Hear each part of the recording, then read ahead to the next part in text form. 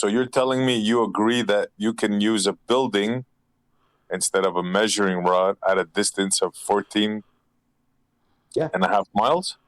Yeah, you just got to know the heights of each floor or the height of the top of the building. And to make it clear, the biggest point of what I'm doing isn't something new. It's been done 1,001,000 times.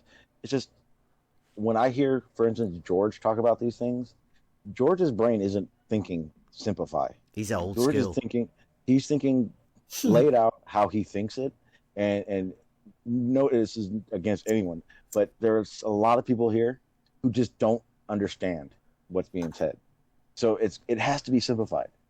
The test that when he was talking about throwing in humps and all that crap, all you're doing is putting your opinion of something into it and diverging from what needs to be said. Well, the hump is the old school. I mean, that's what we found. The hump's old school, and the drop is the new school. Well, drop is what it is. Yeah, and well, George is never going to come over, right? Because George is old school. It's like you can't teach an old dog new tricks, and George is after the guys. Hump. I've never heard it, but many of you have. When George does that, I jump on his ass too. I'm not here to play sides. I'm on Sean's side. Team Sean. Fuck everyone else. Real shit. That's exactly how it is. Because the way people explain stuff, they don't think about the other side. And I know a lot of you think I'm a fake flat earther or whatever. But my time as a flat earther, I understood that. I got that. That's how it fucking works. It's just what it is. And when you try to play the dick measuring contest with people, you just over exacerbate things and you make yourself sound like you don't know what you're talking about. 90% of these freaking arguments are based on that person saying it one way and another person saying it the other way and no one correcting them. Well, in the past, everybody's always gone for the hump. There is no fucking hump. Over the total dead distance, you're going for the hump in the center. There's no hump. Which is no. That's what everybody else has done in the past. Because I classify that as a hump. I would know. There's no hump. You said these are Ruhif number, right? Stop saying hump. Yeah, they're the drop numbers. In any test, actually. No, there is no hump. There is no fucking hump. That's not a hump. There's no hump involved. I don't know there's not a reason for adding that, but that is not involved in any sighting test or anything. Big measurement trying to show curvature or anything. When it says drop, that's the amount of that there's no hump. Vertical drop, that slope I was talking about, that is the numbers on that. There's no hump. It has nothing to do with a hump. There is no fucking hump. So MC Tune and whoever else you said says that is wrong. So MC Tune and whoever else you said says that is wrong. No one should think or should represent it. There's no hump to be higher in the middle between the 2 points. It does not work that way. Stop saying hump. It does not work that way. There's no hump. The hump you are creating and talking about is an imaginary hump that is created by a tangent line you made between 2 points. There's no hump. There is no fucking hump. So when we're having a conversation with flat earthers and you say there's a hump, there's not a hump. Trust me, they are using it differently.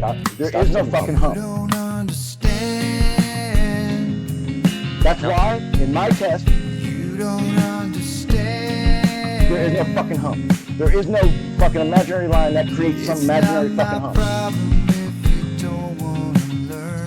Stop saying hump. You're just on your own. See, again, you don't understand the specifications of any of this You've got to equipment. understand Stop saying that hump. there are people out there that go for the hump. That's right. There's not a hump. But the water level creates a horizontal plane, which is a straight line. Yeah. So you're looking for the drop then. Always the drop. I think every Glover who allows them to say something about a hump in the middle, there's no hump higher between the 2 points. There's not a hump. Stop saying hump. When you have a 400 meter water level, like the total drop is 12.5 mil, right, on your model. There's no hump. But nobody's ever thought of measuring the drop. There's before. not a That hump. sounds ridiculous. The thing is, the corollary to having two drops is a hump in between. There is no fucking hump. Rufus's numbers for doing this test that we're talking You don't understand. about, right? That one that I've just give you, they're dark odders numbers. It's not my problem if you don't wanna learn. There's no hump. You're just on your own. The Ruhif numbers are the original ones in the bottom box on the right hand side, because he's the first person to give us these numbers. Right now, There's no hump. Okay. they initially gave us these numbers because there's a guy called Sly Sparkane that did a bending water level test. There's not a hump. And his test was 16 100-meter water levels placed end to end. Yeah, he goes out for a mile. He's got all of the equipment and everything. He's trying at the low point, and then his water levels went out upwards. There's no hump. And he couldn't work out why he couldn't get the water to go up to the end. And it was leaking because he doesn't know what he's doing. But I There's mean, not a hump. if he's going to do it again, he's got to wait for shitty weather before he can do it They again. come hand in hand. Yeah, a double drop hump. Wait, there's no hump. There's not a hump. Stop saying hump. Yeah, the double drop hump. Wait, stop saying hump. There is no fucking hump. Yeah, the double drop hump. Wait, there's not a hump. It's not my problem if you don't wanna learn. There's no hump. You just on your own. In the one scenario, the first scenario, you are technically standing on the hump. There's not a hump. Stop saying hump. No logic, no wisdom, no worries. There is no fucking hump. You're just on your own. No reason, no logic, no answers to questions. There is no fucking hump. You're just on your own. And then measuring drop from hump, horizontal, so to speak. There's not a hump. And in the second one, you're measuring from one side of the hump to the other side of the hump using a horizontal So line. that's why I don't use hump, because there is no hump. There's no hump. What you're saying is there is no fucking hump. The imaginary hump that's going to be there when you draw your tangent to the next I don't understand what's obstructing it. There's no hump. Like the outline that I used was a Topcon GTS 3B. It's 1 arcsecond accuracy. There's no hump. I can do that. Stop saying Do hump. that all the time. That's what makes that illusion happen, is you're not using the observer's point of reference, you're using the line, the imaginary line's point of reference. Lasers are a shitty way of doing any of these tests. Yes, it creates a horizontal from your point. Were those 60 points, were those horizontals all parallel? No. This is just on sites. It wasn't a straight test or a straight line. I got your numbers, they're right here. There's no hump. It's just as easy as 1, 2, 3. There is no fucking hump. You have to open your mind. Big measuring rod. Imagination is all you need. Because I classify that as a I hump. would Don't take advice from fools. big measuring rod. Everything that they say is in vain. There is no fucking hump. Never take advice from fools. We all know what they do is in vain. If horizontals from different benchmark locations, yes, they're not parallel. I want nothing less than valued at $1,000. No, imagine if the laser, the light was offset from Big measuring rod. from the midpoint. I don't have time to do the set up water levels. So yeah, when everyone talks about it, water levels are accurate as shit. I have never said different. Never said different. You just have to say it in generality. Because I classify that as a hump. Just like those straight lines are curving. There is no fucking hump. Drive down the road, don't you ever swerve. And I don't know Water levels are extremely accurate. Never all ever been of argued about. this goes. Never take advice from fools. Because I classify that as a hump. Everything that they say is in vain. Never take advice from fools. Because I classify that as a hump. Everything that they do is in vain. Yeah, it's frustrating. I think it's more embarrassing to them that they were the issue. Yeah. When in reality, everyone would have expected a flat earther to be the one causing problems. But big measuring rod. Good on you for not being that way. I know the game that you're playing. Stop right at that point and check I yourself. know exactly what's on your That's mind. what double rodding's all about. So you You check got your yourself playbook, it's Yeah. alright. before you wreck yourself. You're Your model dictates. Well, anyway, it's been enjoyable. Been nice. Been good to Take care of yourself. Yeah. Anytime. You want to show us your new method? All of this Try and set goes. you up a platform. Don't take Fair advice from fools. 'Cause everything that they say is in vain. Never take advice from fools. We all know what they do is in vain. Big measuring rod. Can I say something? Yeah. I don't think that Earth is Life, aka B-Ball for Life, understands how to use the tool the way it was designed to be used. Therefore, he is a tool abuser. Now that is scientific fact. There's no real evidence for it, but it is scientific They fact. were coming after Sean. Felt sorry for him at one point. There's no hump. It's like he was telling them there was no hump. There's no hump. And they really wanted the There is no fucking hump. It's like you can't upset some. I mean, like, that's the paradox, right? Some people have the Yeah. hump and some people have the drop. And the humpers can't tell the droppers that the drop doesn't exist. The droppers can't tell the humpers that the hump doesn't exist. There's no hump. It's a tough one for the ballers. There is no fucking hump. Sean kind of settled down and said his piece and blah, blah, blah. And then the guy goes, well, about your hump. I was cracking up laughing.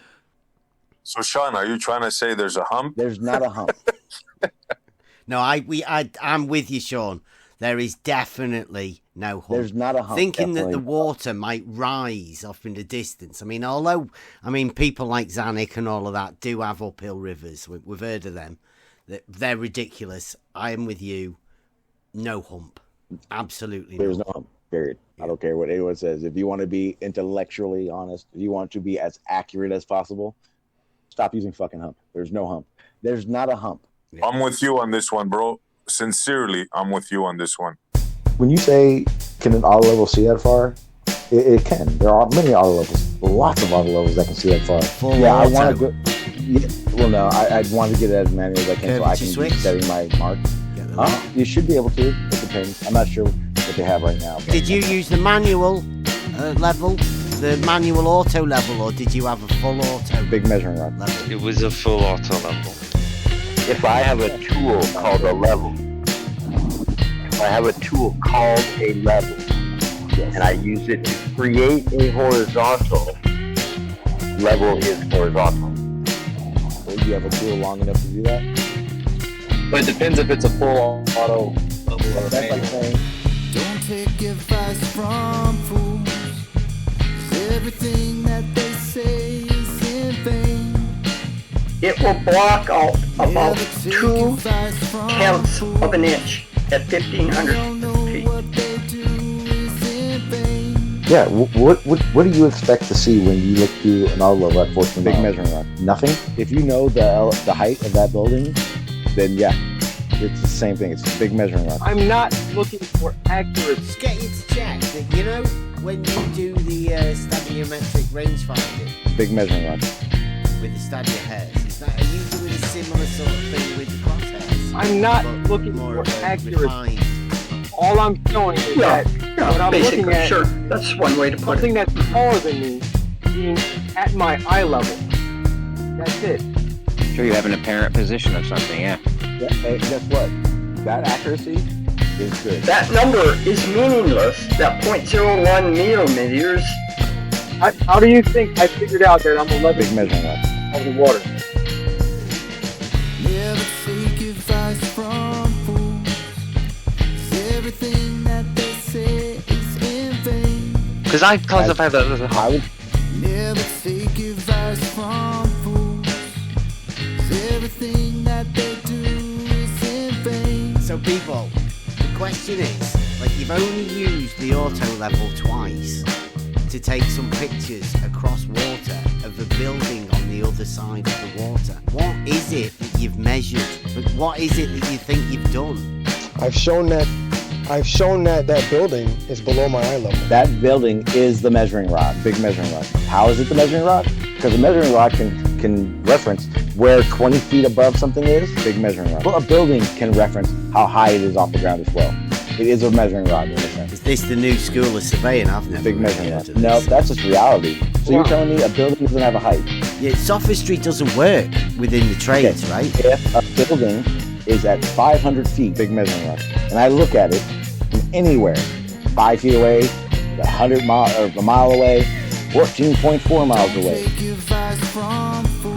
big measuring rod. Everything that they say is in vain. Never take advice from fools. Big measuring rod. We all know what they do is in vain. Because I classify that as a hump.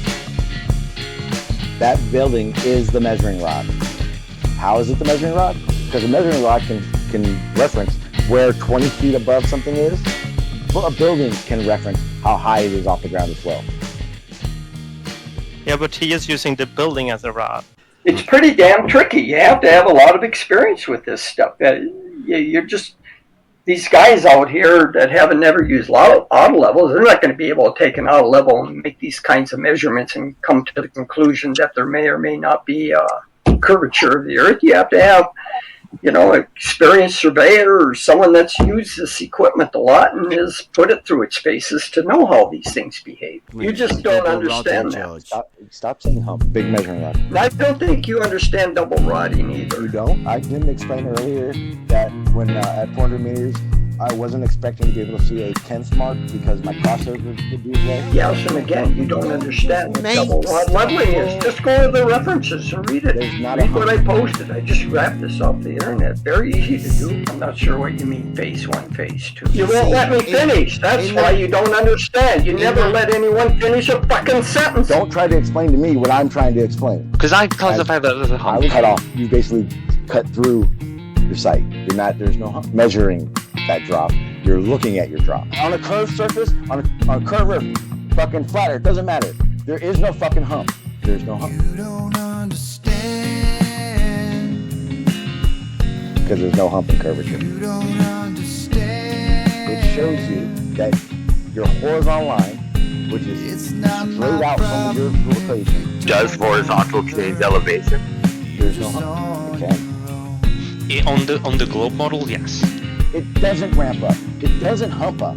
Any point which drop is happening in every direction would be classified as a hump. If you're standing at your location, there's no hump. And then someone goes 100 meters away from you and looks back at you, guess what? You've still dropped, which means still not a hump. You're not standing at the top of any hump. There's a hump. There is no hump. So when I create a horizontal line, I can create a horizontal line at 1%. It all depends on how you define this hump. Don't use that word here. Now, I classify that personally as a hump. Now, there's no reason I don't use that is because there is no actual hump. No actual hump there. There's no hump. There should only be agreement because there is no actual hump there. There's no hump. Stop saying hump. There is no fucking hump. If I'm going to make it as clear as possible to you, you're standing at a data point. You're standing at a benchmark. Period. You're not standing on a hump. You're standing on a hump and I went away from you, you'd be higher than your location. But nope, you're lower. Which means you're not on a hump. You stand on a hill and someone shoots to you, guess what? They're going to be looking up. At no point ever do you ever look up. There is no actual hump. There's no hump. Now, nothing actually humps up. Now go ahead. When every direction is dropping from this horizontal, I would say I'm standing on the top of the hump. He wants us to explain that hump. That hump is not there. Am I correct in what I'm saying? Stop that. The line you're talking about, this hump, there's no hump. It's that imaginary line you create that looks through the earth to your next point. Well no. So the thing that I would say is, if you're standing there and you make your horizontal line, there's no hump. What will happen is, no matter what direction that horizontal line is made in, and no matter what direction you're measuring, you get a drop. When you say hump, it means in everyone else's ears, there's no hump. That there's a raised area from your position. Now, if you're standing at the top of your hump, that's fine. You can say that all you want. But if I were you, don't say it here. Okay? It's not my problem if you don't want to learn. There is no fucking hump. So there was one in the middle that was humped up. Stop saying hump. So you don't need to explain it. because I've already explained that I understand what no logic, and I understand that there is a way of being done. But in this discussion, I do not use Hump because I am not creating the tangent line between the two fucking points. No reason, no logic, no answers to questions. Yes, there's not a hump there.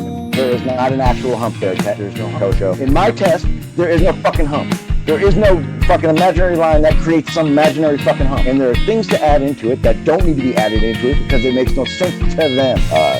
Don't conflate horizontal and level. And it's easy to do this because there's no hump. It's not the same thing. So is there a hump or isn't there a hump?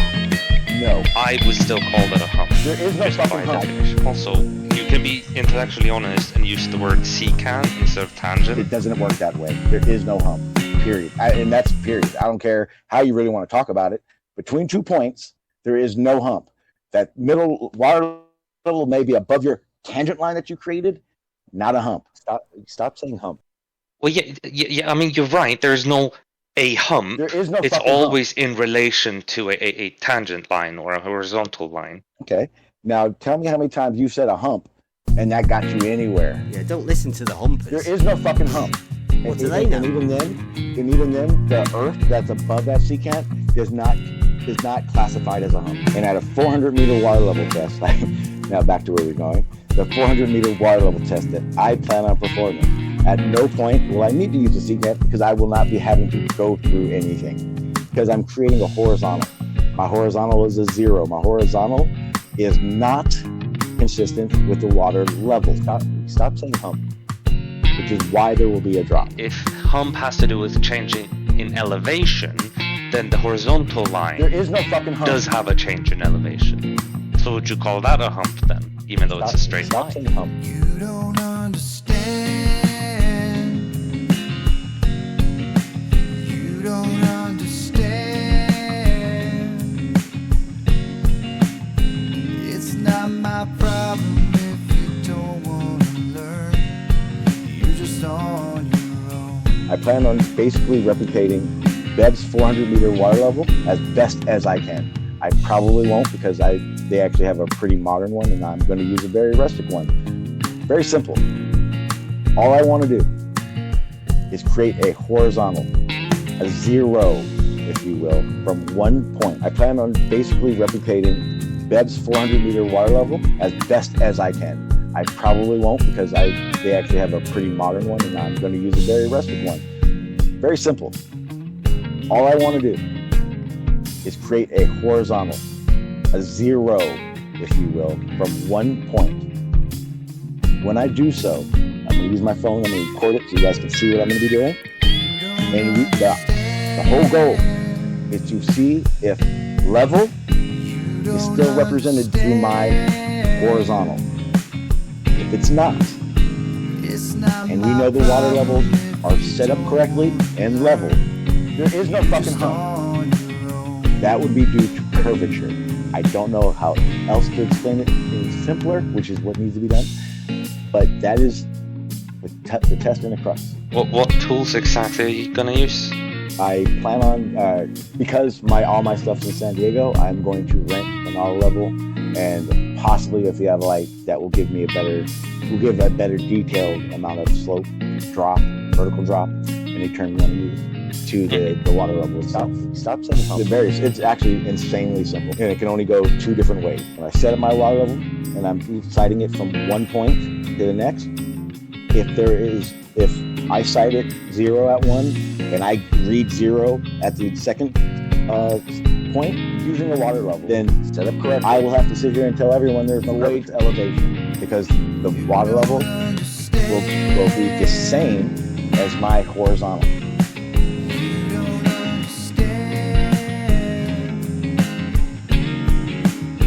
It's not my problem if you don't want to learn.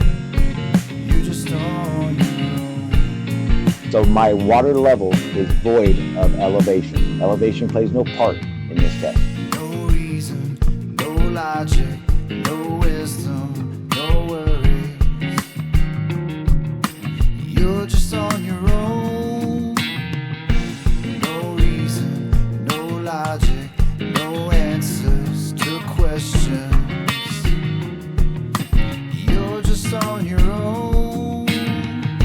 don't know how else to explain it, and I'm gonna make this very clear to any fucking Glober here. The way you have these conversations with people matters. Your personal idea of how it works is fine. But when you say what I call trigger words, all you're doing is taking 1,000 steps back in your argument. There is no hump. Stop saying hump. It'll get you a lot further. Trust me. For everyone who thinks that I don't know what the fuck I'm talking about, trust me, I have a better idea how to talk to a flat earther than most fucking anyone here. There is no fucking hump. There are things you're saying that make it sound great in your brain, but it has nothing to do with this conversation and makes you step back. It's a benchmark, Gummy. You're standing on a benchmark if you want to be as precise as possible. And from your benchmark, everything drops away from you. Take a foot, everything drops away from you there too. You're not standing on a hump. I am understanding. Basically a talk through of the process I'm going to take to do this measurement. And do you have a time frame or when you're actually going to do the measurement? No. I don't. Okay, thank you. Appreciate it. Give me 1 second.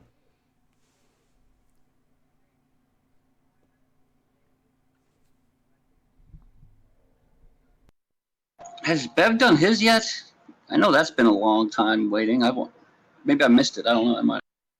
Yeah, Tony, I think you missed it. Oh, shit. He did. You can ask him, but I think it's on his channel, and it was done live on Discord. So that's what I'm missing. I'm missing his. I'm not subbed to him. Can someone put a link in the whatever, or what's the name of his channel? I'll just go do it. Try thinking. Want me to Okay. repeat that? No. Thank you.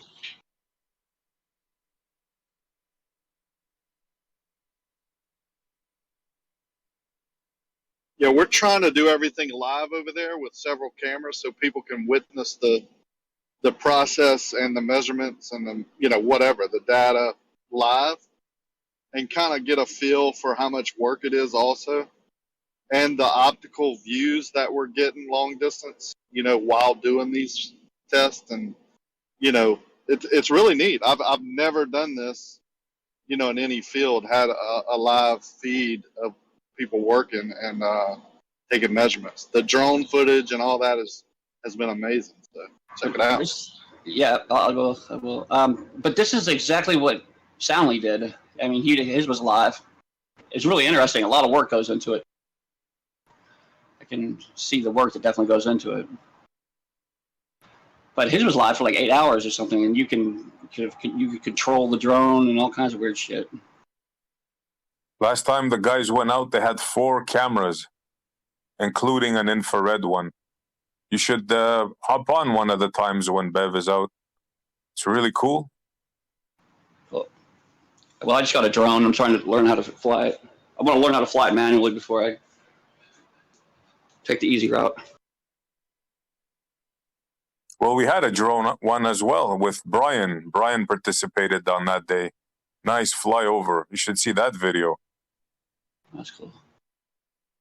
Just be aware from experience, if you take off from a moving object, don't press home. Oh, yeah. Especially Wait, does it go to you, or does it go to where you were? It goes where you took off. So if you're on a boat, Yeah. as I was, and lose concentration and press home, it will land in whatever water you were on. Oh, God. Yeah. We got excited because we used a drone to bring a bait on what we call a clip, like an outrigger clip. Yeah. We brought a bait into a school of tuna and hooked one. And I got so excited when the battery went down from filming the fight, I pressed home and it started going away from me. I was like, what the hell is it doing? You know what I'm saying? Just not realize it was going to where we, where it took off from. And I tried. Once I figured it out, it was out of range, and it went into the water, salt water. So. Damn, that's messed up. Yeah, it was funny. It was more funny than anything. Yeah. So they don't let me fly the drone as much anymore. I remember my buddy used to sell weed, and he was really into drones, and he would start trading for drones. You know, if you had that drone, he would give you some weed. And one guy came, gave him like a Maverick Pro, and he's playing with it, and all of a sudden it just starts up and like just disappears, like flies away. The guy like recalled it back, and it came. And you just see it just flying away, and it was gone. Yeah, I could have easily, you know, if I'd have known what I was doing, canceled that command and just flew it back, or you know, blah blah blah. I just, you know, I was home and kind of took my mind off of it, and by the time we were moving away from it and it was moving away from us, it was out of range, and it, you know, there's no command then. How big was the tuna you got? That one, I think it was 100 or so pounds. It wasn't a monster. It was real exciting because it was our first one to do that with. We've done it since. So we've used kites. You know, we'll kite fish, and oh my god, that sounds awesome! Kite fishing. You mean like, how the hell do you do that? I gotta look. I'm looking that up. Yeah, you can look it up. A lot of people do it in like Key West, Florida. We do it here a lot. But you just put a kite up with your fishing line and on a clip, and you know it gets the bait away from your boat a long way, and also you can dangle it on the top, on the surface. Gotcha. And it gives it like a natural movement, like a natural movement. Right. So they're feeding. They'll come and hit that bait, and it'll just pop off the clip that's on the kite, just like an outrigger clip. Oh, okay. Cool. So we use outriggers to do a spread off our boat, like 30 or 50 feet away from our boat, and we'll just run clips out there with our line. You create a spread. You can put 6 or 7 lines out, and it just keeps them separated. And when a fish hits, it breaks it out of that clip. You know, it's like a roller clip, and then you're fighting the fish. You just reel in all the other lines. That's a great idea, actually. Huh. Yeah, we went lived in Hawaii, and we went tuna fishing all the time, and it's amazing. They're strong fish. They're beautiful fish. Oh yeah, they're amazing. Mahi are too. Those mahi are friggin' awesome. Mahi are fun to catch because they jump, and they're really pretty when they come out of the water and all. But yeah, they are. A tuna or a blue marlin is amazing to catch. Yeah, blue marlin are no joke. They're like I don't know, what would you equate to a land creatures, like the moose of the ocean? I don't know.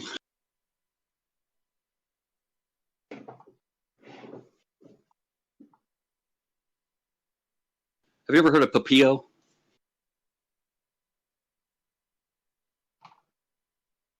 It's like a jack. They're fun too, though. Those are really fun to catch. Even small ones, you catch like a little, like 15-pounder. The fight is great, even though it says 15 pounds, but they give you a good fight.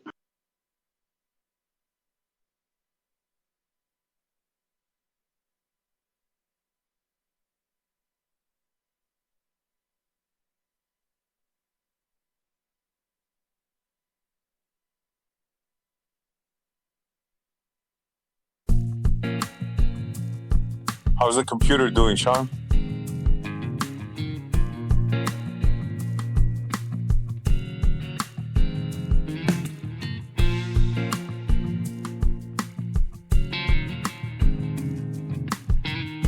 Is that the modern way of starting up a conversation instead of asking how you're doing? Just ask how's your computer? No, you're late to the party, bro. Yeah, we're waiting on Sean's computer. Yeah, I wasn't really trying to take a dig up in Montreal. No problem. At this time. I think he was updating his Discord or something. Yeah, that's what he said. His Discord is updating. It's not my problem if you don't want to learn. You're just on your own. I'm always always say late to the party, and even then only half engaged. Might have inspired. Well, you're in for a treat. Oh, sorry, Beth. Go ahead. It's in that. It's just replied to data on one of my videos. George says that you can. It seems like you can do. Differential leveling. Seems like George is going for that. That's a way to measure curvature now. First order measurements. Apparently, you get more accurate doing shorter distances and more transitions. Not a turn up for the books. You don't understand. Interesting. It's not my problem if you don't want to learn. Wasn't George a slope man? Long distance, George. Like those short distance ones when we were going over the double rodded. It might be that George has realised it's much more accurate to do the double rodded technique with the shorter distances for first order measurements. I've been thinking about that slope deal, when we talk about the pipe, what would happen if you followed the supposed curvature of water with a pipe and filled it up. It would just be, just like the water. But if you raise both ends to take away the earth curve and make that pipe horizontal, they said the water would flow to the middle of the pipe, or be pulled to the middle of the pipe by gravity, was the way they had explained it. Well, over a half a mile or a mile, you're telling me a 4-inch deviation in elevation from the center of the earth is going to allow water to flow to the middle of the pipe? Middle of a horizontal pipe. Come on. Tough sell, right? Maybe, just maybe, when you put it the same elevation above the water and you filled it up, it's horizontal then. And when you raise the ends to make what you think is horizontal on your model, it flows to the middle because, well, it's sloped. Not horizontal anymore. Yeah, exactly. But if you think gravity is pulling it to the center of that pipe because of the 4-inch difference at each end of that mile-long pipe, then congratulations. I mean, you got more of a understanding of how gravity works than I do. Well, technically it's not 4 inches, is it? If you're in the middle, it's only 2 inches to either end, right? You're not taking advantage of the quadratic function if you're in the middle, right? Well, that's even worse, right? 2 inches. Bulging up in the middle because of that 2-inch difference. On the model, of course, from the right? middle. Yeah. Well, of course. Yeah. Man, they got some tough sales. I mean, they're good salesmen, I admit. Right? They could sell ice to Eskimos, it seems like, especially by standing on the shoulders of giants of other. Yeah, I'm trying to sort out with George. George says this is a bad server with people interrupting and all of that, but I say no. No, this is a well-moderated server. And if George is going to come and present his method for measuring the curvature of the water level, then he's welcome to come. We might end up with Sean today and then another day George coming round and doing his. I mean, it might be starting a new trend. We could be getting people to go up mountains with auto levels and demonstrations of the curvature of the water level at last. I mean, only took us 2 years. Can I ask? Hey, Bev, can I ask you a question? Mm-hmm. When a surveyor takes his water level, like back in the day, he took his water level. Didn't they use those to create straight line planes? The auto levels? No, the water levels. Back in the day, they used them to create a horizontal plane, like a straight line plane. Yeah. Yeah, so I'm wondering when that straight line starts curving. If the ground is always curving away from you being on top of a ball in all directions. Just doesn't make any logical sense to me. No, that's because you've gained the logic, innit? Well, it does if you think about it. Theoretically, with complicated math. Isn't that what they keep calling it? Complicated math. Yeah, like we can't understand math. A math that they cannot explain to us. That's how Pate put it before. Yeah, we're not capable of understanding. Even if he tells us, right? Even if one of the smartest people I've ever met. Seems like a lot of them are here on Discord. I've run into a lot of people, but none have been as intelligent and well-rounded, well-versed on every topic as what we run into here. It's amazing, actually. Yeah. You'd think the globe was a subject that these people have been to university and spent years on. Masters. Maybe that's where you gain it in Discord servers. The masters of the globe. Well, that sounds good, doesn't it? Globology. Yeah. I'm wondering why they don't put a course somewhere in those master's programs or PhD higher learning programs to teach people how, like to control a mic or not talk over people or, things like that. It seems like, the more intelligent you are, the more that would just be, easy, common sense type stuff. Mic on, right? I need to talk. If someone else is talking, mic off. It'd be a short course. Maybe like a half a semester for most. I can, to just jump in, I can do even one better than AC Montreal. You could call it globologistics. Sort of like apologetics, but... Yeah. I like so that. like a religion. Yeah. Yeah, I like that. Thanks, Potato. You're welcome. Yeah, I was thinking you need to be a really high-level wizard in order to perform the mathematician's code, right? The mathematicians. Because what they can do with numbers is very limited. But what you can do with words and numbers and rhetoric is takes it into the realm of the wizard.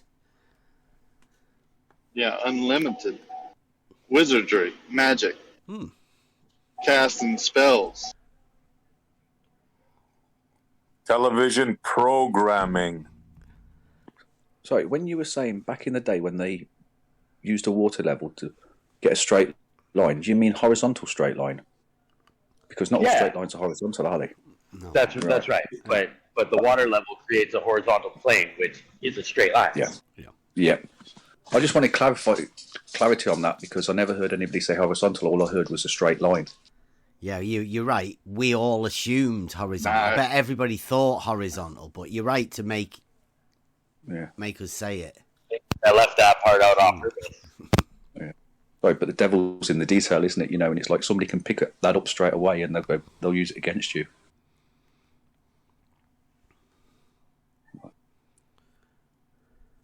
They will try. Think that even today you can use a water level tool to create a horizontal plane. I don't think. And it would be more accurate than a laser.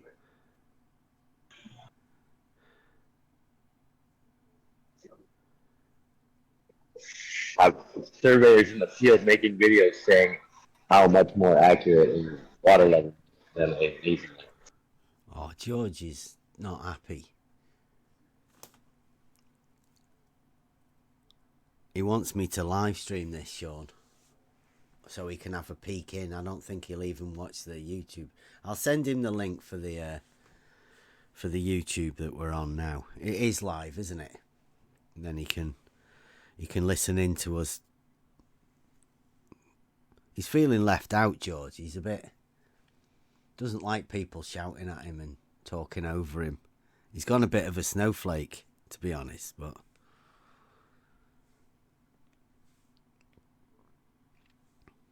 He doesn't want to come in here?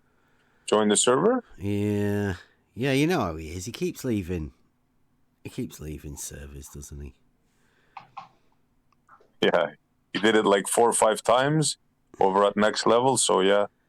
He's keen to come over, though, right? He's got this new method that he wants to... I guess Sean... Sean might be taking his limelight. George wants to be the man.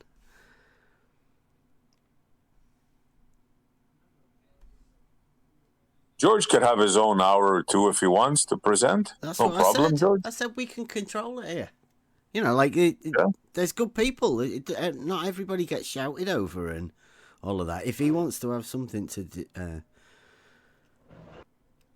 present, then this is ideally the platform for it. I mean, that debate went brilliant the other day, didn't it?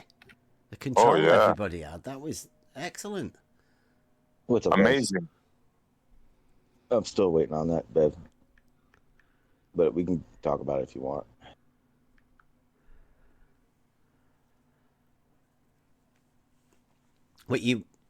Have you got pictures or anything? Or No, you say that it's all on your trying to show it on PC? my computer. Yeah.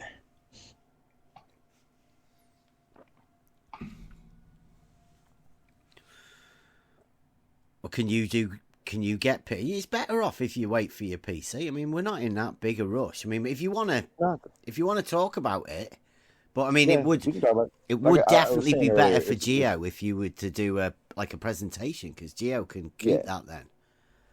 Yeah, exactly. Like I said, either way, we can still talk about it. I showed you what's up with my computer, so I'm not going to need to really explain it over and over. So.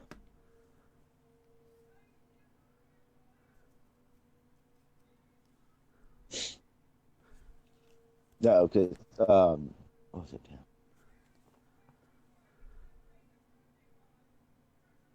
I'm trying to see if I can find anything on my iPad to use, but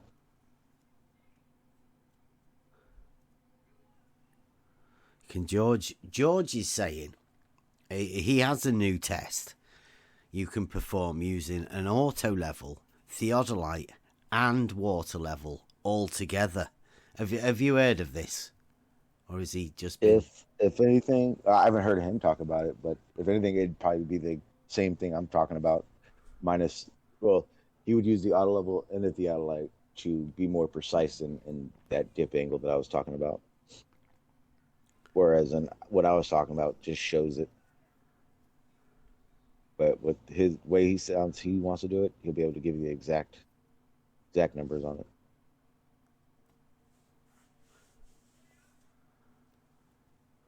Nice. He's actually come down to 200 meters as well.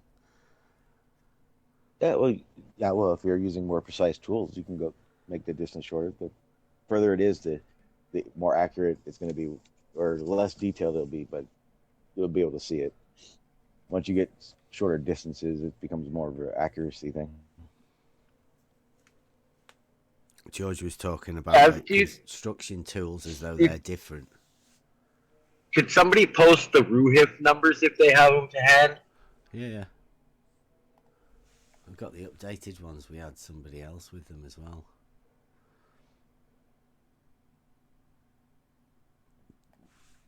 The RUHIF numbers are a bit tricky to read, right? So we got... I don't know who this was. Let's have a look. Live stream 1. Starcodder. He's not been around here, has he? Well, he checked them. So the RUHIF numbers are there with a little bit of text as well, to hopefully... Okay. Now, mind you, those are the globe numbers. The globe model. What are globe model numbers compared to, say, flat Earth numbers? Well, a water level on a flat plane would show no deviation from straight. No. In reality, a water level is a tool for establishing a horizontal plane of reference, right? Now, there's a model that has numbers that say that the water level has to deviate from horizontal. Right. From level. Yeah. Or from the horizontal. Yeah. You're using different. So on a water level test, it is a test that would deviate, or not deviate. I'm sorry, would establish a level between the two, not a horizontal. You're using the two are different in the wrong sense. You would create a horizontal line to check it. Yeah. Yep. Yeah, I mean that's sort of what Wallace did, right? And what everybody else. Like these Ruhiff. I'm sorry, my connection's bad. Sorry, Biff. I was just going to say, like, I point out with the numbers that I've just put up there. There's two boxes that are got a red boxes round the numbers. Now those are the numbers for the 200 meter and 400 meter. Well, in the past, everybody's always gone for the hump, which leaves you over the total dead distance. You're going for the hump in the center, which is no. That's what everybody else has done in the past. No. Ruhiff. You said these are Ruhiff number, right? I'm assuming. Yeah. They're the drop numbers. Any test, actually. No, there is no hump. Yes, that's not a hump. There's no hump involved. I don't know what the reason for adding that, but that is not involved in any sighting test or anything when we're trying to show curvature or anything. When it says drop, that's the amount of that vertical drop, that slope I was telling you about. That is the numbers on that. It has nothing to do with a hump. Yeah, but that's to say that is the drop, and that's what I was saying. That's new, yes. Actually going for the drop, because beforehand, everybody else like Wallace and Robotham, they always measured the hump, how high the middle bit is. Even McToon says that middle bit gets higher, and that's the bit you measure. No, it does not. It does not at all. Sean, I gotta stop you, brother. I mean, you got to realize what's going on here. The whole time Bev was speaking, you did your the audio it cut everything. Yeah. All right. That's cut me off. So MC Tune and whoever else you said says that is wrong. Period. They do not measure to a hump. No one should think or should represent it to be higher in the middle in between the 2 points. It does not work that way. Sean, like we've been doing this for 2 years, right? You've got to understand that there are people out there that go for the hump. Even the Bedford level test with Wallace was higher in the centre. The one along the jippos down the runway, that's higher in the middle again. Right there, that's all everybody ever has gone for before is the hump in the middle. I think every Glober who allows them to say something about a hump in the middle being higher between the 2 points, then they should be corrected. They should be corrected instantly. And people who don't, shame on you. So you're looking for the drop then? Always the drop? Yes. Good. And that's why I was going to ask you, in Ruhiff's numbers that we're looking at, whether it be any of the boxes, because all the boxes are representing that drop out that I was saying would happen. What is that drop in his numbers in reference to then? It is from the start, but I'm saying normally that them two boxes are red, because if your water level would be 400 meters, right?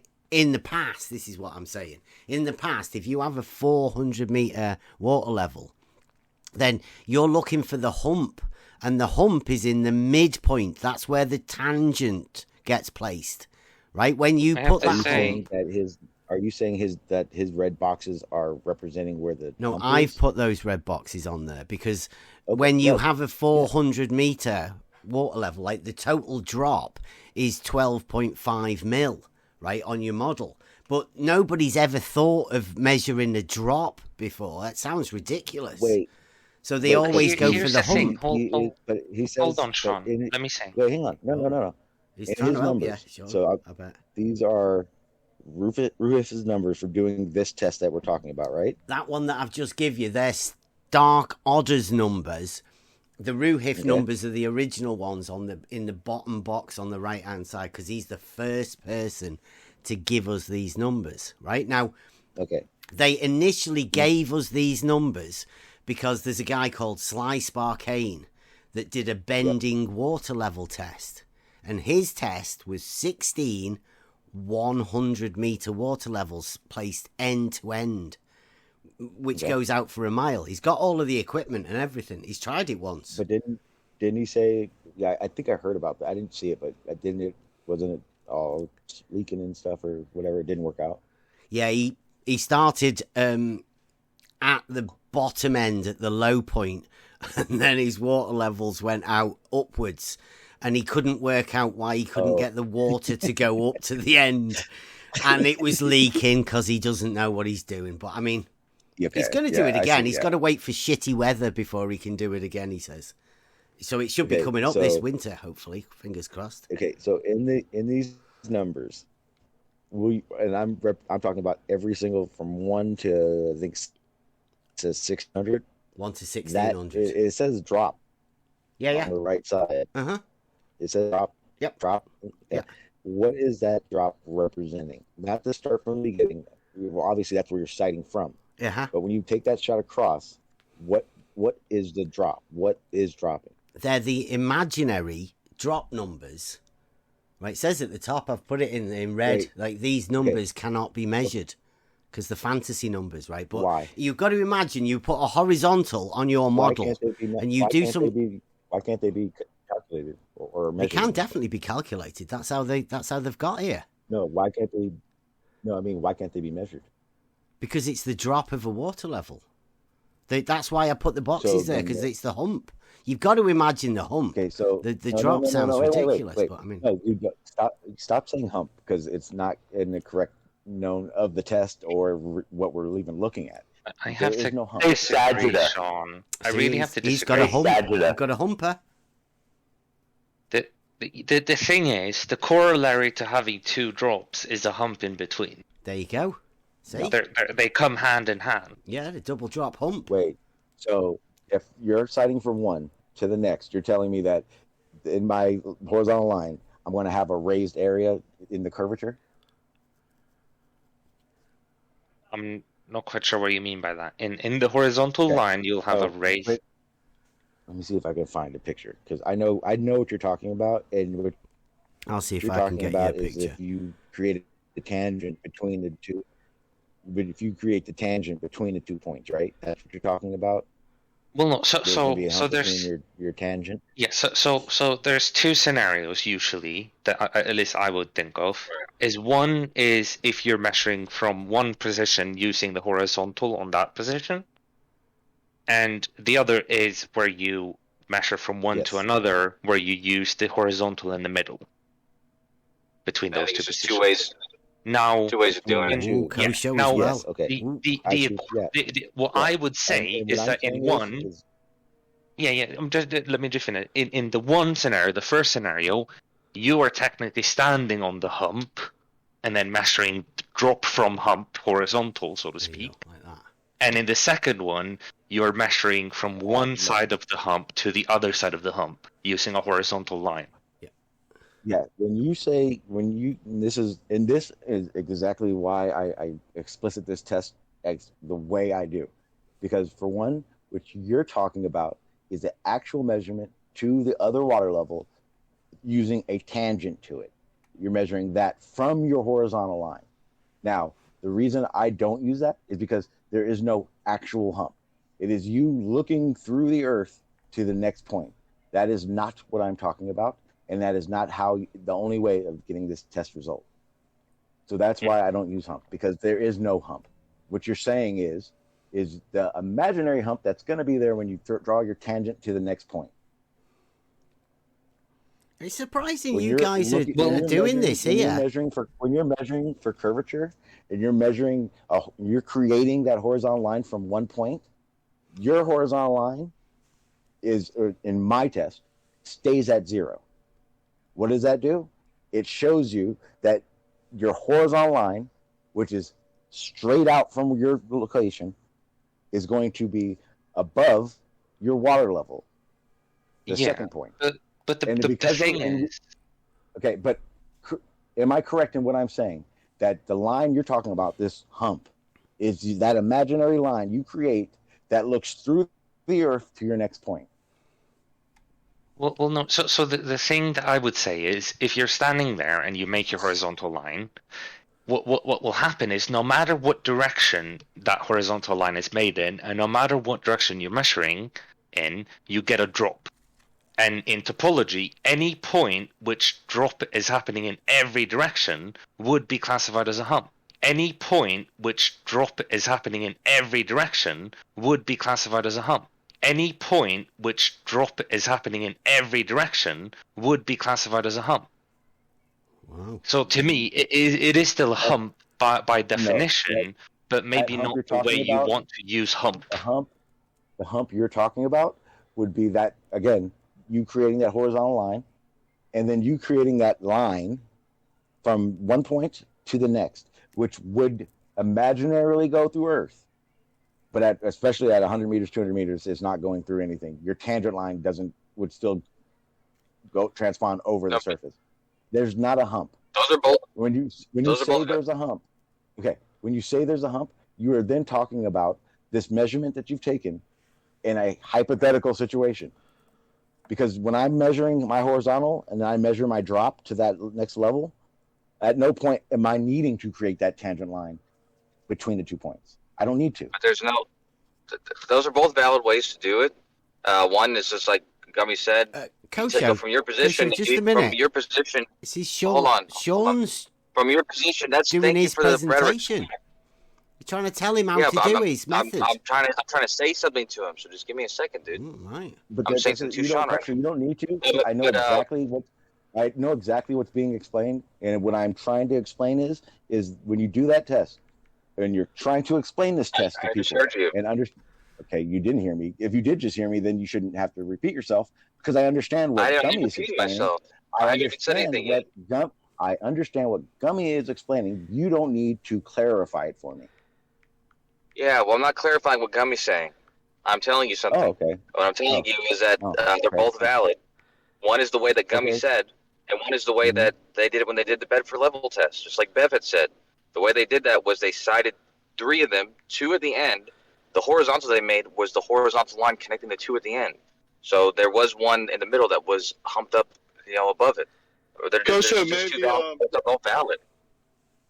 Again, I am not creating a tangent between 2 points. I don't need to. That is not part of the test. So thank you, Kosho.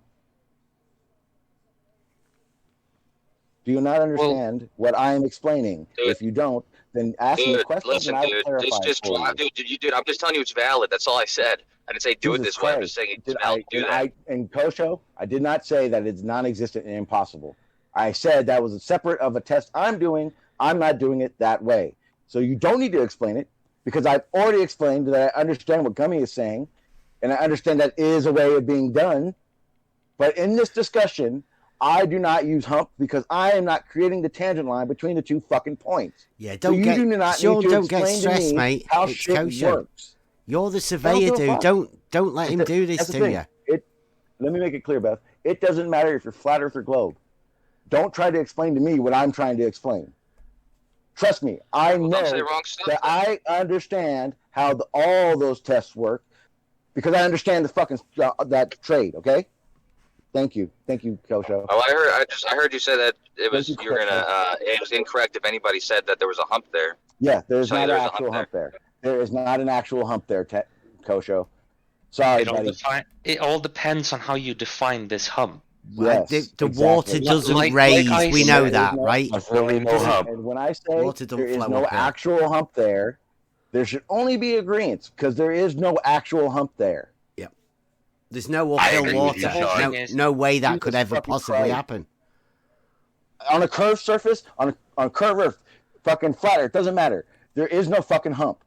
The hump you are creating and talking about is an imaginary hump that is created by a tangent line you've made between 2 points. So when we're having a conversation with flat earthers and you say there's a hump, Trust me, they are using it differently. That's why, in my test, there is no fucking hump. There is no fucking imaginary line that creates some imaginary fucking hump. I'm with you, Sean.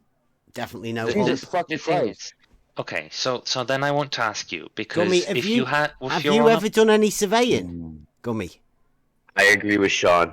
No, I have not. Well, don't try and tell Sean that there's I'm not a telling hump him. there. I'm about to ask him. I'm about to ask him a question. I'm not about to tell him. Please. I want to jump in as the moderator, no, Travis, please, Sean. I don't want you to. I really don't. I'd rather Rakia do it. Okay, listen, I'll do it for him, and I hope if I don't do it the same way you were. I mean, come on, guys. This is Sean's time here. Yeah, it's not as formal as it should have been, but let's give a little leeway for Sean to give his thoughts on how he's going to do his water level test. And if y'all want to come back with your own, we'll set it up, right? I mean, the more that does it, the better. But let's not interrupt and really get him. I mean, this is going out of hand. Take it down a notch. Give some leeway to Sean and let him present how he's going to do his test. I think it's awesome. So let's hear it from him. The thing is, I was simply trying to ask a question now. Yeah, I'm not trying to tell maybe him. now's not the time. Maybe now's not the time. Maybe let Sean go through his Why not when it's methods. When it's completely relevant, why shouldn't we be able to ask questions? Okay, so you want to talk about the time How more? about this, Gummy? I'll ask you one question, and it's a yes or no answer. This hump you're talking about when you've created this tangent line, does it actually hump up? Does that center water level actually ramp up?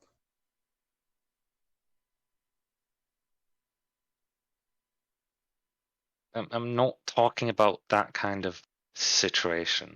I'm trying. Okay. If well, I can ask my question, that is what I'm trying to explain to you. Yeah. When you say hump in a forum where there are flat earthers trying to explain to you there's no curvature, in their heads, there's a fucking hill between you guys. What you are explaining is the tangent line between 2 points that imaginary goes through the fucking earth. So that third water level in the middle that you say appears to ramp up, it doesn't ramp up. It doesn't hump up. That, if anything, is an imaginary tangent that you've created that goes through the earth. The reason I don't use that, the reason I don't explain that in any fashion in my test and what I'm trying to explain is because when you say hump in this forum, every flat earther who is arguing against this point is thinking a hump, an actual elevation change for some odd reason. And I get what you're saying in Kosho and Gummy. Yes, that test is as valid as the one I want to do. But guess what? There are ways to have these conversations, and there are things to add into it that don't need to be added into it because it makes no sense to them. There is no actual hump. Nothing actually humps up. Now go ahead. Can I ask my question now that is relevant? So what I was trying to ask is, no matter where you are on Earth for this experiment, if you have a horizontal plane, so not just a horizontal line, a horizontal plane on that position, then every direction has a drop. Now, I classify that personally as a hump. When every direction is dropping from this horizontal, I would say I'm standing on the top of the hump. And I want to ask you, what would you classify that as then? If every direction has dropped from this horizontal plane, what would you classify that as? Because I classify that as a hump. I would classify it as standing on a surface, and it drops away at every point, which means if I take another step forward, it drops. If I take 100 steps, it drops. If I take 1,000,000 steps, it drops in every direction. When you say hump, it means in everyone else's ears that there's a raised area from your position. Now, if you're standing at the top of your hump, that's fine. You can say that all you want. But if I were you, don't say it here. Okay? Okay, Sean, can I just add on to that? So basically, you're standing at the benchmark when you start your test. Yep.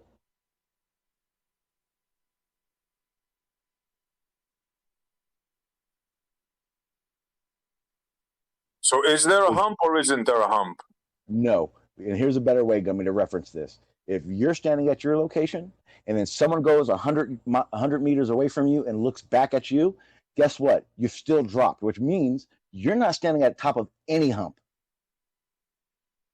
Don't use that word here. It's not necessary. It's not even necessary to explain these things. It's not even correct. That's your personal opinion of where you're standing. That's why I'm asking you, what other way do we describe this than hump? And what you've said is essentially just say all of it with words, instead of having a common vocabulary. If I'm going to make it as clear as possible to you, you're standing at a datum point. You're standing at a benchmark. Period. You're not standing on a hump. If you're standing on a hump and I went away from you, you'd be higher than the location. But nope, you're lower, which means you're not on a hump. You stand on a hill and someone shoots to you, guess what? They're going to be looking up. At no point ever do you ever look up. But that's only because it's a hump relative to that established horizontal plane. Okay. If you move, you establish a new horizontal plane. Okay. I don't know how else to explain this. And I'm going to make this very clear to any fucking glober here. The way you have these conversations with people matters.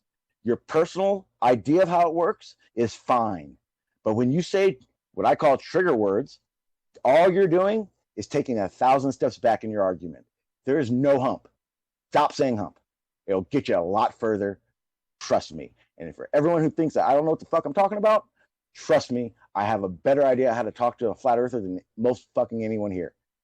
There are things you're saying that make it sound great in your brain, but it has nothing to do with this conversation and makes you step back. It's a benchmark, Gummy. You're standing on a benchmark if you want to be as precise as possible. And from your benchmark, everything drops away from you. Take a foot, everything drops away from you there too. You're not standing on a hump.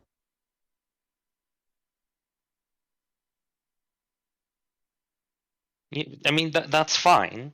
And I'll agree with you that using the word hump might be counterproductive to trying to convince someone.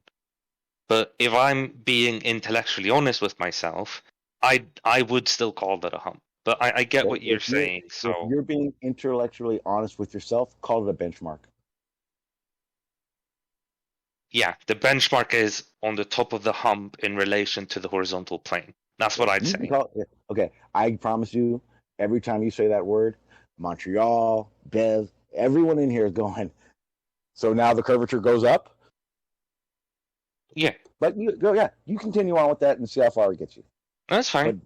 But don't bring it up in any of my conversations because I don't want to have to sit here and explain there is no fucking hump. There is no hump. When you say hump, it's as if you're saying there's a hump in between you and the second point.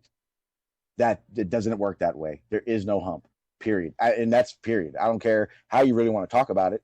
Between 2 points, there is no hump. That middle water level may be above your tangent line that you created, not a hump. Well, yeah. I mean, you're right. There's no a hump. It's always in relation to a tangent line or a horizontal line. Okay. Now, tell me how many times you said a hump, and that got you anywhere. Like I said, I agree on you that it might be better as an argumentative strategy to not use the word.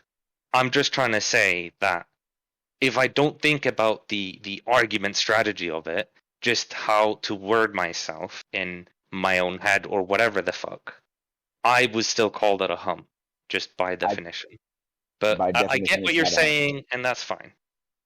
We can just agree to disagree on that. Okay. That's an imaginary hump you want to conceive? Go ahead. It's not. There is no hump. We can establish this through any kind of measurement you like. There's no hump. Everything drops. Everything can't drop if there's a hump in between, like you were explaining between 2 points. So back to what I was saying.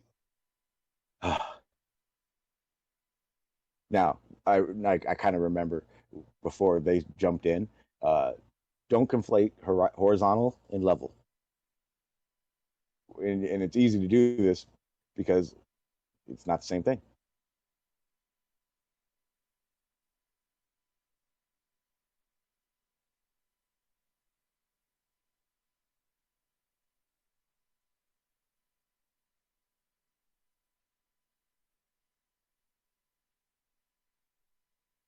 How's your PC doing, John? Is it?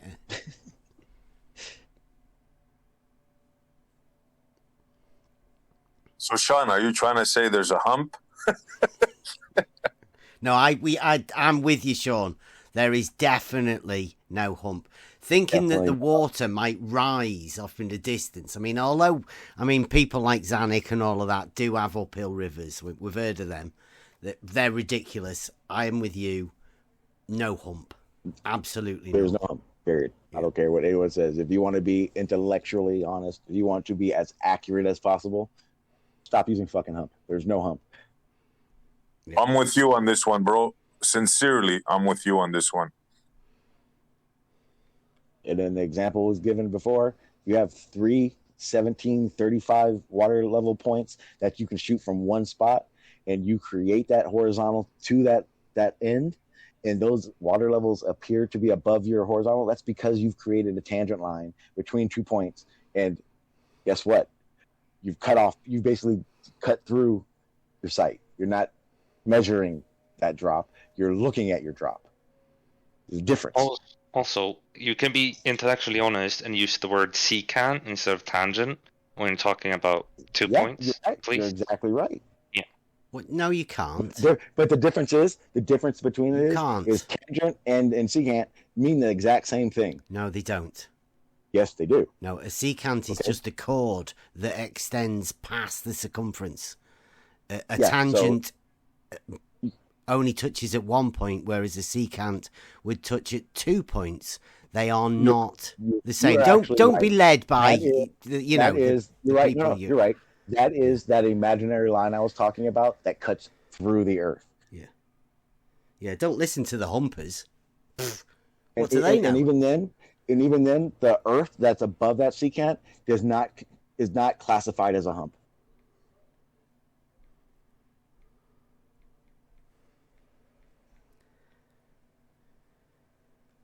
And at a 400-meter water level test, now back to where we're going, the 400-meter water level test that I plan on performing, at no point will I need to use a secant because I will not be having to go through anything because I'm creating a horizontal. My horizontal is a 0. My horizontal is not consistent with the water level, which is why there will be a drop.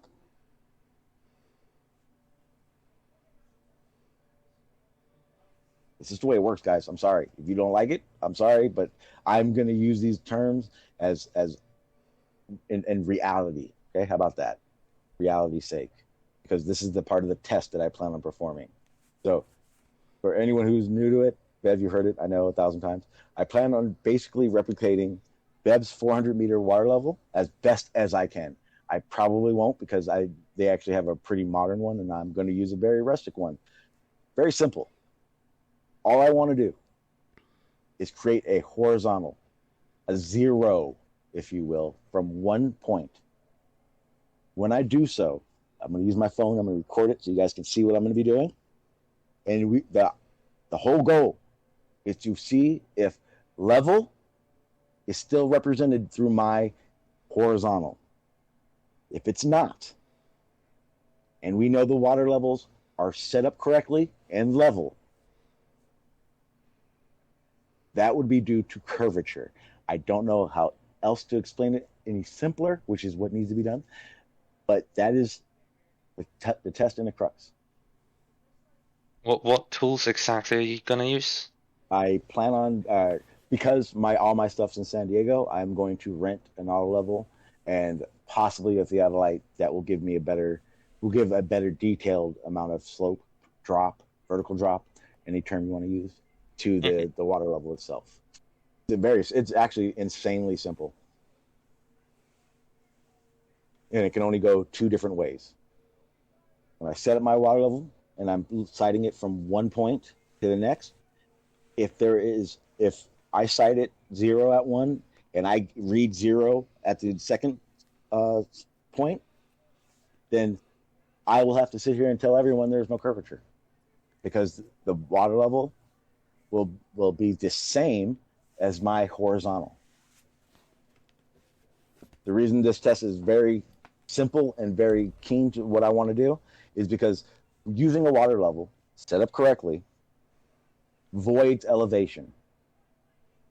If I have above 1 point and wherever the second point's at is 30 feet lower on the surface, my water level needs to go up 30 feet, period.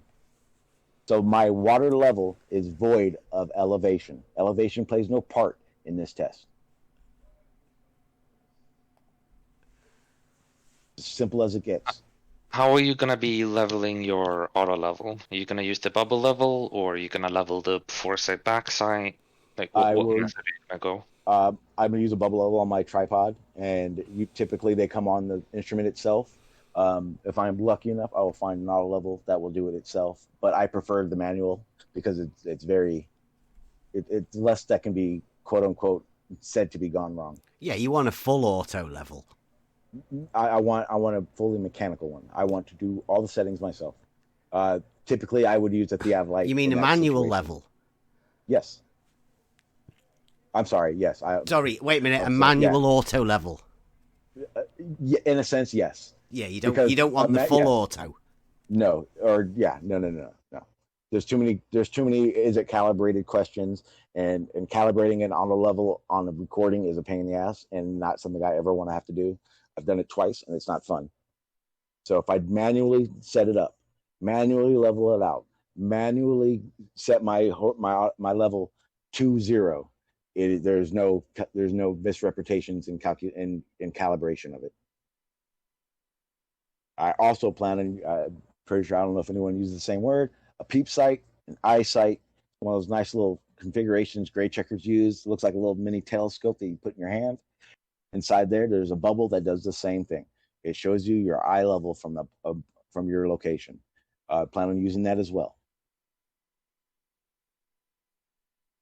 Nice. You could just put a small bubble level on top of a telescope as well if you wanted to. Absolutely. Absolutely. There are even camera settings that have that stuff now. Mine doesn't, but there are. Very simple. How's your PC doing? Have we got any pictures yet? Absolutely not. It is still downloading 14 of 14.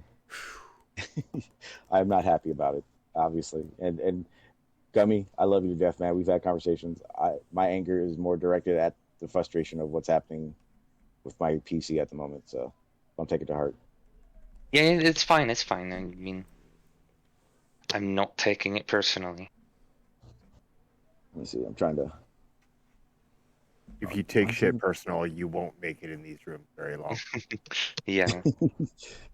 It's good to remember that it could be last day for each other. I just heard that Rob Skiba has passed away, so. Bullshit. So it's kind of. You serious? Yeah. He passed away. Was it confirmed? Because I did hear a lot of people speculate that it was fake. It's on his Yeah, Facebook. I think it's Okay, real. I think it's real. Not fake. But it's horrible anyway in many ways because there are lots of so-called conspiracies about what had happened, and people are going one way and another way.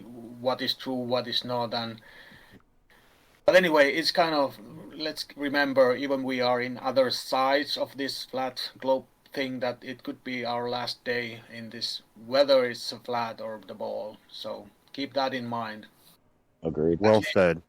At least it did remind me that I've been arguing lots of this, is it a flat or globe, but that thing that I might be tomorrow in some other place kept me like kind of grounded that. Yeah, that's what I have to say now. Yeah, well said, Matt. Definitely. I mean, even we can disagree and get emotional and yell to each other and stuff like that, but it kind of reminds me not to get into the personal, and like I have called people like insane and stupid and whatever the mean words, and thinking those like, and afterwards it doesn't feel like good to me. So at least I'm not a psychopath.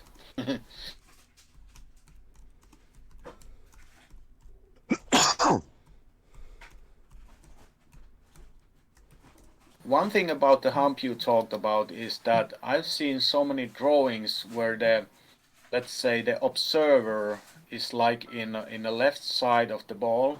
I will Google some picture, and then it's the observer is looking kind of upwards, which is not the case. That I understand the CNG. Just you said that when you are in the top of the ball, you always start going downwards, whatever direction you go.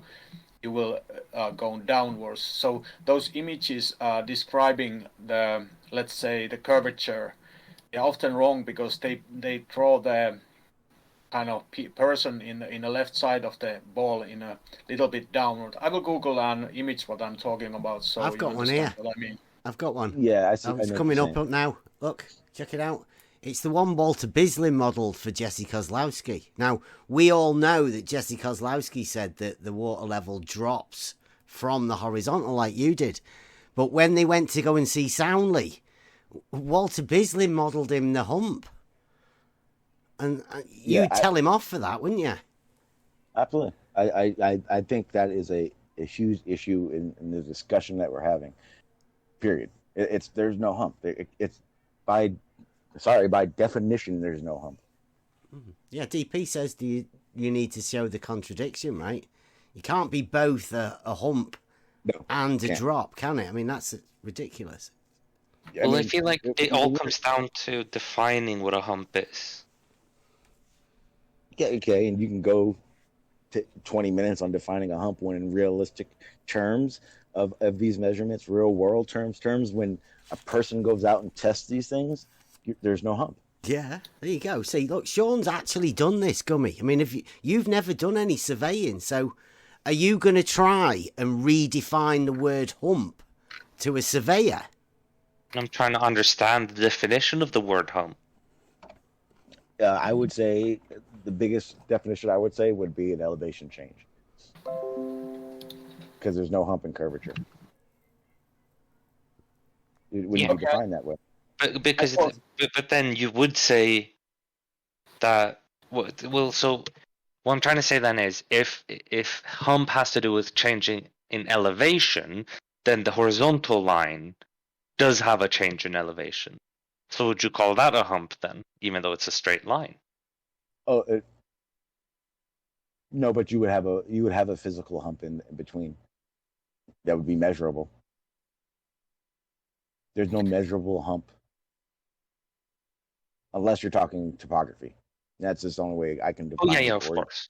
Yeah. But all I'm trying to say is the level doesn't change elevation, but the horizontal does change elevation. And so if you define hump as having a change in elevation, then a horizontal would be a hump by that definition. In that sense, yes. In the sense that you're saying. Does horizontal change elevation? It can. On the globe model, yes.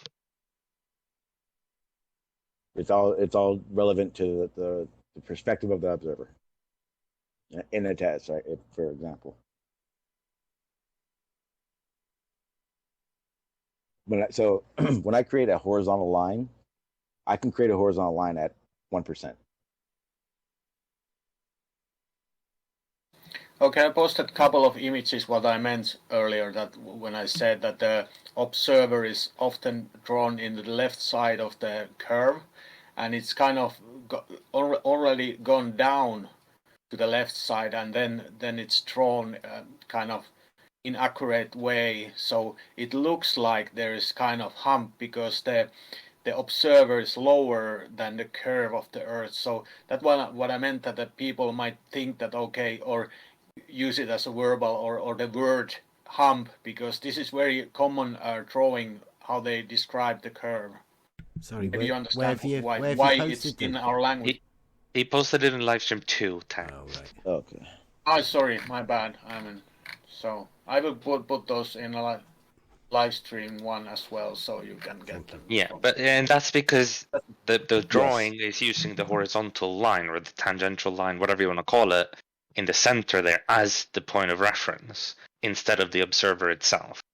Yeah. That's what makes that illusion happen, is you're not using the observer's point of reference, you're using the line, the imaginary line's point of reference.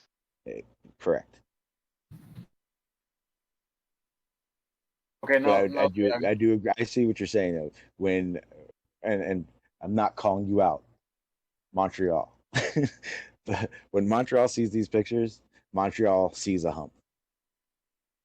He wants us to explain that hump. That hump is not there. Even between those 2 points, it's still not a hump. And that only has to do with because of the reference, the way the picture's drawn in reference to the line, Yeah, rather exactly. than the observer. Your reference is now off Earth. You're not looking. You're not there. You're looking from a different reference point in these pictures. And yes, it is. It does give you the idea that there is a hump. There is no hump. If you want to make the pictures correct, you need to turn your phone until that red one and the second picture is lined up correctly to the top.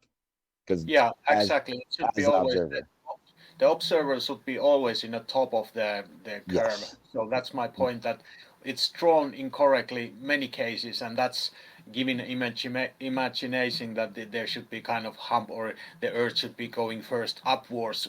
Well, the reality it's like it should be going always downwards. Yes. Yep. Yeah, the only time you get a so-called hump is in the abstraction of looking from away from Earth. But that's not how we do in reality, because we're not away from Earth when we use an auto level. Exactly. When we use an auto level, we're standing on Earth, so therefore it's kind of irrelevant to talk about a curve. Yeah. Please, when you say when we use an auto level, have you ever used an auto level? I have, yes. Oh, you have? Good.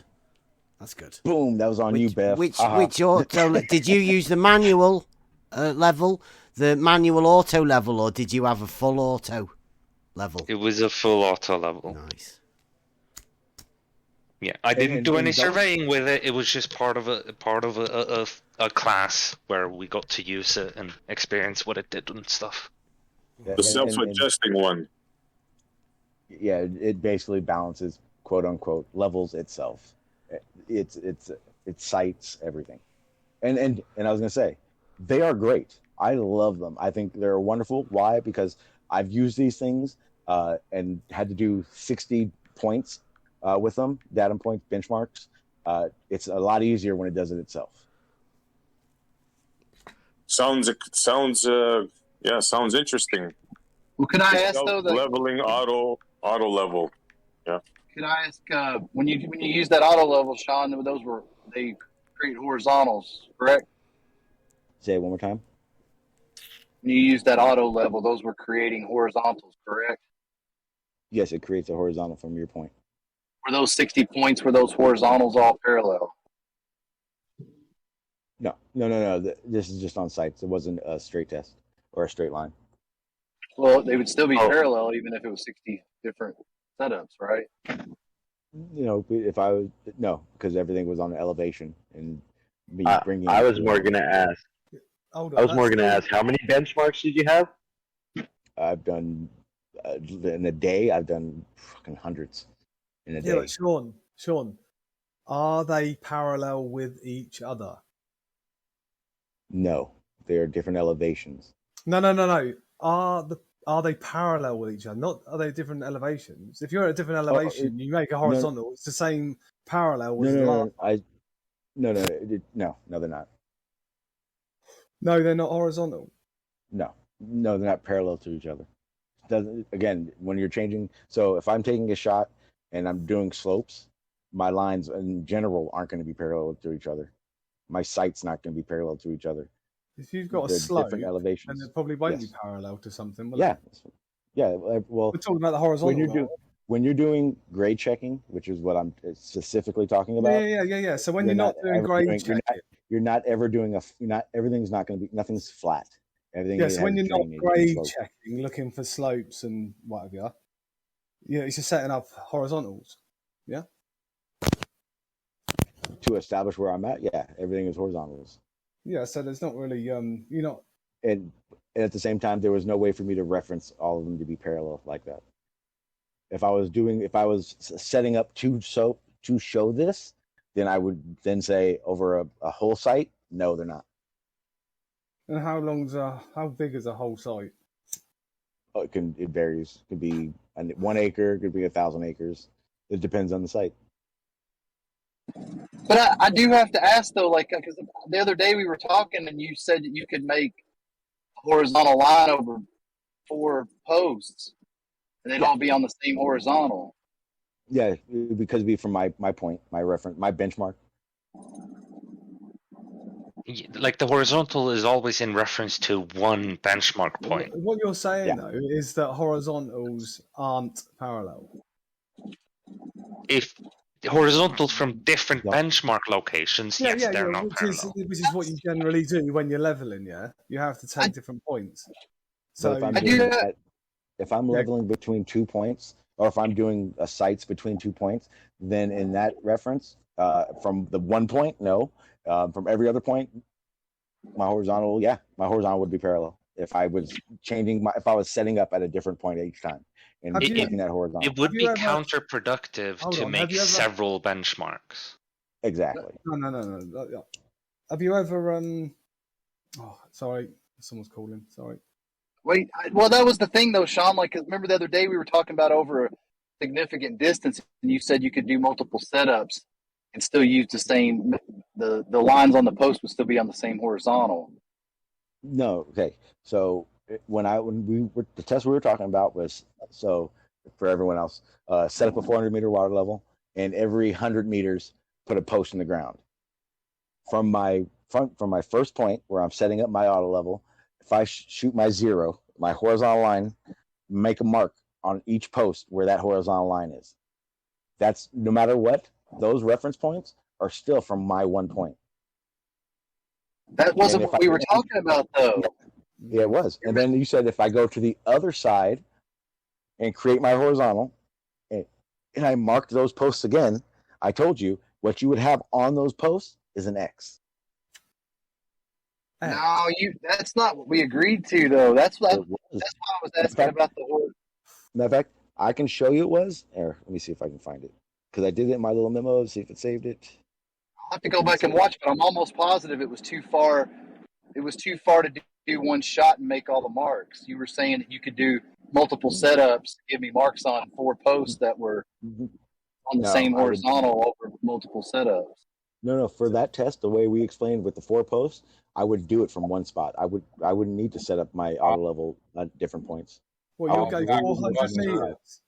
I'll back Buster on what you say. Sorry, go on. I would just say I would back Buster. I think we had you said you could create a horizontal across the 4 posts, and I think we were actually talking about a longer distance than 400 meters. No, so I don't think we were. But even if we were, we can say 1,000 meters.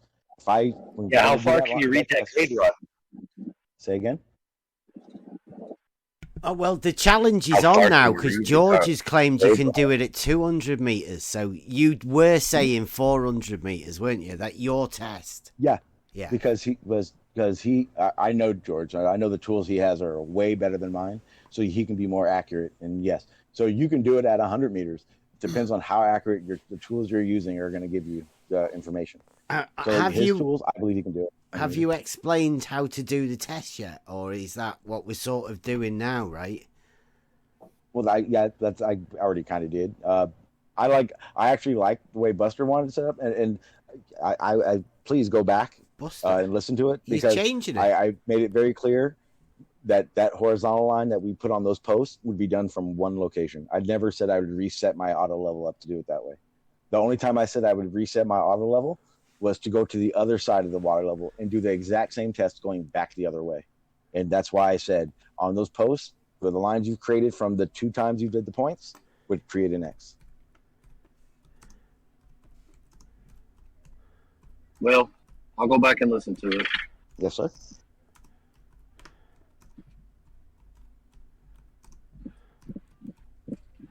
Sean, go ahead, my bad. What if you had that same 400 meters with 4 posts and you went to the middle, and just kind of stepped back,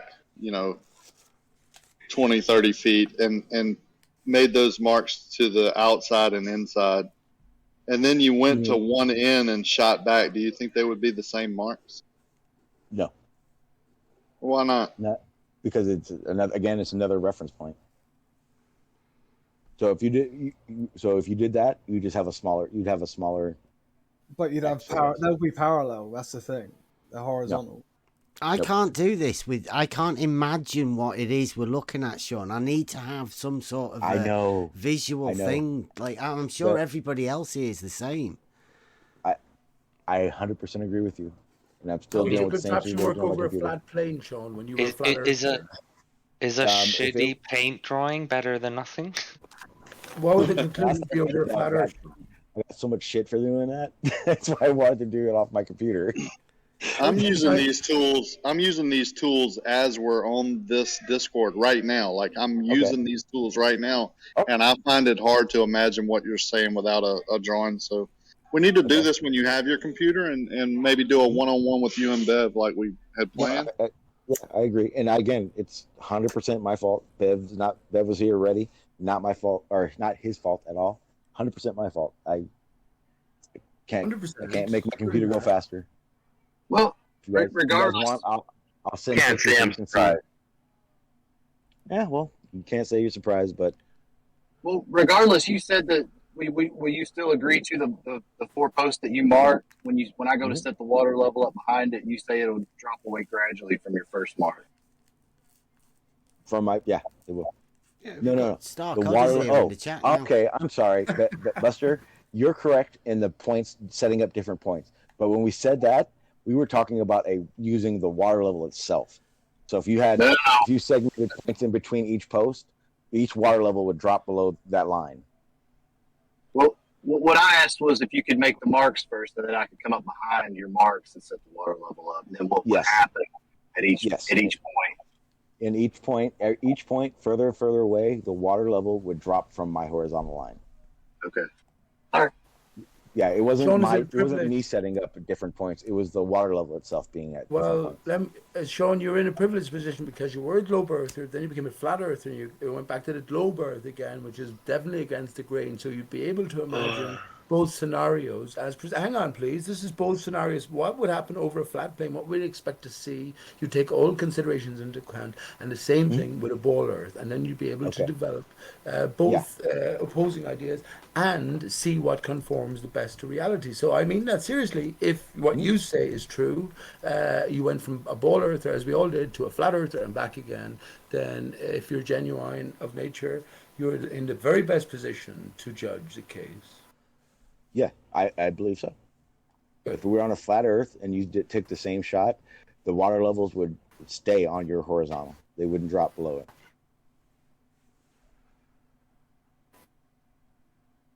And the only aspect of me being a flat earther is the way I word stuff and the way I try to simplify the explanations. That's it. That's the only difference. If you point your finger out over a flat expanse in this model, right? Do you understand that the further you point out, or the further your aim is directed towards, you'll have to keep dropping your finger, right? Because you understand that 10 feet above the water at your level will not represent 10 feet at 4 miles away in terms of an absolute horizontal, a finger point. It's a flat plane, right? If it were a flat plane. Yeah. So it can't be horizontal. Horizontal line is never horizontal. The only way you can sort of pinpoint it is if you have a target in the distance. You know, if there's a bus in front of you driving away and you're pointing at the top of it, you're at the same level of it over a flat, a flat expanse, which we can all equate to, right? The salt flats or something. Well, as the bus drives away, you'll constantly, the hour actually is a better example as opposed to the minute, but close enough to both, you'll constantly have to drop your finger down, because the further it goes, the greater panorama your perspective will have to take into consideration, and the greater scale. You already understand that it's a flat expanse, as best as flat can be, so you say that horizontal cannot be horizontal from your starting position. Like east can never remain east from your compass position at your starting position. It is a little contradictory to say that water that has fallen, say, a foot off the table is not level, but water that's fallen a foot over a hump of Earth curve is somehow level as it curves over the globe. Philosophically, that's a nightmare conception that's quite contradictory. I think we're keeping it in reality, though. It's because level as if it is flat. Yeah, we're keeping it in reality here. And so the problem is you guys conflate flat, horizontal, and level. You think they're the same. Why did you interrupt Lemon Bird mid-sentence? Let him finish his Level sentence. and horizontal are not the Lemon same Bird, great thing. to see you, man. Finish your sentence. For goodness' Well, the sake. thing is, you're using two contradictory definitions, which is leading to ambiguity and all sorts of contradiction. So most people would think of level and horizontal as being one plane that is unchanging, no change in elevation, straight out and as flat as possible with little to no movement. Okay. That in itself is a contradiction. Horizontal is not the same as level. Horizontal, we've already established, is void of elevation. If I create a horizontal 0, that is a straight line. Yeah, that looks like elevation change. That hang on, Sean, doesn't it? hang on. If I have a tool called a level, yes, and I use it to create a horizontal, level is horizontal. You have a tool long enough to do that? But it depends if it's a full auto level or That's manual. like saying a water level. Yeah, a water level over a distance is actually 2 points. It's not a full point. So you're not creating a horizontal between those 2 points. You can, but it's not going to be like you think it is. It's not level. Well, the tools don't give different levels. There's no such thing. Visually, you can only see your level up to a time before everything converges, merges, and disappears. So you can't establish a level. You mean visually. a distance, not a time. Water level and flat definition. Yeah, okay. Well, how about just use 400 meters, Lemon? Does everything converge there too? Depending on how close you are to the surface and the quality of your optic, it can start converging from how there, much? too. How accurate do you think you can see 400 meters away through? Wait a minute. What tools is Sean going to be using? Because we're talking about Sean's test here. I'm going to use an auto level. An auto level. Are you going to use? Are you going to use a precision? Yeah, you're going to use a precision full auto level or a precision manual auto level, or just a normal manual? Just manual, and I'm going to try to get a theodolite. It depends on how much they are. Have you got one with the micrometer on it? Is he going to model both scenarios? I don't know. I haven't rendered it yet. Okay. I drew this picture up just now, posted it in chat. This is what I would expect. Okay, so can I just get this? Like, because you're going to use an auto level, and you are going to use it to sight. How far are you sighting with this, Sean? The one I plan to get will be no less than probably 400 meters. So I'll probably take 2 shots just in between, just for the shits and giggles of it. But 400 meters. Okay. Stuck in the middle with Sean. And to be very exact. What sort of accuracy can you get? All I need is good enough optics to be able to clearly see the other water level. I don't need to be within a millimeter. A millimeter means nothing to it. What sort of accuracy do you think you'll get? I'll probably be able to be within 0.3, maybe. Just and that would mean when I say that 0.3 of a foot. That means when I'm looking through my sights, I should be able to gauge within a 0.3 up and down of anything. Of a foot. That's no of the other end of the water level. 0.3 of what? 0.3 of a water level. Of any direction. If you're looking, this is the best way. 0.3 of what? You're not going to answer me, are you? I'm trying to answer. You got to shut the fuck up for a second. Yeah. Jesus Christ! Whoa! Come on, calm down. I just asked you. Okay, so if I'm at the auto level and I have because I don't like being interrupted for bullshit. He's under pressure, yeah.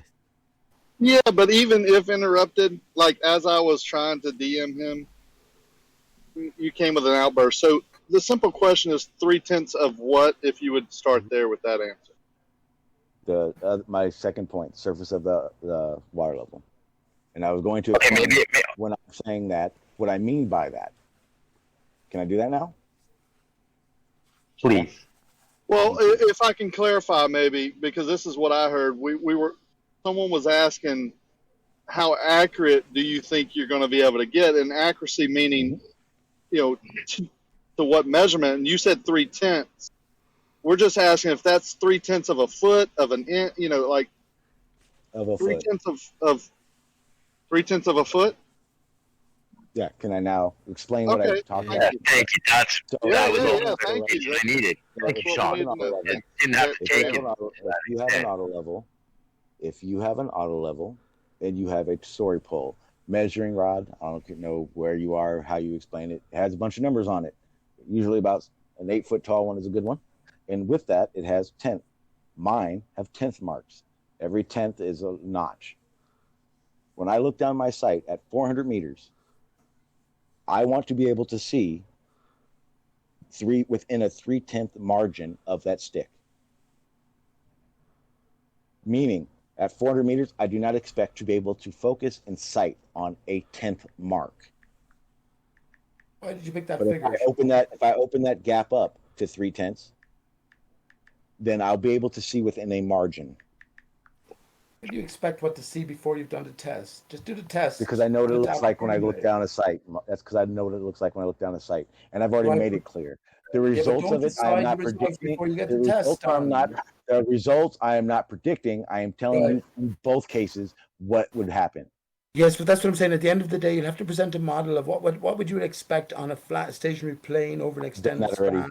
Level is level, horizontal, and the opposing. Hang on, Sean, because it's in contention. The opposing point of view, which is we're over a ball Earth. Now, you could also take into consideration what you're doing. You could also take into consideration Lord Stephen Christ's model, but that's a different matter. Let's stick to the basics. Just do the test first. Pete, get back to for what you're asking is impossible. I cannot do both tests, one on a globe and one on a flat Earth. I can only give you what would happen in my eyes in the test on a flat Earth. Why? We don't live on a flat Earth, so the test results would not establish that. So I can't do both tests, Pete. Sorry. Who's relying on you to do any test? Honest to God, I wouldn't fucking rely on you to take your shit properly. It's all right. It's all right, Pete. It's all right. He's going to do it because he's got the equipment. And it's one of those things that once you start, you want to do it. You actually have to do it to find out what happens. I agree. It's not scientific. It's just a personal thing for Sean to do. It's just it's a bit hard for us to imagine what he's talking about at the minute because, like, we've only seen a really bad picture. Are you going to do reciprocal? Bev, Sean, stop doing that. I suck at drawing. I know it. I know. Are you licking Sean G's arse, Bev? Yeah, but if he draws us a reciprocal version, then I think we might get a better idea. Sean G is like an old prostitute. He's been around the block multiple times. I want to see a picture of this manual auto level. The full auto. Do I need a permit to fire a full auto level? Yeah, that's why they keep going on about shooting things with it, right? Pew, pew, pew, pew. Full auto. For you, Rikia. We're just picking on you, Sean. You don't need to. I was just joking. Okay, yeah. Well, it gets frustrating when I got other people in my ear. Not you, Rikia, not Bev. Actually. Yeah, I got yeah. We were just joking, Sorry, Sean. We're just trying to lighten the mood a bit, get it. Yeah. Get it out of the It is Thursday night, right? Imagine a lot of guys around the poker table, right? Rikia, everyone's having a good time. It's great chat. Yeah. It should be fun, right? When I did my test, I thought it was going to be loads of fun, and I'm gonna be honest with you, it sucked. Stress. We were in water, we were in boats and jet skis and blah blah blah with friends and family, and it still sucked because it was a lot of work, man. Well, that's the best way towards learning. Sometimes, where do you set your sights now to learning all there is to know?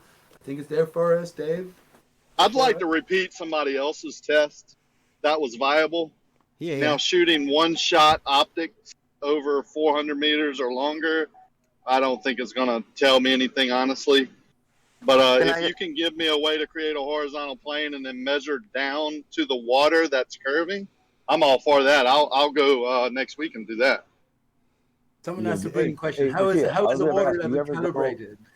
Do you ever go to Corpus Christi? What did anybody actually get anything from what Sean said there?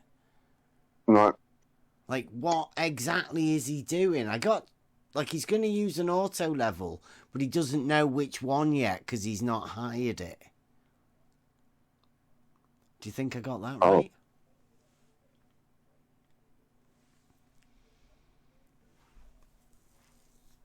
And a full auto. He doesn't know whether it's going to be... I'm really fucking confused as to what he's talking about.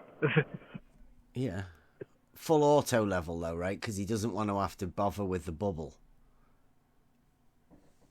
Yeah. It's unfortunate, isn't it? Oh, I don't know. Funk might have understood what it was. I didn't get... I literally came in a bit late, to be honest.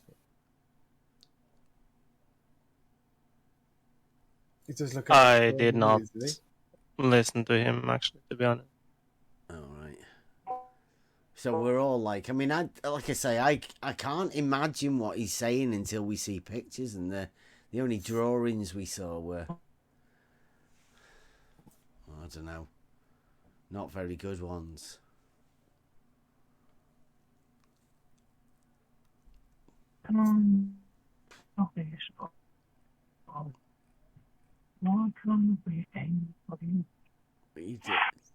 Hot mic DP. You're right there, DP. You lost. It sounds like your sound's gone all weird. Oh. Oh dear. How'd you go? Yeah. Well, it was good while it lasted. What was the purpose of Sean? What were you going to talk to him about then, Ben? The test. Sean's here now. Yeah? You got a chance to. I'm here. They kept shutting him down. As soon as he started saying something, Gummy Bear was on him. It was bad. You know what it's like now, Sean? That's what it's like when we have to do this and start talking to people. Mm-hmm. It's crazy, isn't it? That was the main reason I wanted to do it in a better fashion. I know my computer shit effed it up really, but them adding pointless shit was what made it an issue for me. That's what triggered me, I guess you would say. It's very frustrating when people are trying to give their idea of opinion of how things are, when all I'm trying to do is make it as simple as possible. Yeah, that's all we're after. That's what we've been doing. Don't think we tried. I honestly don't understand. Like, what you didn't get chance to say anything about what you were going to do. They just kept shutting you down. It's frustrating, and it's. I think it's more embarrassing to them that they were the issue. When in reality, everyone would have expected a flat earther to be the one causing problems. But good on you for not being that way. Well, like I say, we're after trying to make it fair, and like we want George to come and do his one as well. But if it's going to go like that, George, there's no way George would do that. I think you just have to make it clear right from the beginning that it's controlled and that you it should have just been you and Bev and no one else. Well, I sort of did try that, but the Globe Council get involved in it, and like, what can you do? It's as though they have sort of rights over the Globe model or what. I haven't got a clue. And to make it clear, the biggest point of what I'm doing isn't something new. It's been done 1,001,000 times. It's just when I hear, for instance, George talk about these things, George's brain isn't thinking simplify. He's old George school. He's thinking lay it out how he thinks it, and no, this is against anyone, but there's a lot of people here who just don't understand what's being said. So it has to be simplified. The test that when he was talking about throwing in humps and all that crap, all you're doing is putting your opinion of something into it and diverging from what what needs to be said. Well, the hump is the old school. I mean, that's what we found. The hump's old school, and the drop is the new school. Well, drop is what it is. Yeah, and well, George is never going to come over, right? Because George is old school. It's like you can't teach an old dog new tricks, and George is after the guys. hump. I've never heard it, but many of you have. When George does that, I jump on his ass too.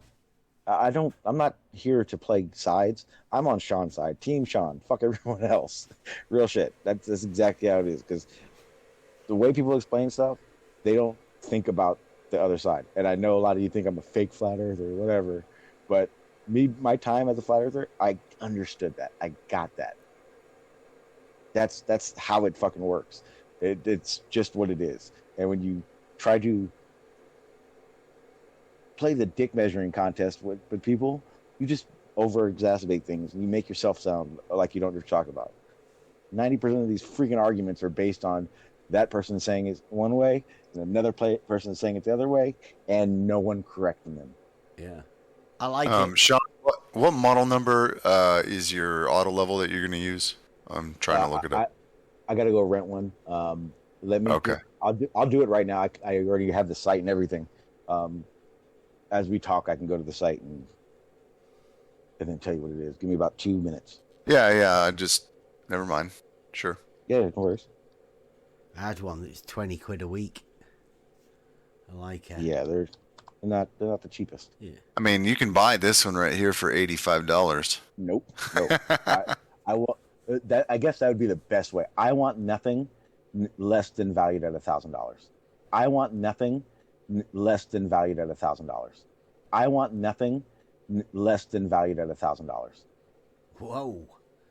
I'm not buying one. That's why I said I'm renting one. Full auto. I want to go. Yeah. Well, no, I'd want to get it as manual as I can, so I can be setting my marks. Get the lot. You should be able to. It depends. I'm not sure what they have right now, but I bet you get fucking lights on your tripod and everything for that. Shut up, Bev. I know what you're doing there. It'll give me 10 extra horsepower. Plus 10 straightness on your horizontal. Yeah.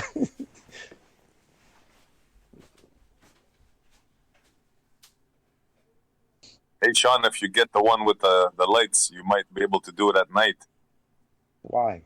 I got 12 hours of daytime. Why? How do I got to do it at night? Sean. Now, imagine if the laser, the light was offset from the midpoint.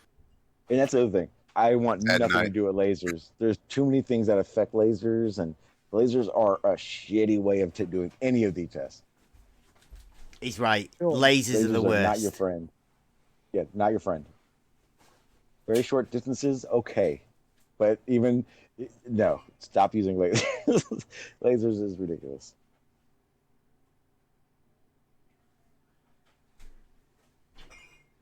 Yes, Sugar Cookie. Water levels are extremely accurate. Never, ever going to argue that. Are you trying to get through the spot on? I think you sound a little bit quiet. Yeah, that's all right. Yeah. I was just going to ask Sean if he'd like to go over his, just word his test. I didn't get to hear it because I came a bit late. But I'd like to hear it if you could maybe. Presentation-wise, presentation-wise, I can't because my computer is updating. But I can very easily explain it. I think Bev understands it more than he's letting on to, though. That's my dig for the day. You understand the setup of a 400-meter water level, right? Just two ends, yeah. One. Yeah. 400 meters away. I have to tell you, Sean, Spot On's the guy that did the test with me, right? Okay. So yeah, he does know about the water level, and he has used an auto level, so he's fully versed in all of this stuff. Okay. Oh, okay, perfect. Yeah. Sorry, that's even better. So I want to set up the water level. Speak to everybody else as well as though nobody knows what they're doing, right? Yeah. So I want to basically set up my water level, establish that both ends are level as per diem of the water level. What I want to do is take my auto level and sight from one end, sight and create my horizontal, my zero, across that area, and then be able to show that even though we know those water levels are level, that excuse me, that there still be vertical drop from my horizontal. So you're gonna literally look over 400 meters? Yeah. At a water level. Yeah. And so is your height of the crosshair going to be like level with your first point? Yeah, I want it to be dead level on the first water level point. The surface is a better way. Okay. So the surfaces of the water level are what's important to me. And then are you going to go to the other end and do the same? Yeah, absolutely. Go back the other way. Yeah.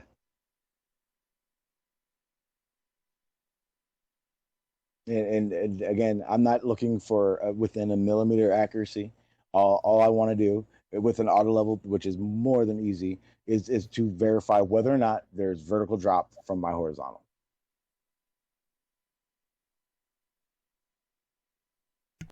And where are you going to do this? Outside. I live on an airport. I got more than enough room. And you're going to get a 400-meter water pipe, yeah? Yeah. I got to build one up. Mm-hmm. There was a bit of a bone of contention about the accuracy over it. You said 0.3 of a foot. Yeah, so my margin, because again, the further away you go, the smaller those numbers are going to get on say a measuring stick. I'm not trying to see a point of a tenth. I'm just trying to have a margin. If I see vertical drop and I can verify that it's within that margin, it's good to me. 3.5 inches, roughly. A little bit more, about 4.5, 3 inches, 5.3 something inches. Sorry. Can I? So you, what are you expecting to see through the crosshair then? Is that what you're talking about? Right. Okay. Yeah. What I'm expecting to see would be the other end of the water level to be below my horizon, my surface of the first water level. 3.5 inches in 400 meters. Within. If I think, yeah. So what I expect to see is the water level itself to be below my horizon, but outside of my crosshair. Why don't you get yourself? No, don't worry. No, I was going to say get yourself two 400-meter water levels and do the straight line test like we did. Yeah, but that's all you're establishing. Okay, when you did that straight level test, and what were you citing with the auto level? There was no water level. Okay, so if you were to, I guess a better question would be, how did you verify that level was a straight line? We looked at them. With what? Our eyes. So you think your eyes are going to be able to actually verify a straight line across them? Or is it just the results that the water levels are set? It's a bit of a tricky one to answer this, Sean, but I'd say we used our knowledge of geometry.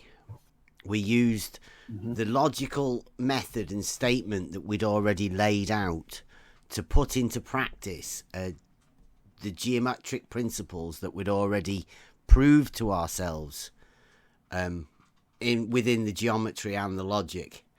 We just put that into formulation, into reality, to do a test with water levels. Okay, so in that sense, and I get what you're saying, that means if you start one water level and you look across and you set them up correctly, all of them are level, so therefore all of them are horizontal to each other. That was your result by just looking at it.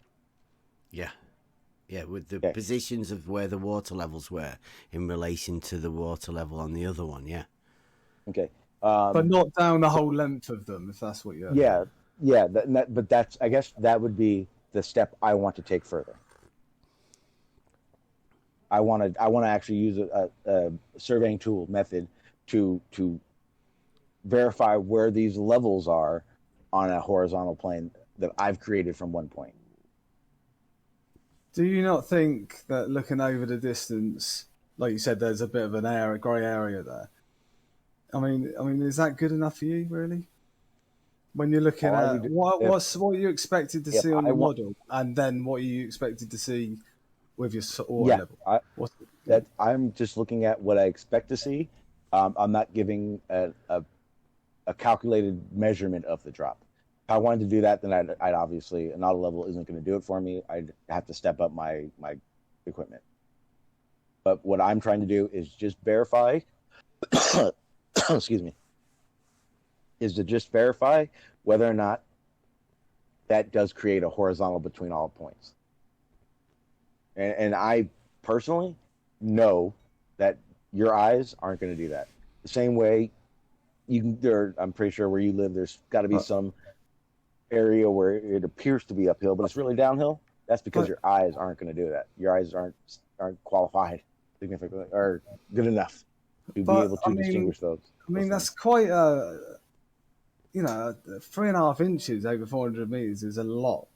You know that, don't you? Or 4.5. Well, 4.5 like inches. I said, so that's the a best lot. way to explain it for me is I expect to see within a margin of it being dropped. So if I look down my sight and the second water level is just I'm talking like just a hair below my line, it's not good enough for me. That would not qualify what I'm trying to say just because it's below my. I would like to see a visual drop from my cross. So you're going to keep taking it further and further away until you see a drop? Is that what you're saying? No. 400 meters is going to be my maximum. But what happens if you don't see a drop? Then it's flat. Earth is flat. Earth? Yeah, there's no curvature. Oh.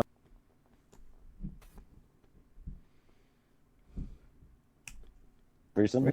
3.5 inches. Yeah, that's quite a lot.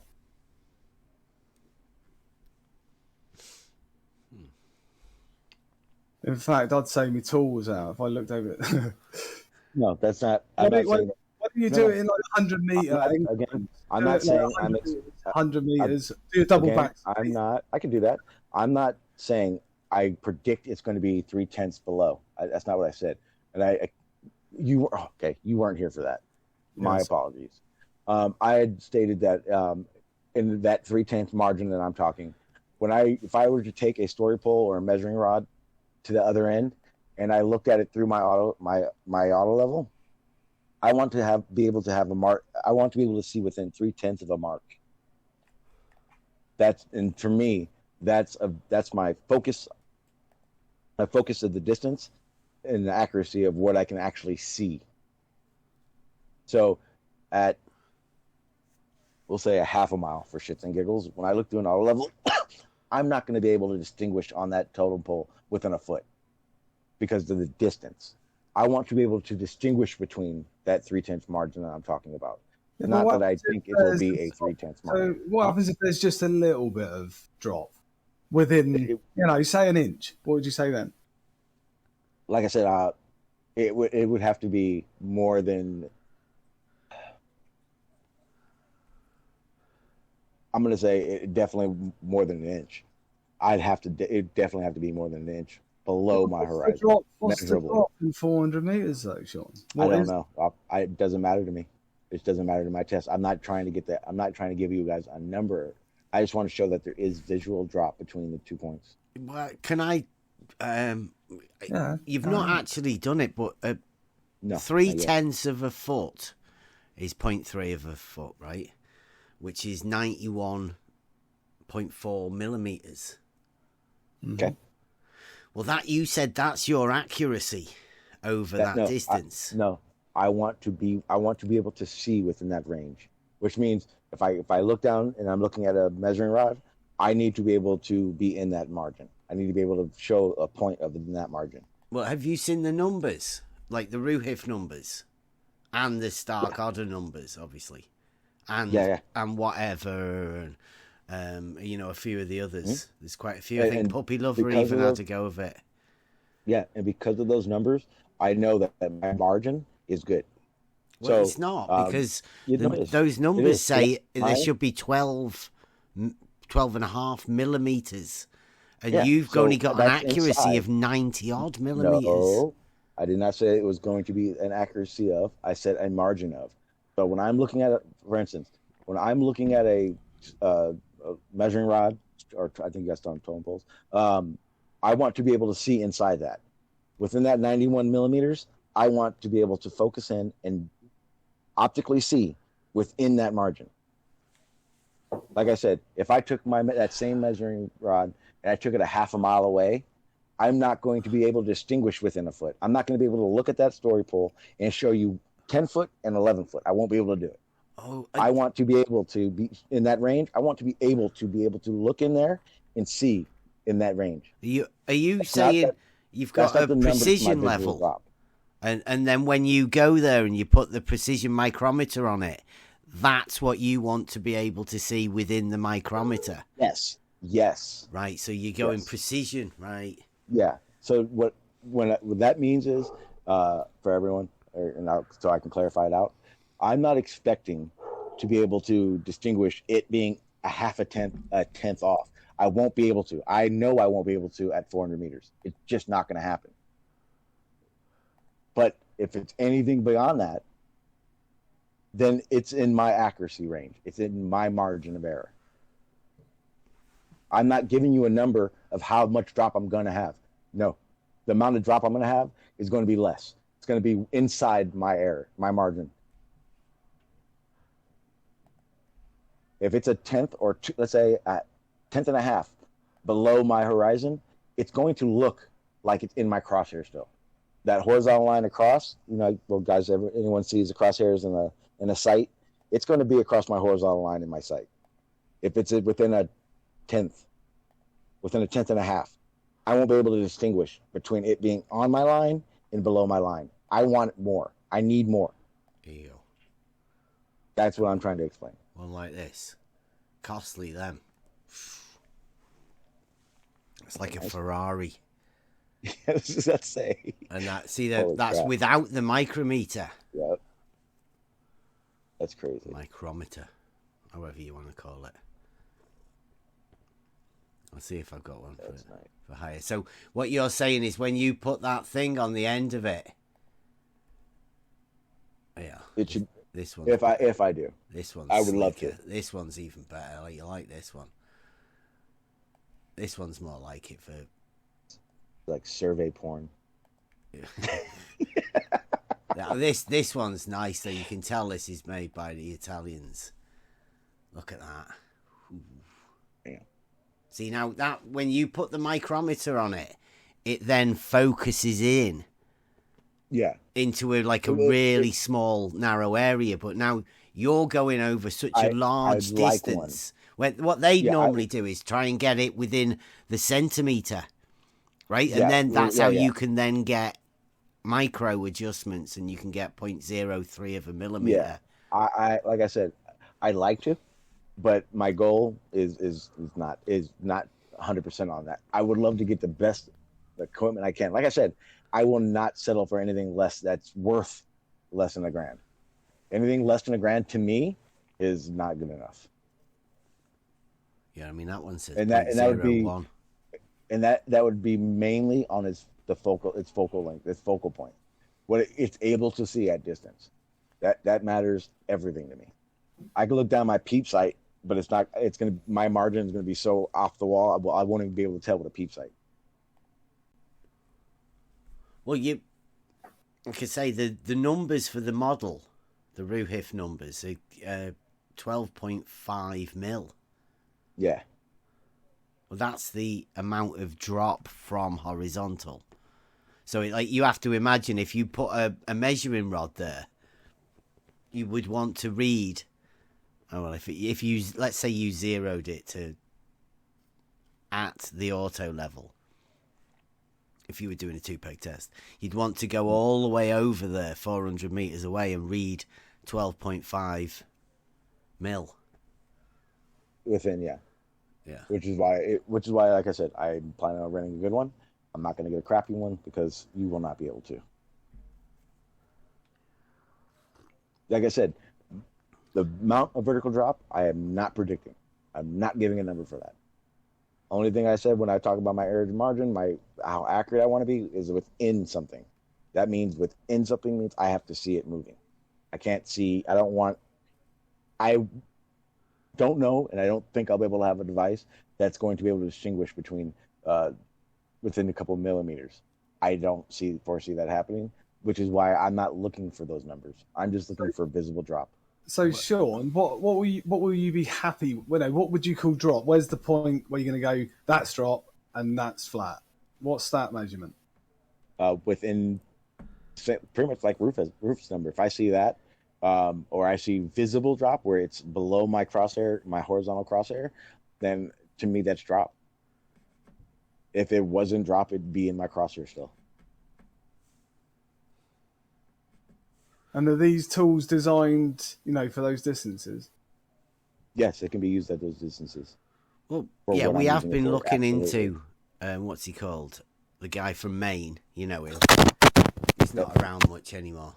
Well, he's in one of his tests. He does 1,500 feet, which is equal to about 500 meters, right?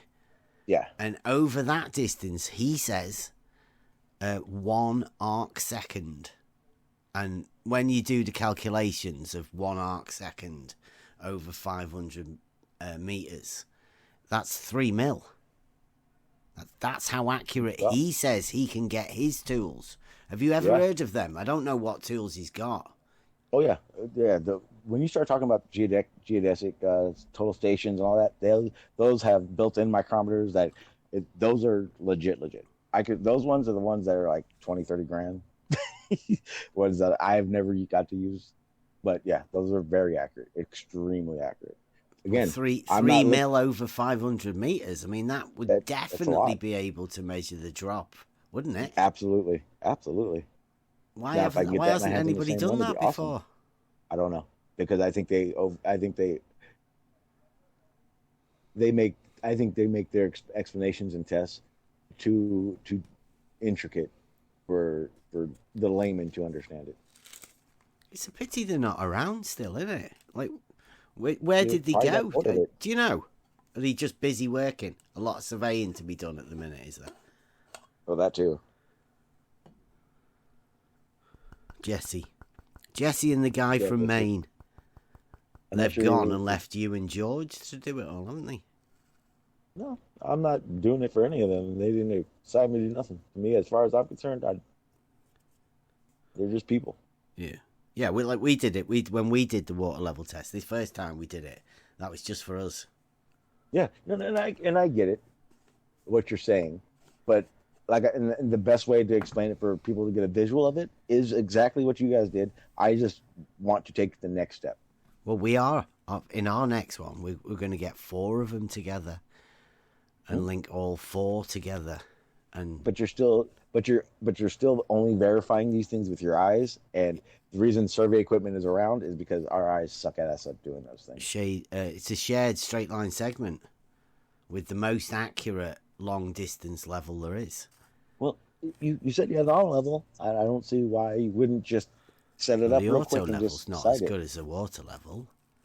I didn't say it was. I just said get an auto level and just do the next step and see what happens. I mean, it's a pretty simple thing. It's not setting up an auto level is not very difficult, especially if you have everything else set up. But that's also why I like, and I almost have to respect what you're saying, because you're saying that's not your test. It's not. It's the test that I pursue, and that's why I'm going to do it. Well, because you're right. It doesn't make sense for me to constantly say, Bev, do this, if it's not what you're going to do. Well, surely you've done differential leveling over a distance, right? Absolutely. Probably more than, I don't know, how far have you gone? Have you ever done a mile? No. How far? I had probably differential leveling over probably a quarter mile, maybe. 400 meters. No, quarter. It's more than that. A little bit more than that. Quarter miles, 400 meters. I'll say a half mile, just for the shits and giggles of the distance of the site I've been on. I'm trying to remember 800 meters then. Huh? About 800 we'll say that about that. Yeah, but when I do that, again, the precision accuracy that it needs, I'm not doing that over one spot. I'm resetting up probably about 4 times in that situation. Yeah, you have to close your loop, right? So you know that when you get back and close your loop, you're millimeter accurate, or at least you're hoping it has to be within. Yes. Right. So within the 10. I can't see the point in using the auto level to do it. If you've already done differential leveling, you know how it works, and you know how the auto level works. Yeah, but the water level doesn't work with differential leveling. It is leveled. Well, you could use the water level as a check, right, to make sure that you're good. It's sort of, you can use it as a 2-peg test to make sure it's accurate, the auto level, and you can also use it to test how accurate you are and how good you are at doing your transitions. 100%. The only problem I see in that is when I'm in the field working, I don't have time to do the set up water levels. So yeah, when everyone talks about it, water levels are accurate as shit. I have never said different. Period. Well, can I get a clarifier? The only problem happens is when you start using it in the field and how much you would have to use it. I'm telling you, I guarantee any of you guys that own one and use it will say, if you had to set that up 25 times in one day, it's going to be a pain in the ass. Can I just get one clarifier? You agreed when Bev was saying differential leveling and you close your loop and you can be within a millimeter accurate? Absolutely. You can be even more accurate if you really want to get down to it. Well, if you're doing differential leveling and you can get within a millimeter accuracy, doesn't that mean all your horizontals are parallel? No. No? No, they're not. How can they not be? Because Earth is a curve. I'm sorry. Yeah, but you closed your loop. How to say it? Yeah, the numbers still add up. You closed your loop. Yeah, that's just going back. You're not saying anything. It's just going back and rechecking. Everything has to verify itself into itself. I'm going at a 1% over that distance. Sorry, they're not. Are you sure you've done this, John? Yes.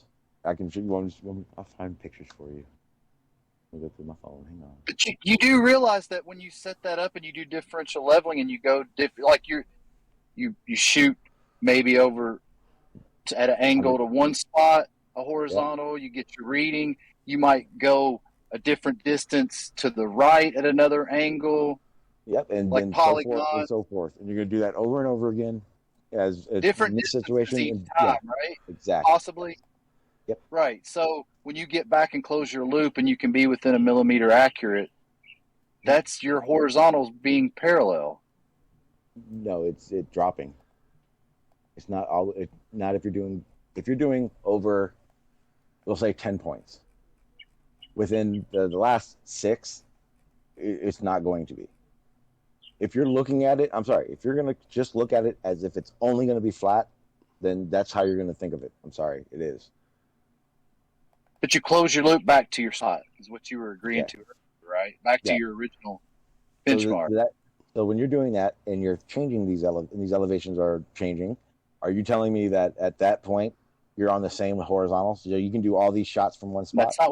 That's not what I said. Each time you reset up, you have a new horizontal, correct? Yes. And all of those different horizontals that are at different elevations would have to be parallel. No.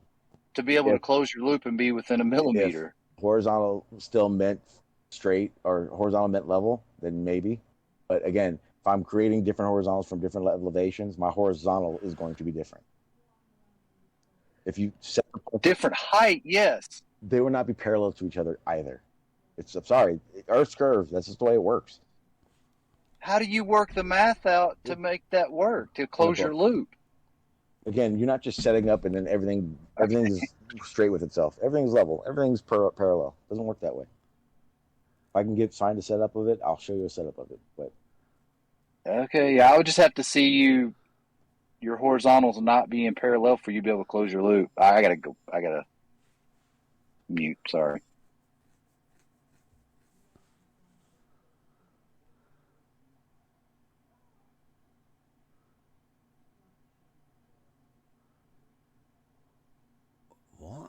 What's B-ball posted there?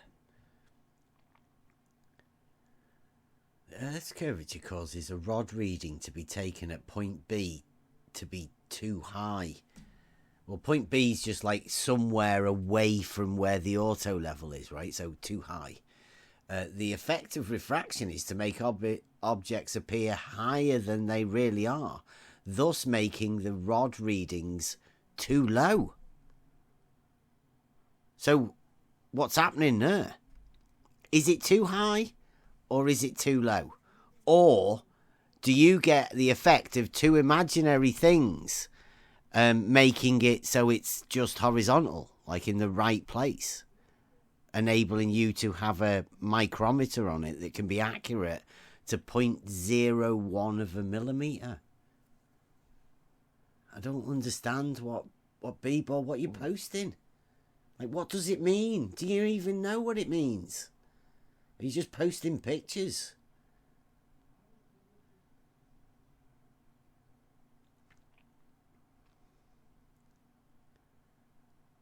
Earth appears to fall away. Oh, wow. It's another one of those appearing to do things. Not actually doing things so you can measure them. Just appearing.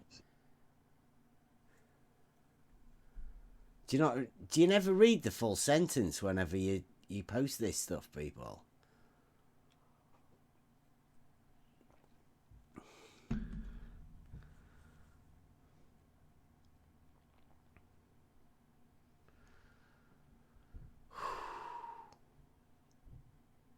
I mean, you've got an auto level. How far have you gone with yours, B-ball, to do differential leveling? Close back. How close did you get when you closed your loop? How accurate were you?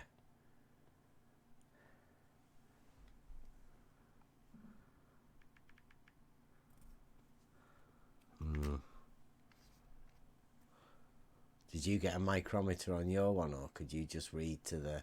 Oh, you got... Did you get measuring with inches or tenths of feet? Can I say something? Yeah. I don't think that Earth's life, aka B-ball for life, understands how to use the tool the way it was designed to be used. Therefore, he is a tool abuser. But he doesn't need a measuring rod. He used the building. Across the water. You don't... 14 miles. He doesn't know how to use the tool. Why use a measuring rod when you can use a building? Well, why do any surveying over Does water? the building have numbers written on it? No, but you can use the floors. First floor, second floor. But then you still have to know. But then you still have to know the height of each floor. Yeah. Which is the same thing as using a measuring rod. Over 14 and a half miles, Sean. It's a big measuring rod. It's still a measuring tool. Yeah. Right? It's just scaled up. Nice try, Sean. It is. That's all it is. A building would just be a scaled up measuring rod. Nice try to save your buddy, B-ball.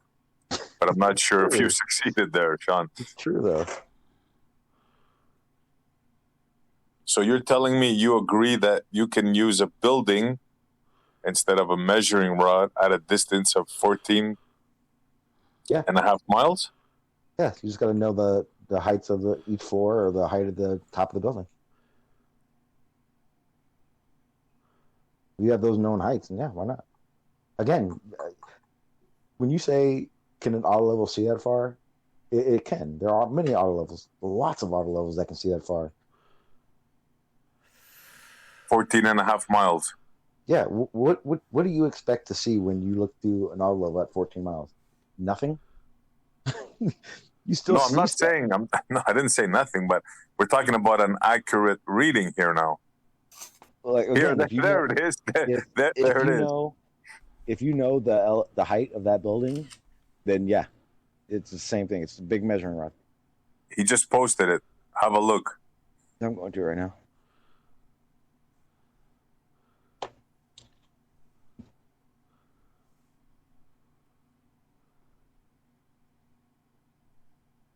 You can't seriously think. Okay. Go ahead. So when he looks through that, he can't get the information of that building. So he can know that that building is so and so high, those floors and everything. I'm sure you can get those. Yeah, you can look it up. I'm sure you can get it in a few minutes. But okay, you think better yet, we're in his picture. He has it marked the 15th floor, right? 16, I believe. Yeah. No, it says. Well, this one says 15. So if he can see that, and he can verify that that's a 15th floor, why not? Why can't? Why my bad. It is 15. Yeah, my bad. Sorry. Why isn't so it? You're saying he can like go from the ground floor, count how many floors it is, 15. Let's say they're 10, whatever, 15 feet, and just multiply that by 15 and get a height, and that's it. It's accurate. What's not accurate about that? I'm asking you, is that what you're saying? I think so. Absolutely. Okay. If you know that's the 15th floor, and if he can find out the name of that building, he can find out exactly how. Can I jump in? Yeah, absolutely. Go ahead, Rob. The people that manufactured this tool, the actual company, is that how they say it's measured accurate? Again, does it? That's not. They're not talking. No, that's an important question. Oh, okay. The tool manufacturers, is that how they say they are accurate? By 14 miles? No. Yeah. Because I would rather trust what the company that built the tool says to use it than to just a couple random guys on. Okay, so are you telling me in B-Ball's picture that he cannot verify that's the 15th floor? Nope, that's not what I said, is it? No, that's what I'm asking. Nope, that's not what I said. But the tool manufacturer says that it is accurate to 1 millimeter on a 1 kilometer double run. Okay, so what I'm asking you is, in B-Ball's picture, can he not verify that what he's looking at is the 15th floor? Oh, sure, he could find some way to verify he's looking at the 15th floor, but what does looking at it do? Well, if he's looking at it, and his 0 is his crosshair, he can't put that crosshair on that point?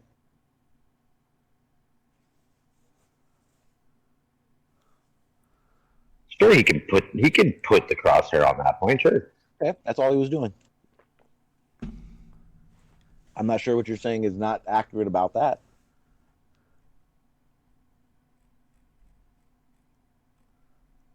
And it also shows that, yes, auto levels do have a precision of accuracy.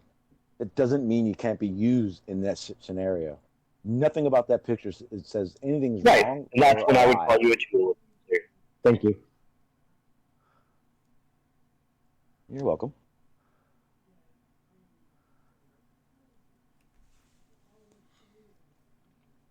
Not sure what you were trying to do there, but what I'm trying to do is get you people to use the tool the way it was designed and manufactured to be used. Okay, so that means it can't be used in the fashion B-Ball used it. Oh, he can use it, but it doesn't prove anything. It doesn't create a horizontal. Oh, it doesn't? Why?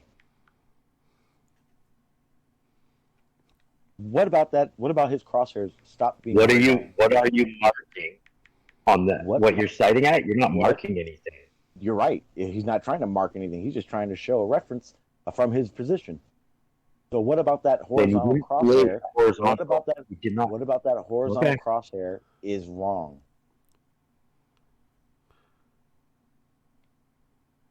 Nothing? I didn't say it was wrong. That's not how the tool was designed to be used. Let me ask this one more time. What he's looking at in that picture, is his crosshair showing a horizontal line? How far do you think that horizontal line is an accurate representation? Like, could you do it 100 miles? As far as he can see. That is a line from your reference point. So if that's 14.4 miles away, that's where his horizontal line reference goes to. Except when we look through the atmosphere, we say that there's refraction, right? You know what I'd say? B-Ball, You need to take that picture 10 times throughout the day and then show us that. Why? All that would get you would be an average of where the apparent position is. You'd never get that. You might never get the actual position out of it. But also, Jeremy, you would also be able to distinguish times of days when the atmosphere is at its worst and at its best. How are you judging it when it's at its worst and when it's at its best? Distortion, haziness. Okay. Sure, but you're not going to have an actual position on the object. You're just going to have an average of an apparent position. No, because then you can do it 10 more times. Okay, and you'll have a better average of an apparent position. And when you qualify the temperature, if this is going way more detailed into it, temperature of the water, temperature of the air, you can calculate what the index of refraction is for that day and figure out which days have the least amount of atmospheric conditions that are affecting your optics. And that will be as close as you're going to get. And that would be the same way, flat Earth or globe, no matter what. Now, if you want to make a measurement that's 100 feet away from you, you're going to be able to get way more accurate. You're going to be able to put a pin on that mark and see the tip of that pin. But you won't. That's what these guys are trying to tell you. That's what these guys are trying to tell you, that these instruments are not accurate up to these crazy vast distances you're trying to do. But what? Okay. Now, are you looking at? Have you seen D-Ball's picture they just posted? Bro, I've seen all the silly pictures. It doesn't do anything. Okay. Well, if you don't want to look at it, then I guess what I'm saying is pointless. I've seen it. It's silly. What's Anybody hear me? In his crosshairs, when he's yes, people. Is that more than welcome to jump in here? I only got a few minutes. Go ahead, Sean. You were trying to say something? No, go ahead. It's your test. I'm just trying to explain that the accuracy they want. Yeah, just like me and Rob had a conversation before about this. I'm not looking for accuracy. All I'm showing is that what I'm looking at is something that's taller than me being at my eye level. That's it. Sure, you have an apparent position of something, yeah. Yeah, and guess what? That accuracy is good. Not actual position, apparent position. Okay, whatever. Or are you going to say when we look out with the crosshairs that the things we see in the distance are the actual position? Hold on. Did you want to say that, Jeremy, B-Ball? B-Ball, I had a question. B-Ball, I had a question. Did you hear it? Go ahead. Are you saying that when we look out and we see an object through the crosshairs that's the actual position? Think about this, yeah. So do you think? Okay. No, okay. yes or no? Yes or no? Do you think that? B-Ball, it's a yes or no question. It's not. It doesn't need a question and response. It's a yes or no question. Jeremy, please. Do you think that if I take this same picture over a few days, that it'll change so dramatically that I'll be able to see at the same elevation that I'm at? Have you done that, B-Ball? Is this we both just ask each other questions and never answer one? Is that what we're going to do here? Or? Have you done that, B-Ball? I clearly asked the question. The answer. Yes. I clearly already asked the question. I'm answering your question. Yes, it'll change, but not to the level that will make it so that I'll be able to see at the same elevation that I'm at on any day. Have you done that, B-Ball? To that level. Have you done that, B-Ball? Like at different times of the day? Have you done it at night? Bev, I've made this same observation several times. The first 8 times I did it, I didn't have... How many? The first 8 times that I did it, I didn't have an auto level. And then when I purchased an auto level, I did it twice. Oh, so you've only done it twice? Hold on 1 second. I got to do something. So you have two not actual positions of an object in the distance. Congratulations. And if you do it 100 times, you'll have an average of a not actual position in the distance. Okay, Thank you, Jeremy. Jeremy, do you think at some point in time that 15th floor is going to be way above his eye line? I'd like to ask why has he only done it twice. I bet he looks stupid. But the second time somebody asked him what he was doing, he went. I would say this. Do it 20 more times. Take 20 more pictures of different times of doing it, and so Jeremy can stop saying his nonsense. Mm-hmm. The thing is, I've made this same observation. I've gone out there and made observations of these same buildings. Yeah, but they're always obstructed. B-Ball, but you got to remember where you're at. So that means you're going to need 10 more days of different times doing Exactly. it, and you're going to get the same argument, but that will be able to cancel out the, you only did it twice. You know what I mean? That's it. If you're just doing an optical thing and, I not can measuring say- I anything, can say with yes, you have to do confidence- that, surely. And I can say with confidence that the crosshairs are never going to intersect at 11 feet on the other side. Never. How many times have you done it, B-Ball? I've done it twice. Right. I've done it twice. So we went through that. He's going to do it more. He understands that for what you're asking right now. But he's and I would say this. I don't mind that, Sean. That sounds normal, but he's making predictions for things he hasn't done. So, Bev, where's 11 feet in the foreground? Below, way below. Yeah, but he's never done. He's not done it at different times of the day. You might be able to see it, right? You might. I mean, who knows? I mean, I've never been there. In B-ball, what Bev is saying in the argument is correct. What if? But that's why doing it 10 times over different times is the reason how you stop that from happening. And that's the only thing. Bev is right. The only way to distinguish between what if is doing it a bunch of what if times. Right? And guess what happens after I do that? Yeah, and that's you're not using the tool correctly. It wasn't designed for that. Yeah, so that's what well, no, that came first, people. That's what I would say. We said that first. That was the first thing we said. I have a okay, Bev. I have a question. In B-ball's picture, with that auto level and his crosshairs, are you saying that the horizontal he's established cannot see the 15th floor? I'm saying, where's the measuring rod? You don't need one. The 15th. The You building do. is the measuring rod. It's one of the vital components of the setup. I've shown that. If that measuring How do you rod, think I figured it out? Hold on, Sean, real quick. Bev, how do you think I figured out it? You cut off. How do you think I figured out that I'm 11 feet over the water? I don't know. Did you find a datum? I used a measuring rod. Bev. Where did your datum come from? I had my son stand in the water with the measuring rod. Okay. So what he did is he established from where the tide was at that point. Get a and he was wet 11 rod. feet off that tide. It doesn't matter because here's the best part. You can look at an area. Remember, you guys think your eyes are great. So you're telling me he wouldn't be able to distinguish 11 feet off the beach? Yeah. Do you only have a little tide up there, don't you? It doesn't matter. How much See, does Bev, the tide differ? Bev, that's a good question. I'm curious. Yeah, but Bev, can with your eyes distinguish being 10 feet above sea level? Above the sea? Yes. What, right? How you when you say level? Above mean sea level. Mean sea level. Well, where did he get mean sea level from? The average between the two tides. What two tides? Low tide, high tide. Okay. Oh, recorded over how So that long? means if high where tide's is 4 the feet, Hawaii mean sea level taken from? B-ball, do you know?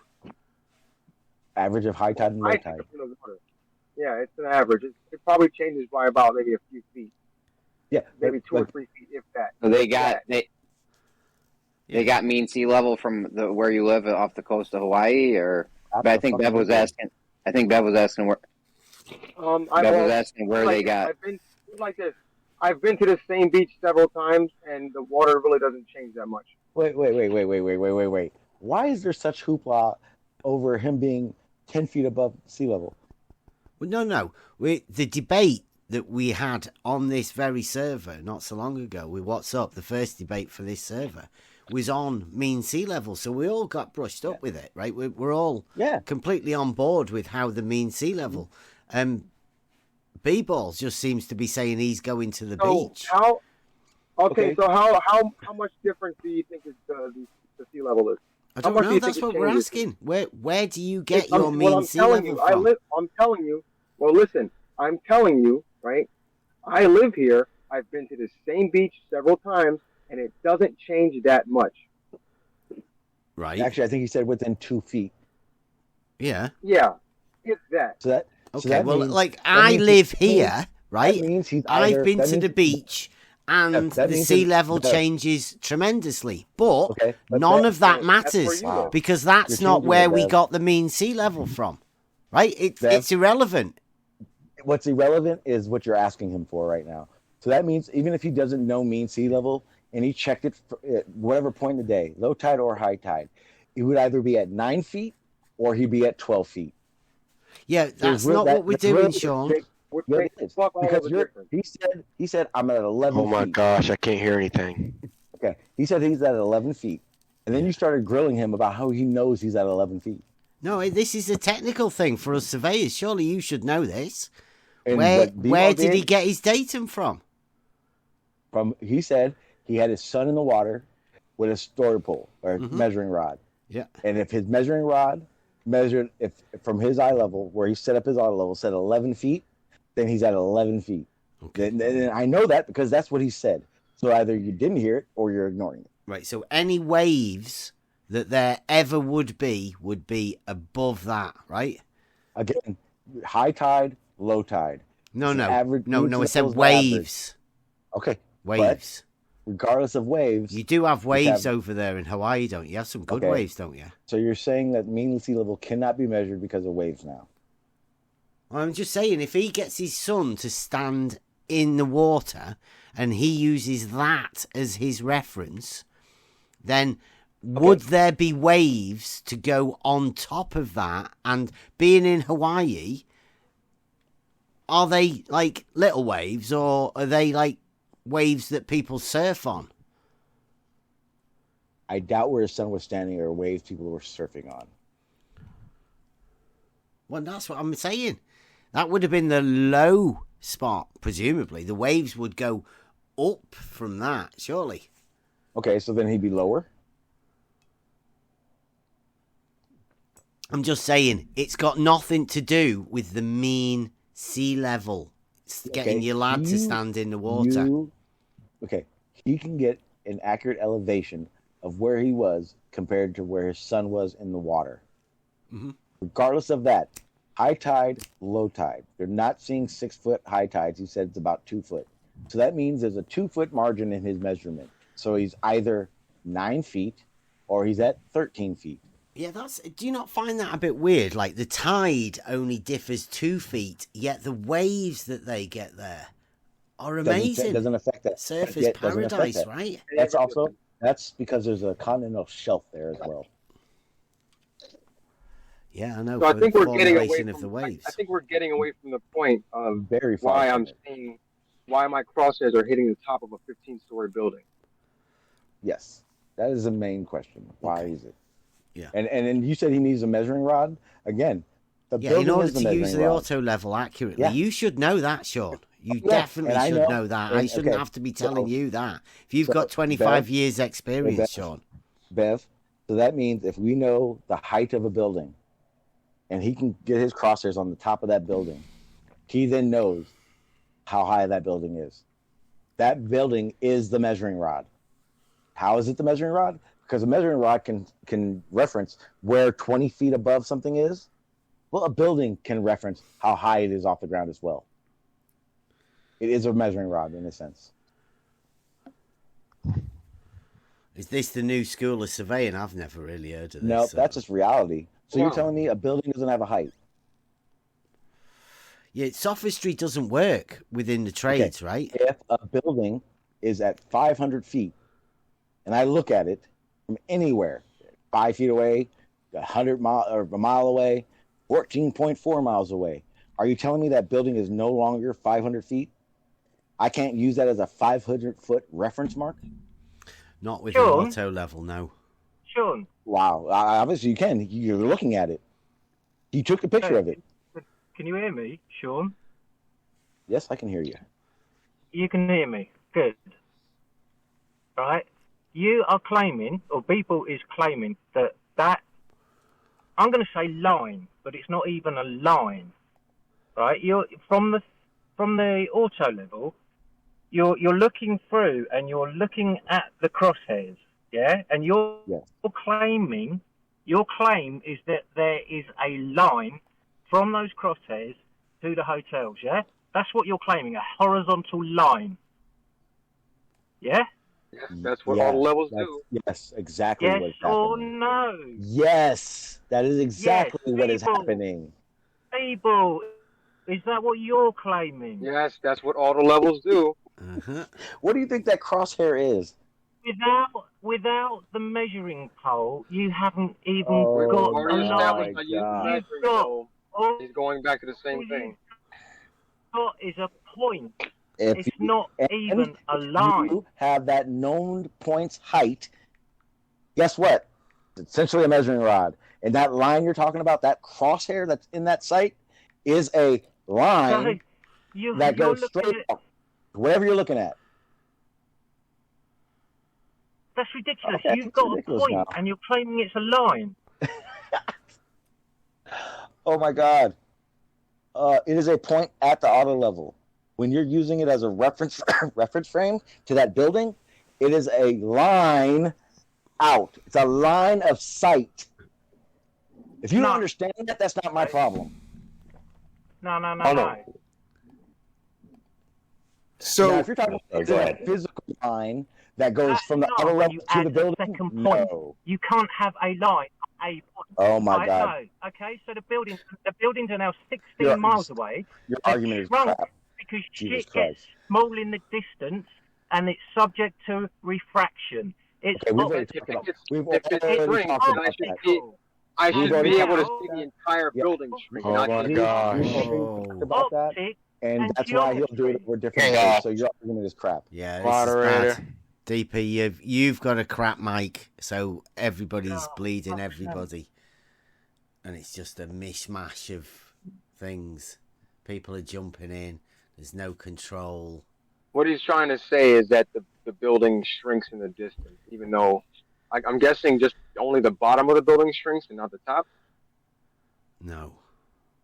I interpret what he's trying to say is like if I were trying to pick a point in a photograph that was miles and miles away and make an accurate judgment on how high that was compared to my position just by drawing a line. That's how I interpret what he's saying. But it's not a picture though. He's looking through the sight. That sight represents that what does no, but Sean, what does a picture do? What does a photograph do? It takes the optical information that's presented by the lens, right? Mm-hmm. So it's just like looking at something. Okay. But it's from that observer's reference. So if he's looking at that crosshair, when you're looking at that picture and you see that line, the horizontal line in that crosshair, that represents this fictional line that DP keeps asking if it's there or not. That is your eye level. That is your zero as far as you look. Period. It doesn't change. That is what it is. You don't look all the way out there, you know. Is that better? Can you hear me? Let me turn you up. Hey, can someone give George? Yeah, I got it. Okay, now please, everybody, keep the control. George, we want to impress George at how good our mic control is and all of that. With George, please don't interrupt. We've got a conversation already going on. Can you hear me now? Is that any better? Yeah. Perfect. Spot on. Welcome, George. I'm not spot on.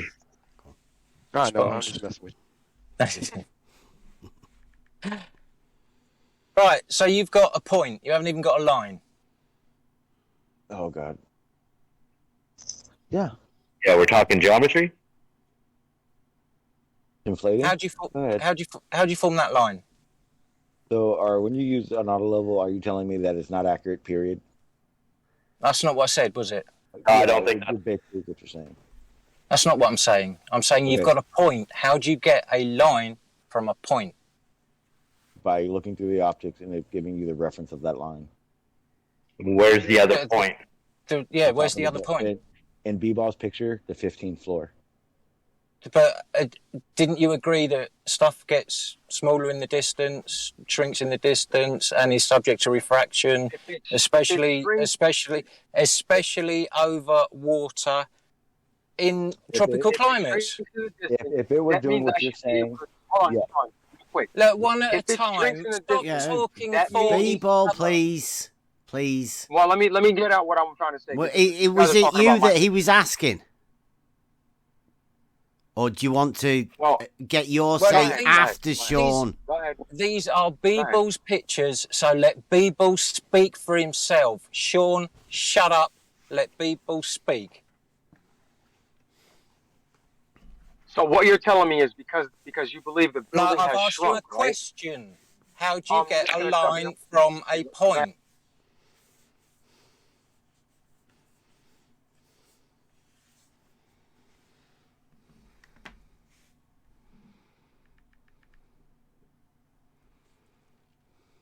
Floor's yours, people. You're asking me how do I get a line from a point? What do you? Yes. I'm not sure what the question is. How do you get a line? Do you need it repeated? From a point. What does that even mean? How do you get a line from a point? You mean you're talking about the point from the auto level to the building? The line? No. I'm talking about the point at the auto level within the optics that you are calling the crosshairs. It's because the auto level creates a horizontal plane, does it not? But you need 2 points because you need to form a line first, B-ball. And then you take the plane. You take the plane from the line by adding an extra point on that same line or on the same plane. Hey, Bev, real quick, can you server mute George for me? Well, after this has gone on, right? This doesn't need interrupting at the minute. Yes, George. I will do this, it, George. after this has finished, Okay, Sean, thank you, shut DP. up I'm and talking to let Bev real quick. No, shut the fuck people up for a answer. second. Shut Jesus up, Christ. Sean. Hey, dial Bev. it back. You guys, Hey, both of you Bev. guys calm down, Wind your okay? neck in, Sean. Can you stop? DP, really? Come on. Me and George are in another room and we were trying to talk and he's server muted. That's why I was asking to get him unmuted. Well, let people answer the question and then we'll deal with George. How about that? Hey, Sean. I mean, listen. Can you? All I came in and asked is if you could unserver mute George so I can talk to him in another room. I understand that, but listen, man. Try to control your outbursts, bro. Obfuscation going on, and it is so obvious. Let people answer the question, then deal with George. So the auto level, does the auto level make a horizontal plane? Why are you answering a question with a question? Because I'm asking you, because you haven't answered any of my questions. How many points do you need to form a line? So people? Here we go. You just told me that we're not answering questions with questions right now. I'm asking you one, then you're asking me a question with a question. People, you have just a totally point. avoided You answering don't his question. even He'll have keep a obfuscating line. until you answer his question, though. Yeah. Sorry, DP. He will keep obfuscating until you answer one of his questions. Yeah, he's not even answered my first question, so why should I bow to his needs? I'm not going to. Because he's People a snowflake. keep running in circles. He can't 'cause it's all answer the you question. It's a waste of time, right? We've established it now. Thanks for your input, B-ball. Right, we now carry on. Like we'll just take. You're done. You don't know. You're done. Shut up. The auto level creates a horizontal plane that extends out infinitely, does it not? No, you've only got a point, Beeble. What point? In the auto level. Are you deaf? So are you saying that it's not, just like Sean was asking, are you saying it's not accurate? I cannot use it to Beeble, judge, you've got a point, an accurate point. Yeah. What are you going to do with that? It extends out. Why are you talking about accurate when you're shooting it 14 miles? The tool manufacturer states 50 meters. Do you understand why? And why are you Rob? talking about accuracy when you're looking at objects that are being refracted? Rob, do you understand why? Why are you running from my question, Beeble? Right, he's running. He's running because he won't answer. I'll come back to you, DP. I'll come back to you. Yeah, I'm sure. Try and Well, ask I'm gonna somebody wait. else another I'm question. gonna wait till you're done Why with, come with DP. Beeble, why come back to me? I'm here. I'm waiting. Come on. All right. How do What you would you get like? a line from a point? You extend it out infinitely. Using what? the auto level, which makes a horizontal plane. No, Beeble, not the auto level. A second point, you idiot. But now we're calling names. Now we're doing name calling. Okay. Well, it's obvious you are. You've got no clue Yeah, about. DP, we're not going to do that here, okay? That's all I can do. That's all Beeble, it's been proven you don't know what you're talking about or how to use the tools that you think you do. You don't even own all of them, do you? Yeah, Beeble's mic sounds like it's going bad as well. Beeble, your mic. Sounds like it's time to go. Yep. See you later. I think the point that's got to be made is you have to be able to see the measuring rod in order to read the measuring rod. If you can't see the measuring rod, right, there's no point you using the tool because the measuring rod is a vital part of the equipment. Tripod level measuring rod. Three constituent So if I know a building is 150 feet tall, can I not use that as a reference, just like Sean was mentioning earlier? No, it's not a measuring rod. Why not? Why not? It's not a measuring rod. The tool manufacturer said so. Yeah, the tool manufacturer. Rob, do you understand the tool want to manufacturer? Make the tool, no, you want the tool to do what you want the tool to do. That's not what the tool was designed for. You know the manufacturers also say that over a large distance, curvature needs to be taken into account, right? Oh, see, Sean's even the manufacturers say that too. My model dictates. Why does it say that? I thought the issue was that you need 2 points to create the line. Please, let's not start a free-for-all. Yeah, but you guys were saying you need 2 points to create a line. But now you're saying the rod was the problem. The rod is the second point. You have to be able to see the rod. Yeah, but he is using the building as a rod. The building's subject to refraction. Can you read the building? Can you read the numbers on the building? You can read the floor. I can see I know how tall the building is. Can you read the numbers on the building to be but I know how accurate. tall the building is, Rob. That is not how the tool is meant to be call the used. manufacturer of the tool. Gentlemen, that is not how tall the building is. It's meant to be used. I can use a shoelace to measure something, couldn't I? If you look at the building, can't you know what please. Everybody's over talking everybody now. This needs control taken. Right? It's becoming a shit show. Who's moderator here? Let's have some moderation. I'll step in. Hold on. I'll step in. Listen. Just everybody kind of relax. Rob, take a deep breath. You're a little bit agitated. DP, take a deep breath. It's okay. I'm fine. Let's just go one at a time. B-ball, stop cutting in when you get triggered. We know you're on the one under the fire now because this is you and your pictures with your auto level that you've only done 2 of. Right? That's all you've done. And Funk, I think you need to step out of this at the moment because it really doesn't concern you. You've not been part of this, so please, can you stay on mute? Why would I do that? It doesn't concern you. Because we're asking you nicely, please. He does not. He doesn't ask me nicely. He told me to. All right, let's not turn it into anything now. Let's just do that. So, B-ball, the question is, like, you've only used the auto level twice to take some pictures across water of a building on the other side of the water. What is it that you've measured? What is it that you think you've done? I've shown that that building is below my eye level. Okay.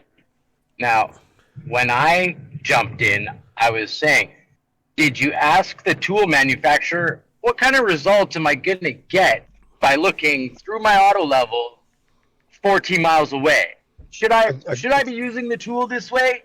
And what kind of results is the tool going to give me by using it in such a manner? Am I going to create a horizontal plane with an infinite amount of distance. That's what you Rob, should do, B-Ball, if you're honest. Is well, call the Rob, if I manufacturer was, of the tool. Yep. Okay, go ahead. well, Rob, if I was trying to be really accurate, just like we spoke about before, if I was trying to be really accurate in measuring for elevation, then no, I would not use it at that distance. Remember when I said that to you? Thank you. This whole conversation. If I'm trying to see, if I'm trying, hold on, I'm this not done. whole conversation has been about accuracy. Now, Rob. If I'm not really trying to be accurate, but all I'm trying to do is see that something in the distance that's taller than me, for some reason falls below my eye level, then yes, I'm going to use it for that.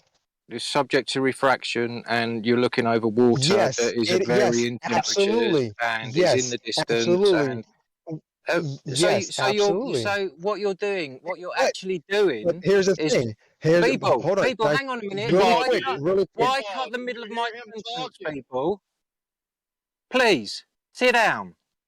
I think I was talking. I got cut off. So go ahead. What you're actually doing is you are mixing what you perceive to be geometry at a point with optics, which is subject to refraction over distance, over varying temperature water. You're studying refraction, B-Ball. You're studying the effects of refraction. You're studying refraction with a telescope. Yeah, that's what you're doing. It's the same. A 32 times telescope. Well done. Okay, so question. So So why is it that there's a section in these manuals that tell you how to account for curvature and refraction? Why are you running away from a straight line at a point, people? I still haven't got an answer to that. Curvature and you are refraction. trying to ask me questions when you haven't answered my first question. You can account for curvature and refraction. Answer my first question, and then we can move on. I think I already answered it. No, you haven't. How'd you get a straight line at a point? Okay, I already answered that question. No, you haven't. Yes, I have. No, you haven't. Yes. Look, we're not going to go back and forth, okay? So people. If someone else wants to ask me a question, go ahead. People, why are you running away from the question? He's answered it. DP, question. he has answered it. He's answered you by saying he can't answer it. Can we just leave it now, right? It's obvious people doesn't know how to answer that question. So we'll carry on. Would you like me to answer? Would you like me to answer said it was again? infinite. Dude, don't bother. Infinite. It's not worth it. Would you like me to answer it again? Well, can we just move on? Want you to say, I've already answered it 10 times, and then when we say you answered it, say, would you like me to answer it again? Rocky, I don't think you were. Rocky, I don't think you were here when I answered it. Were you listening when I answered it? I've heard you. Okay, so you know that I've heard you say, "Do you want me to answer?" I've heard you interrupt as you're interrupting me. Okay. I'm just wondering why you're doing it. Did you hear me answer the question? Beba, why are you talking when others are talking? Because I'm asking you, were you here? Mic bad? Is my hello? Mic test, lag test. Am I? Yeah. You're roboting now. Yeah, you're roboting. Yeah. Can everyone hear me? You're roboting a bit. I'm just going to say, I'm going to nip out. I'm going to nip out and go to Sean. Because this is meant to be about Sean. Sean and George are in a different room now. I presume because B-Ball has come in and turned this into a shit show. So I'm going to go into room 3 to go and see what's going on down there for a moment. You carry on, B-Ball. Tell them what you're doing.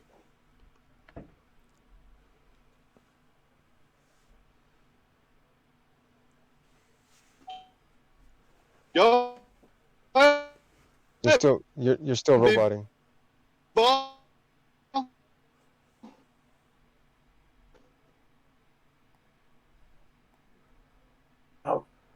How well you can read the graduations. Now, of course, you can use it at any distance you want if you have a story pole with coarser graduations. Like for me, I used it at 6 miles because I've made my own targets that I can center things on.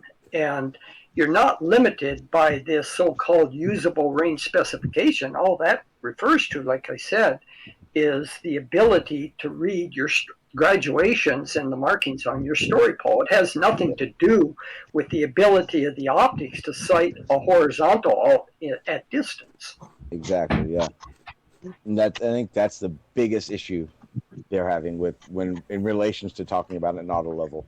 They act as if at 100 meters, the auto level just goes black and you can't see nothing after that. Yeah, and that's ridiculous. All you have to do is just, like I say, get yourself a story pole that has coarser graduations so that you can see it in the scope, and then, you know, center your auto level on those graduations. Yeah. And nobody has ever said that, Sean. Well, where do we get them from, George? DP, don't talk to me, because you and I, we can't have a conversation. No, we can't, Sean, because you keep over talking people yeah, when right, I'm asking him a question. So DP. let's not start this again. We're having a nice You guys conversation. were Don't bring that shit here, please. Yeah, and I asked Okay? you a question Okay. about Yeah, what you were DP, talking about. Me please. and George are having a conversation. See your way out of it, man. Damn. Who is that? DP. So, George, where do we buy these coarser graduated rods for further distance? Well, just use the coarser graduation on your pole rather than the fine graduations. Like if you want to go 10 times further out, use the 1 foot marks rather than the 10-foot marks. At the 10-foot mark, say you can go to 100 meters. Well, you can go to a kilometer using the 1 foot marks. Just use the same story pole, but just use the coarser marks on it.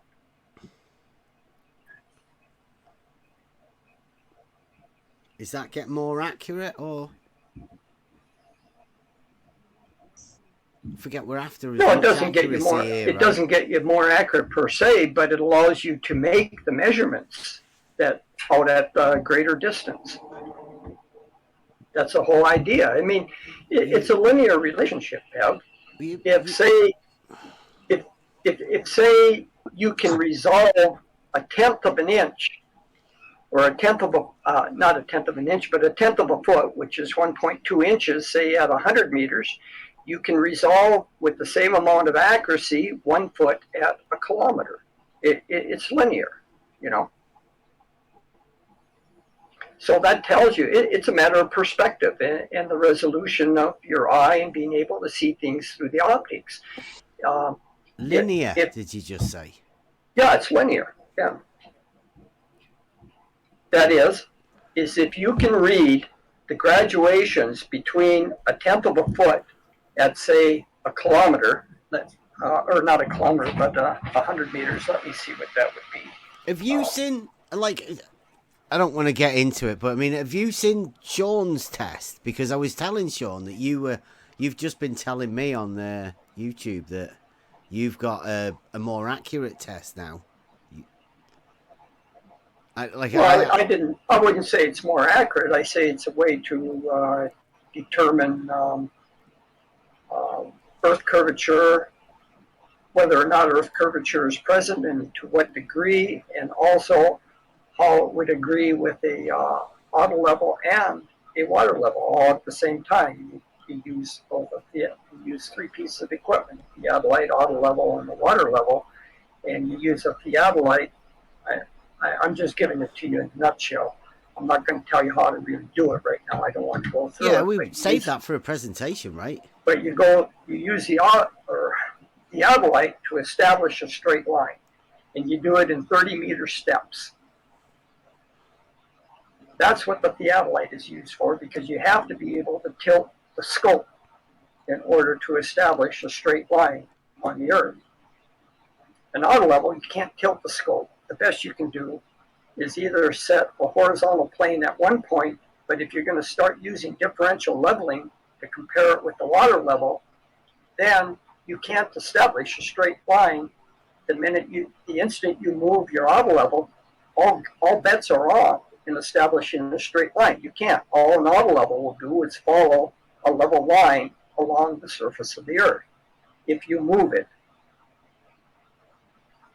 and doing differential leveling. That's what differential leveling means, is you're just transferring a point of equal elevation to other points. Yeah, a difference above the level, isn't it? It's the differing vertical height between the levels. The difference between the levels, yeah.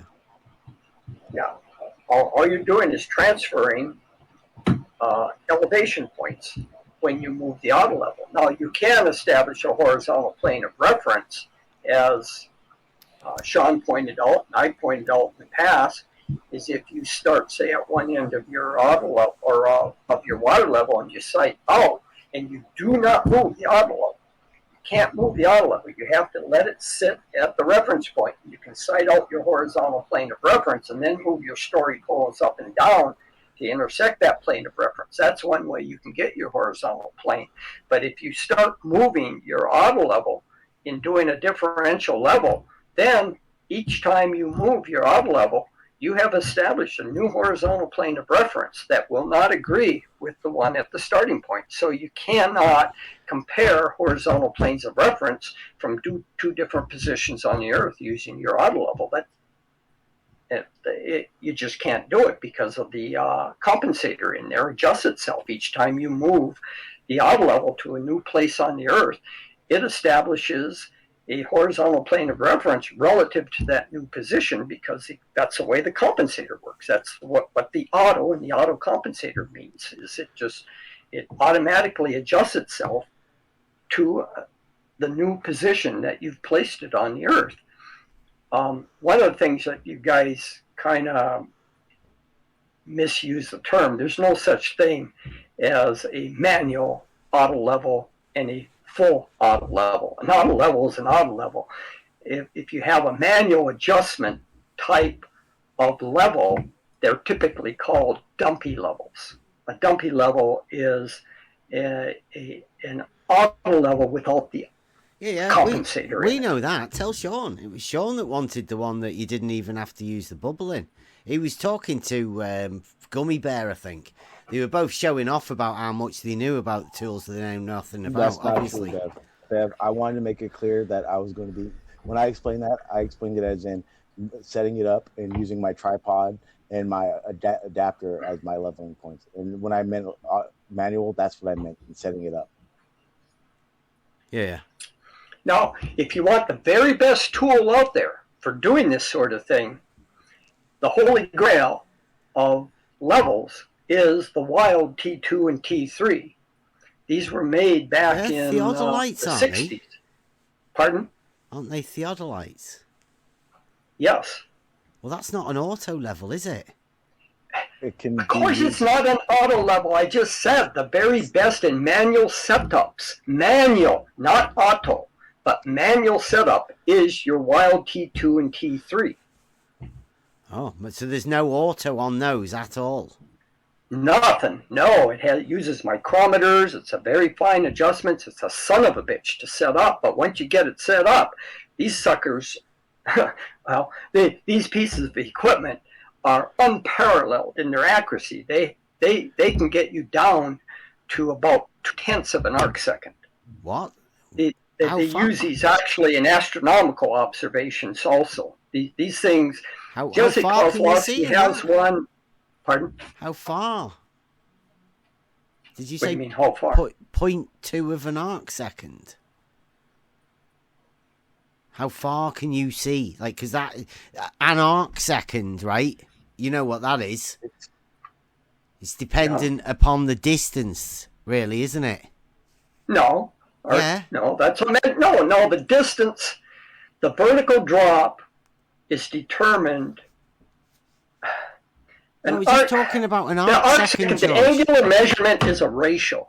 Yeah. It's a ratio between your vertical drop or the vertical height that you can measure over the distance that you're trying to measure. Isn't it Typically, the actual these arc? are rated these are rated in terms of an angular measure in terms of arc seconds. It's better to describe the accuracy of a piece of equipment in terms of angular measure, like arc seconds, rather than saying how much drop you have over a given distance, because the arc seconds works for any distance. Yeah, George.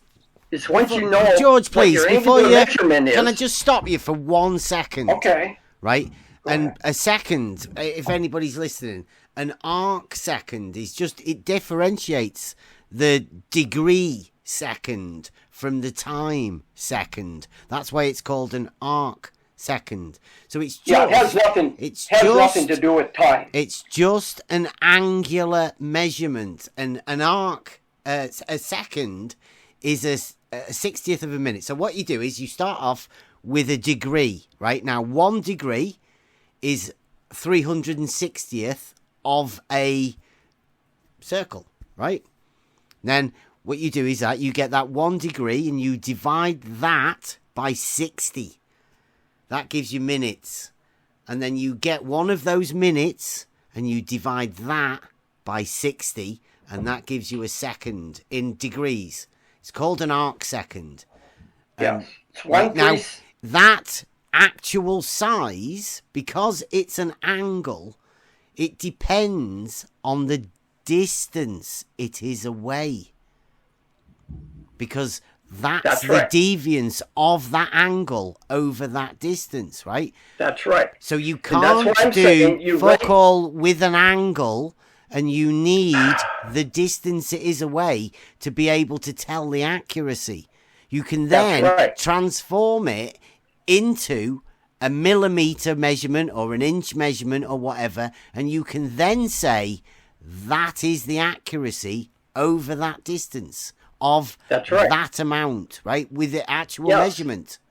That's right. And the reason why we use arc second measurements in rating the equipment is once you know that, you can know what the accuracy is at any distance. You don't have to keep a table with you saying, well, if I'm a kilometer away, this is going to be my accuracy. Or if I'm which is why, George, 100 meters away, this is my accuracy. That's all why you have to do is take that accuracy of point. Did you say 0.2 of an arc second or 0.2? 0.2 arc seconds, 1/5 of an arc second. Okay, so that's 3,600th of a degree that you're going to go and split that into another 5, right? That means okay, at 100 so that's meters. The size it. Okay, go on, 100 meters. Now go ahead, finish off what you're saying. When we've been working this out because there's a guy who lives in Maine who pretends to do surveying also, and he's got a plumb line test with no plumb lines in it, strangely enough, and he's looked over 1,500 feet, which is 500 meters, and he says he can get accuracy of 1 arc second. Now 1 arc second over 500 meters is 3 millimeters.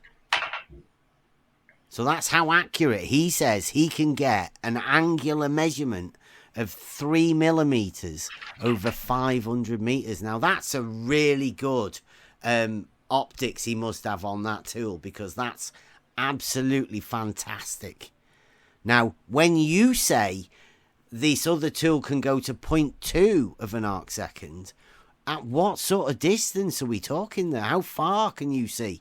Because he says he can see 1,500 feet, 500 meters, to an arc second. He says he's measured it. So what can you get? And with these ones, was it the Wild T2 and T3? Yeah. How well, far? Again, it would depend on your... you'd have to have a very good graduated pole in order to do that. And let's see here. Well, no, you're just measuring an angle, George. Yes, just... You do the calculation afterwards to find out what the measurement would be. It's like just how far would you look to measure that angle? Yes.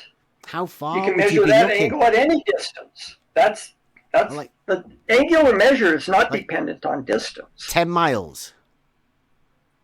Yes, but at 10 you're miles, saying at 10 miles you could read an angular difference of 0.2 of an arc second. Yes, it does. It's independent of distance. That's the whole idea for angular measure. It doesn't depend on distance. What's the smallest angle that you've ever measured over the largest distance? Hang on a second. Con's upset about something. Hang on. God, dog. Somebody. Seems a lot of people are upset about something. Yeah. See, banging tables. I'm keen about this. Can you imagine if you were asked to look over, say, 10 miles, and then could you measure an angle of 1 or half an arc second? Like, what would you be measuring? Can you imagine what the job would be that you'd... Y'all, before y'all came in, he had the crosshairs, and he was judging those off of arc seconds. What is it, George, you said earlier before they came in? The crosshair was 2 arc seconds or 2 milli. What did it about 2 arc seconds?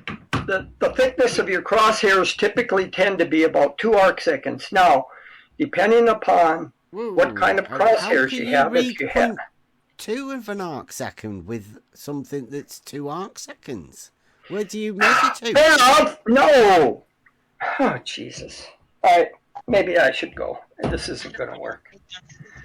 Well, I'm sorry, George, but in a wild T2 and T3, the thickness of the crosshairs are much finer than 2 arc seconds. I'm talking about a typical piece of equipment like an auto level like you have.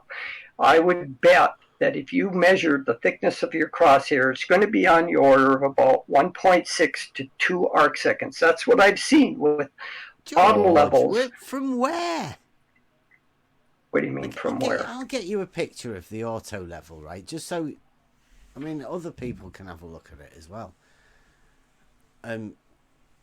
All you have to do, Bev, is set a target out in the distance, a graduated target. Then look at how much of that target, how much of the scale does the crosshair block out. Measure from the top to the bottom of the crosshair on your target, and then calculate what that thickness is in terms of arc seconds. You've got the vertical thickness. Bev, quit interrupting. You look at a scale. Let's say I have a scale where I'm measuring the top of the crosshair at, say, 2 inches.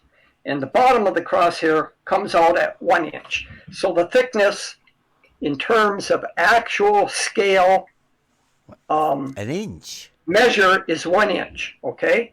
And let's say you do that over what? Crosshair. Jesus. Forget it, Bev. You know, I don't know why I even try to talk to you. You're an asshole. You keep interrupting. You won't let people finish. Okay. Well, you have a look at the picture I've just posted in the thing. You see that the eyepiece lens, and then there's the reticule, which is where the crosshairs are. Like, they're literally just lines on a thing. I mean, I don't really understand where you're getting your angles from within that crosshairs. Not with the auto level, anyway. Because as you can see... You won't let me finish. That's why you don't understand. You never let anyone finish a fucking sentence, Bill. In that picture that Jesus I just Christ. put in there, it's got... Dad, why don't you let him actually say it then? Well, I want to get this out. I just want to get this out. You're saying the same thing, and you asked him a question? No, I'm not. I've never said this to you guys before. You said what you're saying twice now. Yeah, and I've still not finished. You've just interrupted me. You said, how do you do that? You said, how do you do that? And then you cut him off to go into this. I said, what you do, you look through the eyepiece to the reticule, which are the lines on the thing, and then you see the end of a fixed prism. That's where the image is. So you're looking through the eyepiece, through that reticule, into that prism bit. That's the limit of what you actually see in the auto level. The rest of it's all sorted out with the gubbins and the lensing of the other end. But as for you looking, seeing the crosshairs and the image, it all happens within that 2 inches at the end that you look in through. So I don't understand when George says he's got an angular measurement of the size of the crosshairs. That's ridiculous. You look through the crosshairs to read the numbers. You use that mark to read something. You never get something that's so far away that the crosshair blocks it. You don't? I didn't explain earlier that when at 400 meters, I wasn't expecting to be able to see a 10th mark because my crosshairs would be in the way. You said you could didn't hear see, it, but he was also explaining to me that the AG2, the one that the autoscope that he was talking about, how it has actually a reference in it that makes it so that you can be more fine than that. But you wouldn't let him say any of those things. Because if you get into actually listening to it, he explained it to me perfectly. You just wouldn't let him talk. That's why I cut you off, because I know he has a very good explanation for exactly how this is done and what you would use in situations of that happening, but you wouldn't let him talk. I did let him talk. He was talking quite a lot. No, you didn't. Yeah, he was talking loads. Okay. It's all right. So see that image I just put up where I'm looking through an auto level to something I have marked on a tree? You see that crosshair? It has a thickness to it. That thickness typically is about 1.6 to 2 arc seconds. And the way you can get that measurement is all I'd have to do is put a scale on that tree and see where the top of the crosshair crosses the scale and the bottom of the crosshair crosses that scale. Get that distance in terms of, say, inches or millimeters and know how far away I am, ratio the two, and then that tells you what the radian angular measurement is of the thickness of that crosshair and convert it to arc seconds. Wow. Very easy to do. You're getting a line to give you a distance, a size. Oh, God. I'm defending this at the minute, George. Have you got this from Ruhif? What? Well, you've got a line of a crosshair, obviously, that's right in front of your eye as you're looking. And then you see my image there of a tree? This was out in Colorado. Yeah. I have my auto level trained on this orange band I put on a tree. Yep. Okay? Yep. Now, do you see that crosshair? Yep. It has a thickness to it. Yeah. Okay? That is a vertical distance that you can measure if you put a scale on that tree. And I could get what that vertical distance is, and by knowing I'm over 400 feet away from that tree, I can calculate what the thickness of that crosshair is in terms of an angular measurement and how much it will block out in terms of an angular measurement on the image that I'm looking at. Fantastic. That's Ruhif side angle. What? What's this Ruhif stuff? I don't know what you're talking about. You just you're getting an angle at your eye, and you are determining the length of the side that the line is on, right? You're actually going to put a distance, a size, to that line over that distance. I can measure how much it blocks out in the image. If I put a scale there, I can actually measure how much that black line, that black crosshair, blocks out of the scale. Once you have how much that is in terms of physical measurement, knowing your distance that you are to that target from the auto level, how far that auto level is to that scale, you can calculate what the effective radial or the effective angular measurement is of that crosshair and how much in terms of an angular measure it's going to block out of your images. That's all I'm saying. What would it be over 1,500 feet? If you think that, like you said, that what you had, the picture was 400 meters. No, I didn't. I said 400 feet. Oh, 400 feet. What would it be over 1,500 feet? Well, it's linear. Take it about 3 times that. So what would it be in arc second? Pardon? What would it be in arc second? Sorry. It's going to be the same thing. It's always the same amount of angular measure. That's why we use angular measure. It's independent of the distance. No. I don't. That's fine. I'm just asking what you think that arc second of that crosshair would be over 1,500 feet. In terms of Of distance, you mean? In terms of vertical height? Yeah. How much it will block out in terms of physical measurement? Yeah, the vertical. Okay. All right. Because you're turning that line into a vertical angle, aren't you? Yes. And then you're now going to do a calculation to turn that vertical angle into a size, right? The end bit of the triangle in the distance, you're going to be able to calculate this a length now, aren't you? Yes. Yeah. That's what we were talking about. That's, if that crosshair, you call that the side angle. If that crosshair is effectively 2 arc seconds, it will block out about 2/10 of an inch at 1,500 feet. Well, okay. So let me ask you this. Oh, wait. Let me try this again. Hang on a second. Let me make sure I did that. 2/10 of an inch. Just a minute. Fucking A. I said, hold on, Bev. Sorry. Let me recalculate this. Jesus Christ, you're annoying. Well, the only reason I was asking was because over 1,500 feet, if that crosshair is the equivalent of 2 arc seconds, how could you ever get within 1 arc second? There's ways to do it. I said if you have micrometer, like a Topcon G2, you have a scissor, on your horizontal crosshair, you have the crosshair comes out horizontally and then it splits off into an angle, which we call a horizontal scissors. Splitter. And with that scissors, you can center things up so that you can estimate where the center of the crosshair is. Yeah, I think Slice Barkane's got one of those in his auto level.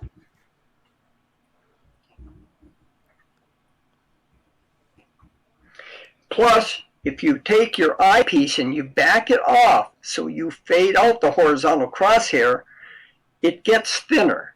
So that's another trick you can pull, is to fade out the horizontal, or to fade out your graticule so that it looks thinner in the eyepiece. But a better way, of course, to do it is to have the crosshairs with the scissors, horizontal scissors in it. Then you can center things up. Bev, do you remember in that video if there were the forks in that image? The whole plumb lines, the guy from Maine? I don't remember him having that. No. He just has crosshairs. Yeah. That's why I was asking about if George is saying the crosshairs is equivalent of 2 arc seconds, how could you ever get within an arc second? Yeah, I know. I think George was saying that they're just standard construction levels, right, George? You're talking the fine. Well, no, even good auto levels have, the crosshairs have a thickness to it, Bev. Every one I've ever measured has been on the order of 1.6 to 2 arc seconds in terms of what it's going to block out in terms of angular measurement. So you have to take care. What I was saying, the reason I put this up is you just can't center your crosshairs on your story pole and say, good enough. You're not going to be able to measure the curve of the Earth doing that because the crosshair is too thick for it. So you have to have a better auto level where you have the scissors where you can center the thing up so you can find the center of the crosshair so that you can get the sort of resolution you need in order to make these measurements. You just can't go out there with some freaking auto level and align your crosshair without using one of these other techniques to get where the center of the crosshair is on your graduations. Right. Well.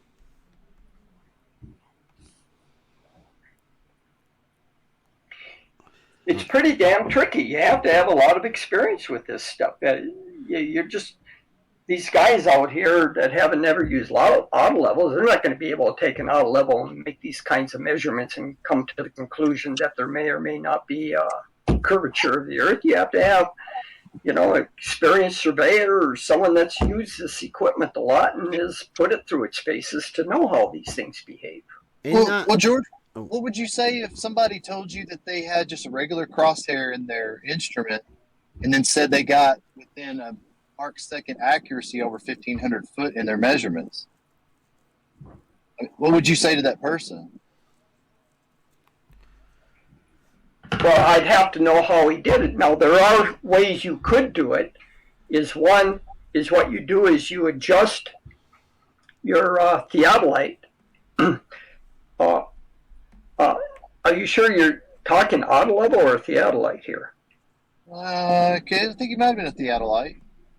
Yeah, well, with the theodolite, you can make an estimate. With the theodolite, you can make an estimate. You can move the scope up and down. You can see where your graduation is. Say you move the scope so you see that the top of the crosshair just hits the mark, and then you adjust the scope a little bit and get the bottom of the crosshair to hit the mark, and you average the two to be in the center.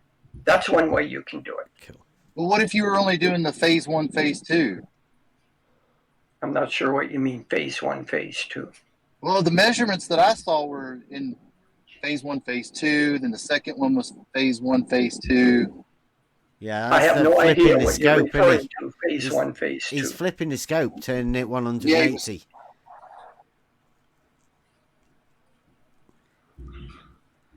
Yeah, you always want to flip the scope when doing precision work so that you average, because things do change a little bit when you flip the scope.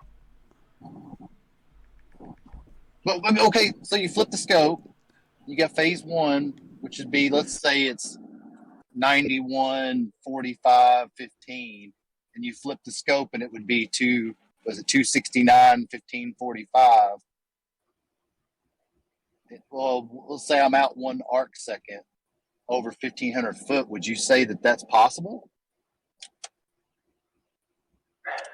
I'm not sure what you're asking. Are you talking about collimating the or the theodolite? Isn't that how they take readings, George? Is that not standard practice? Well, I'm trying to understand what it is you're asking here. It was a seasoned surveyor that did phase 1, phase 2, phase 1, phase 2, and did, I can't remember the exact readings, but they were only out 1 arc second over 1,500 feet. Reciprocal. Yeah, sure. Okay, what about it? That's easy to do, yeah. So what that, I have a Topcon, my theodolite that I used was a Topcon GTS 3B. It's 1 arc second accuracy. I could do that all the time. Nice. So they're really accurate, these then, over, because you realise over like that far, 500 meters, that's 3 millimeters. Yeah. So that would be from the bottom of 3 millimeters to the top of 3 millimeters would be 1 arc second.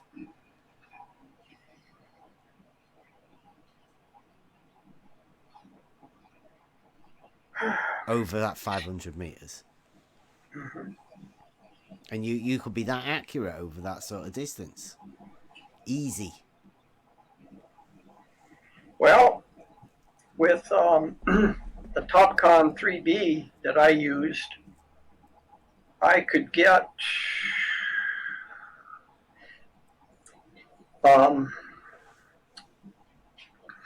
I could see a difference.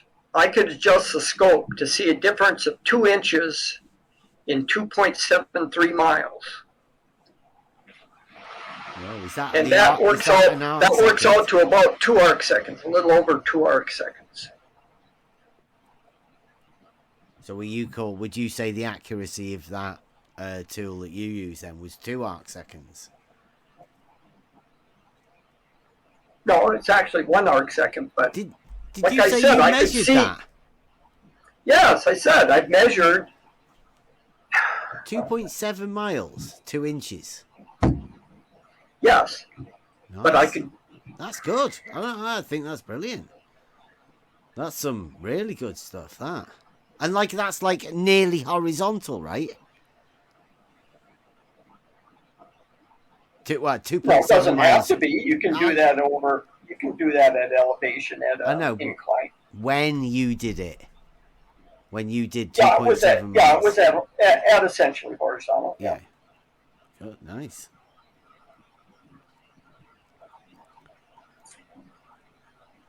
Because if you recall, that channel marker that I use a lot is I have every aspect of the physical being of that structure precisely measured. And the cross struts on that were 2 inches steel, angle iron. And that power structure is almost perpendicular to my line of view. It's aligned quite perfectly with my observation corridor. So when I'm looking at those struts, I know that they're 2 inches thick in width, and I can sight the crosshairs on the theodolite on, say, the top edge and the bottom edge of those struts, and I can actually see the difference in the measurement in the angle readout on the theodolite. It is precise enough for me with fine adjustments to measure the difference in the width of a 2-inch piece of angle iron at 2.73 miles away. Nice. Can I take you back to that comment that you gave us earlier? Because you said you could detect Earth curve within 200 meters, and you could get better. It seems like, I think, by taking more steps and 90 meters and 30 meters. So that seems like you, in your new test, you're doing like short distances. Is that right? Well, you can, but the trouble is in using short distances is your window of error is extremely large compared to what you're measuring. I mean, if you're looking, say, at a couple hundred meters,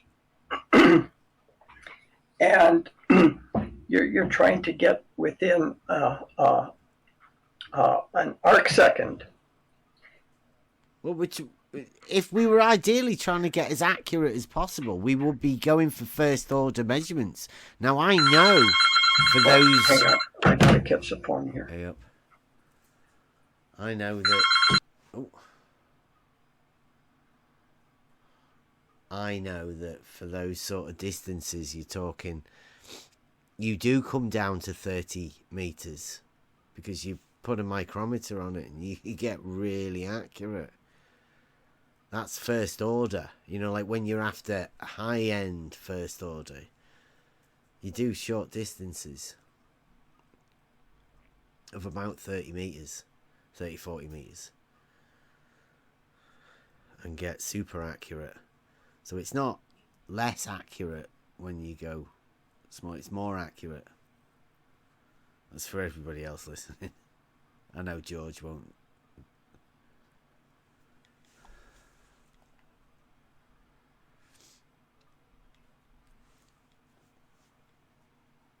It's interesting. Is Sean gone? Or we get left here with George? I don't want to put pressure on George, but he does sound like he needs a drink and a bit of a rest.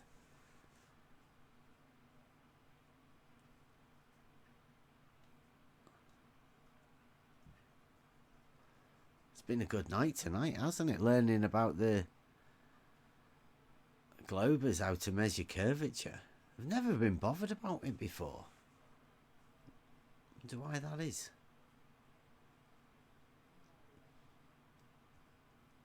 They're all scrambling. Might be because of the rumpus. I'll have to ask George how rumpus is doing. It's just interesting the putting an arc second to the crosshair.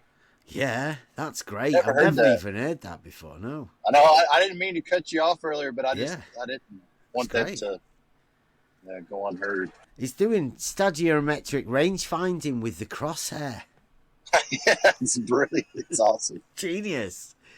I never imagined you could have gone for that before. That is good. Hey guys, Funk wanted to say some things before he didn't get a chance. Maybe we can give him a chance to speak. Well, yeah, you know what George is going to be like though, so Funk, so get ready when George comes back. I have nothing to say about this topic. Funk, you were complaining to me a half an hour now how you didn't get a chance to speak, and now I open the floor for you. He just likes moaning. It wasn't the problem. Wow, bro, I don't know what to say. It's not the problem that I cannot speak right now. It's the problem that when it's quiet, nobody else is speaking, and I speak, and 30 seconds later, DP is telling me to mind my own business. DP's and then not I get here. muted. DP's not here. Well, you asked what the problem was, and this was the problem.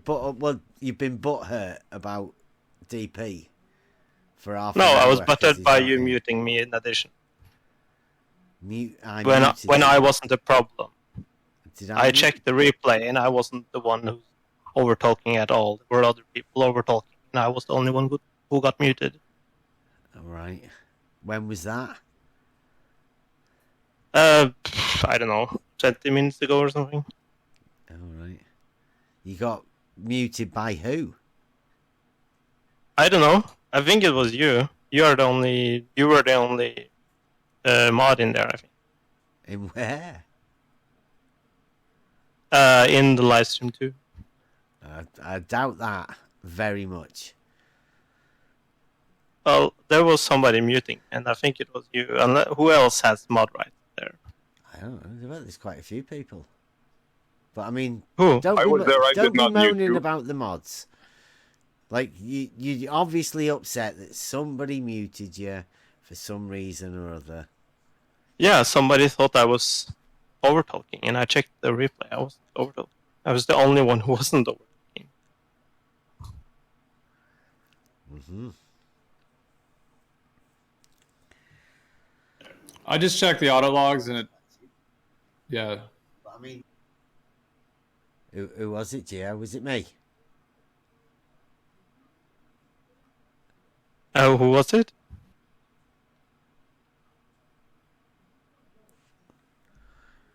Just say whether it was or wasn't me. That's enough as you need to say. It looks like Brandon's coming back tomorrow. Is it? I think he has a show today. Watch live now. Brandon's show tomorrow. What? Is he live doing a show tomorrow? What's that? Oh no, there might be.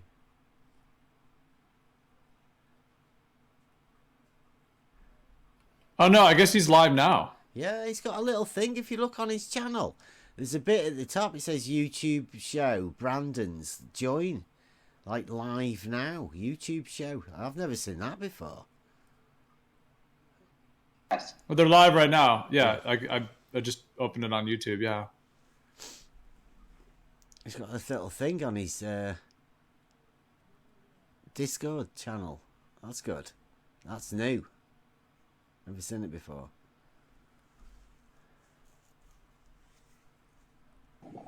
Yeah, they have been adding quite a few updates here lately.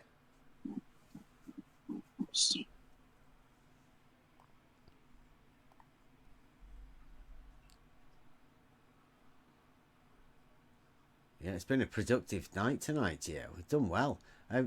Hopefully Sean G will come back at some point when his PC's working to do a presentation, because nobody's got a clue what he's on about, I think.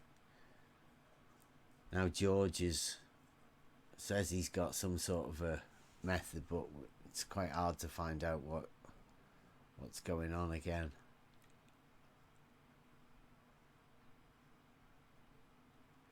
He got a phone call.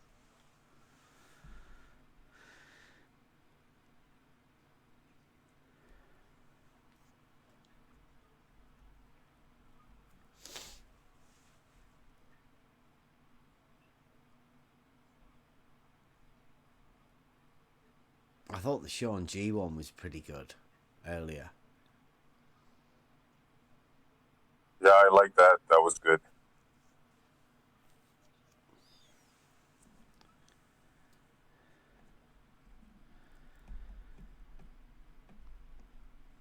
Got shut down by the Globe Council. It did get a little heated, yeah, of course, but yeah. It was a very good discussion. They were coming after Sean. Felt sorry for him at one point. It's like he was telling them there was no hump, and they really wanted the hump. It's like you can't upset some. I mean, like that's the paradox, right? Some people have the hump, and some people have the drop, and the humpers can't tell the droppers that the drop doesn't exist. The droppers can't tell the humpers that the hump doesn't exist. It's a tough one for the ballers. Sean kind of settled down and said his piece and blah blah blah, and then the guy goes, "Well, about your hump." I was cracking up laughing. You know what the beauty of it was? The most spectacular of all, it was the ballers themselves going at it. That was special, man. I don't understand what's obstructing if there's no hump. Yeah. What's doing the obstruction? If the water, isn't bulging or humping in front of the viewer, then why would anybody, what would, that's causing the obstruction, I thought. Maybe I'm confused. That's got to be one of the best tapes of all time right there. that right there, yeah.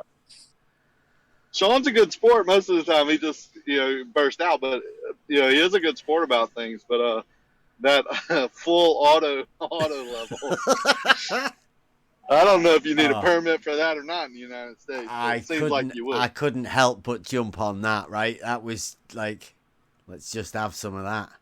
I get it though. I say things like that. You know what I'm saying? No, yeah, they were saying that the bubble one, right? Or there's ones without the bubble, that full auto, right? They do everything themselves. The new tech. I mean, I'm only used to the normal auto levels with the bubble, but it seems like there's some new manual stuff. Yeah, the manual autos. But I get where he's going. He's just. I gotta say, Sean is one of my favorite ballers, if not my favorite baller. Yeah. Well, I don't think he class himself as a baller. He's on his own. Sean G's just Sean G, right? There's no need to call people ballers or whatever. There's those of us that just live in reality. Sean's just one of them. Today he was using some serious logic there with the hump. Yeah. He wasn't having no hump, so I think that the logos is getting to him a little bit. It's ridiculous, the idea of the concept that the water can actually raise up from you. I mean... Yeah, that's sheer fantasy. Yeah. Uphill rivers. It gets you talking about uphill rivers. It's crazy.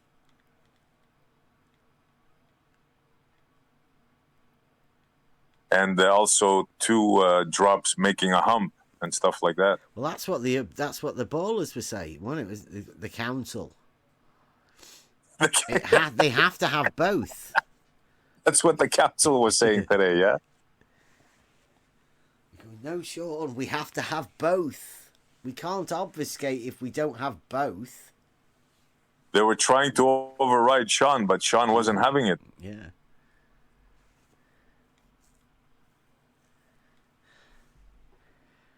Team no hump.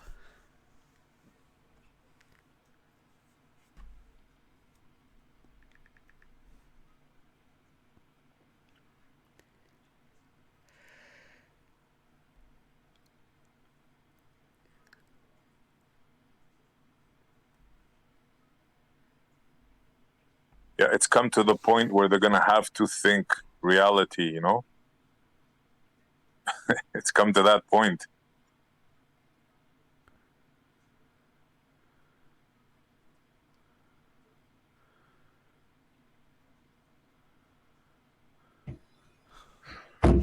Okay, I'm back. Bev, is there something specific you wanted? Whoa. What, no, don't think so, George. We just get you to check that, when you do the stadiometric range finding with the stadia hairs, are you doing a similar sort of thing with the crosshairs, but more of a refined? Yeah, basically, sure. That's one way to put it. Mm-hmm. Is that usual? No, all I was trying to do is to try to tell you how much your crosshair will block out if you're trying to make these fine measurements. And in order to do these very precise, very small measurements, you have to account for the thickness of the crosshair or develop a technique in order to center up your graduations with the center of the crosshair, because you're going to have to move the crosshair up or down a little bit in order to find where the center is. Or if you have the horizontal scissors in your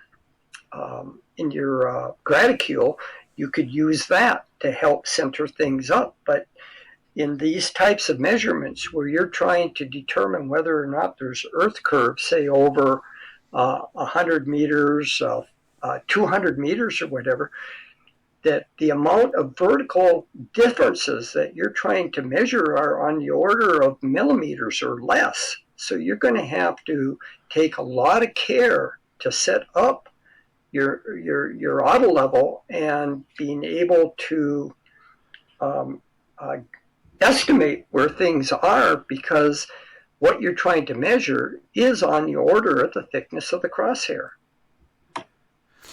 That's what I was saying when you left to do your thing. I said, for first order, or for the, like, I mean, there's better than first order, right? Ultra first order, let's call it. For that, then you decrease the distance, put a micrometer on it, and read to 0.01 of a millimeter. Right? Yes, Ultra. but you're also, in order to measure using the micrometer, you're still faced with the thickness of the crosshair and centering that on your micrometer reading. Yeah, but you're reading to 0.01 of a millimeter.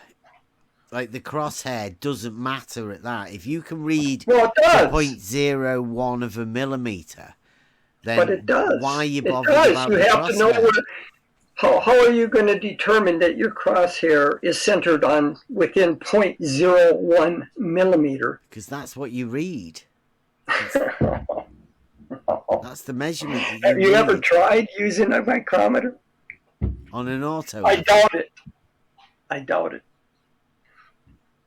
You only do it to about 30 meters, right?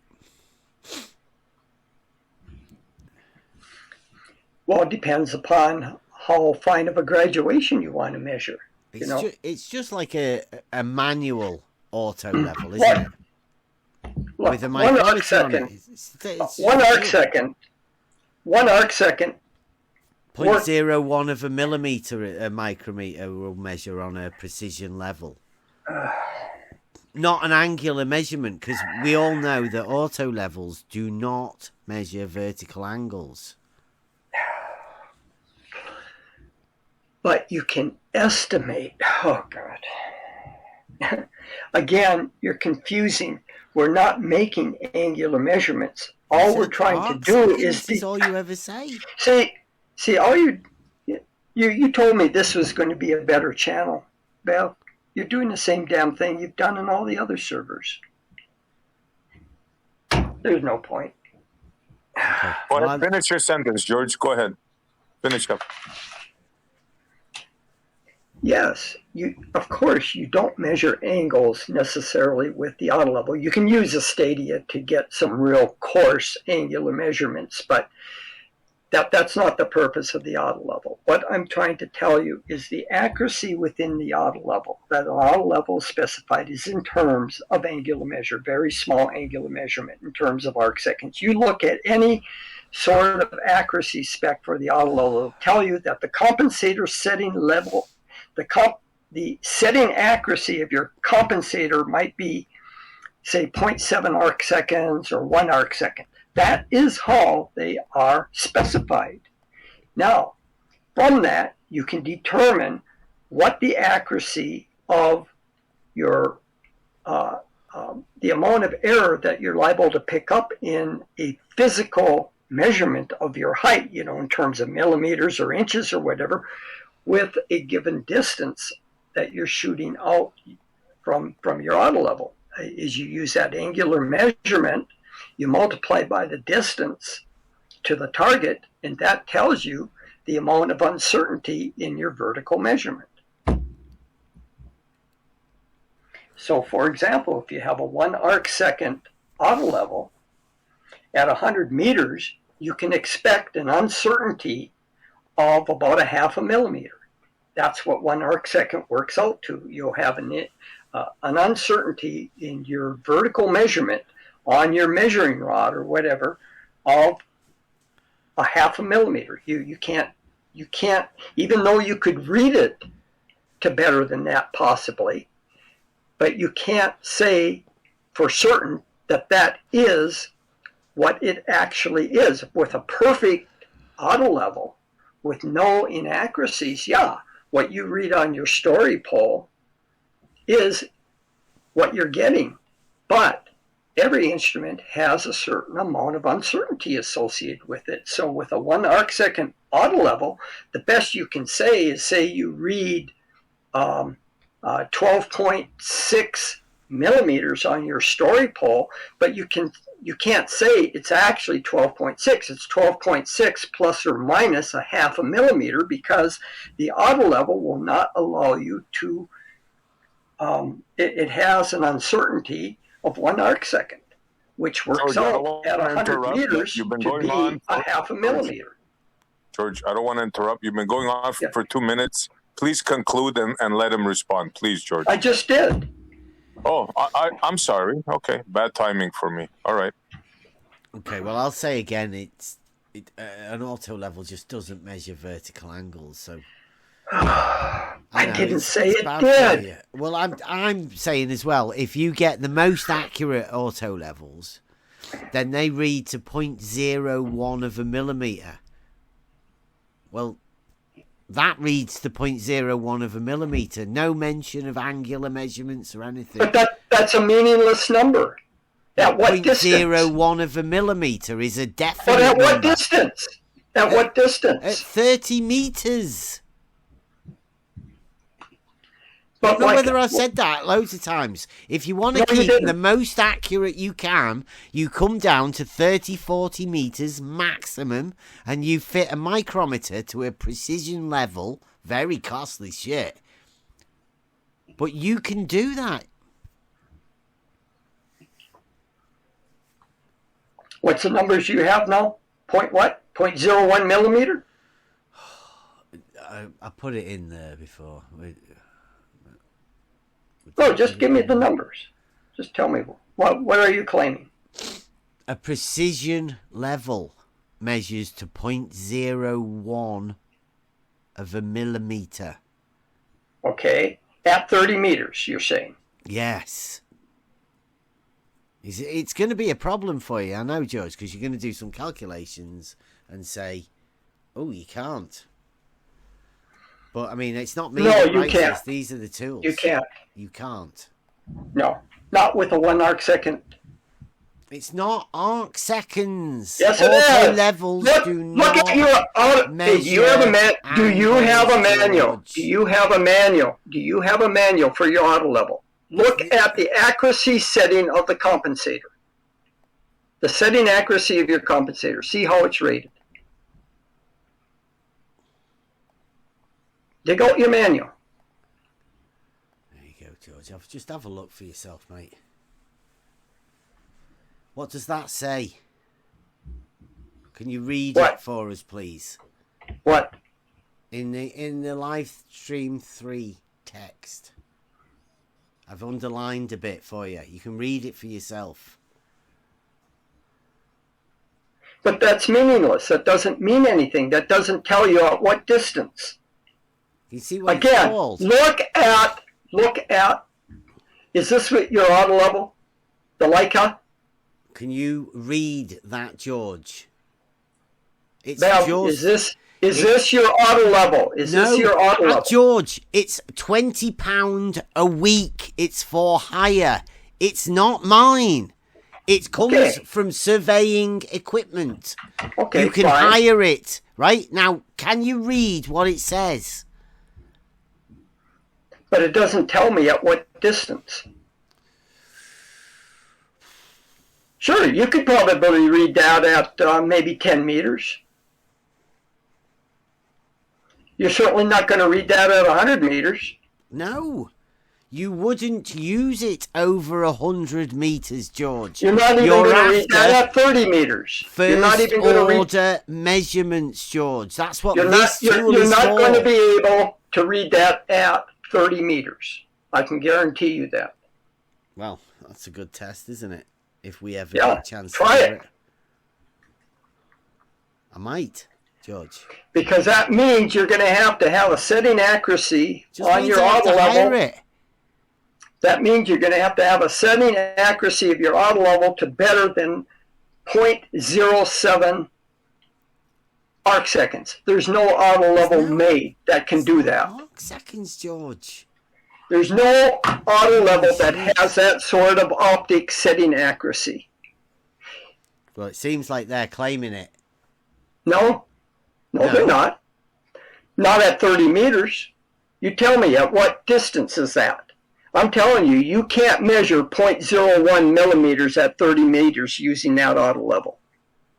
Absolutely not. Impossible. Wow, that's a big claim, George. Yes, it is. Ask them. Call them up. Even a wild T2 and T3 couldn't do that at 30 meters. Whoa. See, again, you don't understand the specifications of any of this equipment. You're right, George. I haven't got a clue. You don't. You don't understand. No, you don't. You haven't any clue. That measurement, that number is meaningless. That 0.01 millimeters is meaningless without a distance. It's only their advertisement for hiring it, George. That's Precision levels. Yeah. So you're telling me you can measure 0.01 millimeters out at a kilometer? They might be making it up, George, mightn't they? Could be. No, why would you want to measure a kilometer, George? Well, I'm saying, at what distance are you measuring? I'm telling you that's meaningless without a distance. Mm-hmm. That's meaningless. That's a meaningless number. Mm-hmm. Totally meaningless. Yep. I'll look up the Leica GPM3. Let's parallel plate micrometer. That sounds cool, that, doesn't it?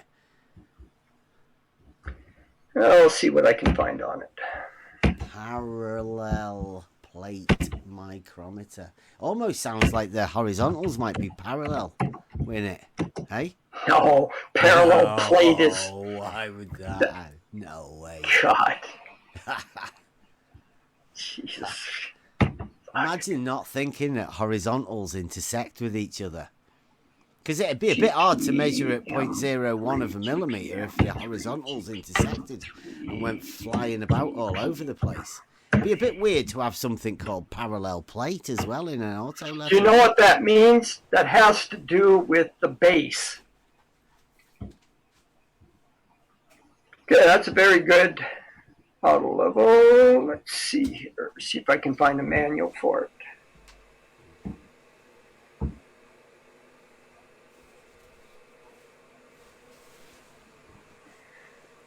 Oh,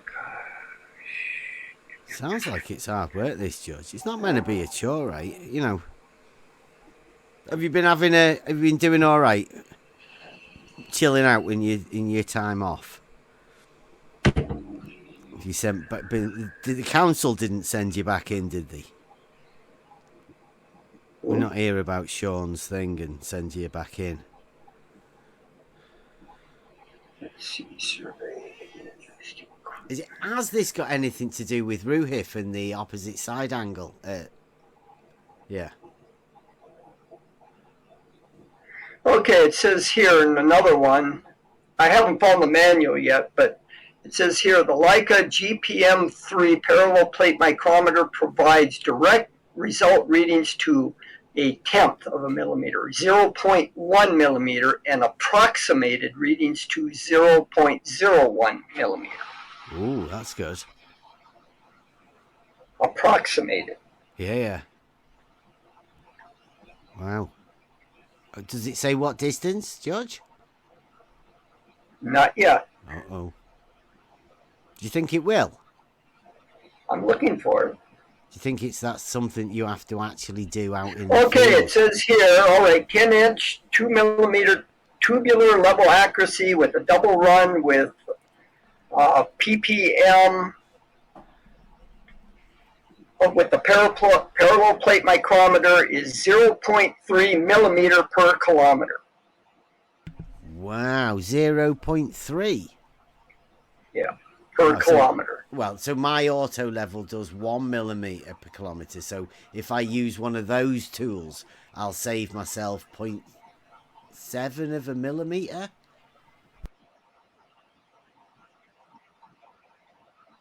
So again, that 0.01 millimeter means nothing. Well, it means you can be a lot more accurate than 1 millimeter. Not at a kilometer. Not at a kilometer. Well, no, over a Not millimeter. At 100 meters. That's a kilometer double run, right? That's what it says, isn't it? For 0.3 millimeters, not 0.1. Yeah, no, that's over a 1 kilometer double run. Like, that's all the way out and all the way back. 0.3 of a millimeter. That's fantastic, that, George. It'd take quite a few setups for you to do that. I wouldn't say it's fantastic. I mean, most auto levels can be within a millimeter on a double run, all that kilometer. Well, that just shows you how good the 100-pound auto levels are, right? I mean, if you're only after to the millimeter... What's your point here, Bev? All I'm trying to do is show you that this number that you put out there, 0.01 millimeter, is meaningless. Right. Because there's no distance associated with that in that advertisement. Well, you've just looked at the thing. It's not an advertisement. It's the specs that come from the guys that make the thing. That's not a spec. Well, you can use that tool, George. If it doesn't do it, you'd be able to go back to them and go, hey, why did you do this? It doesn't do it. I haven't got a clue. Yeah, at what distance? Well, do you think you could measure your micrometer, Bev? At what distance do you think you could use the 0.01 millimeter resolution to? Why do you bother about the distance? Because it's very important. You can't measure 0.01 millimeters out at 100 meters or even 30 meters. No. You can't do it at 30 meters. You do whatever. If you can go for the 1 kilometer double run, that's 1 kilometer out and 1 kilometer back. Doesn't matter how far you can go. If you can use that tool to be 0.3 of a millimeter over that kilometer double run, then you go all the way out. If you do it in 100 times to go out there and 100 setups to come back again, if you get back and you are 0.3 of a millimeter off what you started off from, then that's bloody good, George. Yes, it is, but it has how nothing far, to do. Doesn't it has matter nothing how to do far, with a George. 100th of a millimeter, though. Well, this number you were throwing out that has nothing to do with 0.01 millimeters. All you're trying to do is be spectacular with these meaningless numbers, which is bollocks. Well, if you do double rodding, share a straight line all the way out for a kilometre, and you can be accurate. If you can share a straight line all the way back again for a kilometre, and you be 0.3, you can be pretty certain that you've been dealing with straight lines all the way. But you can't set straight lines with an auto level. Parallel straight lines all the way.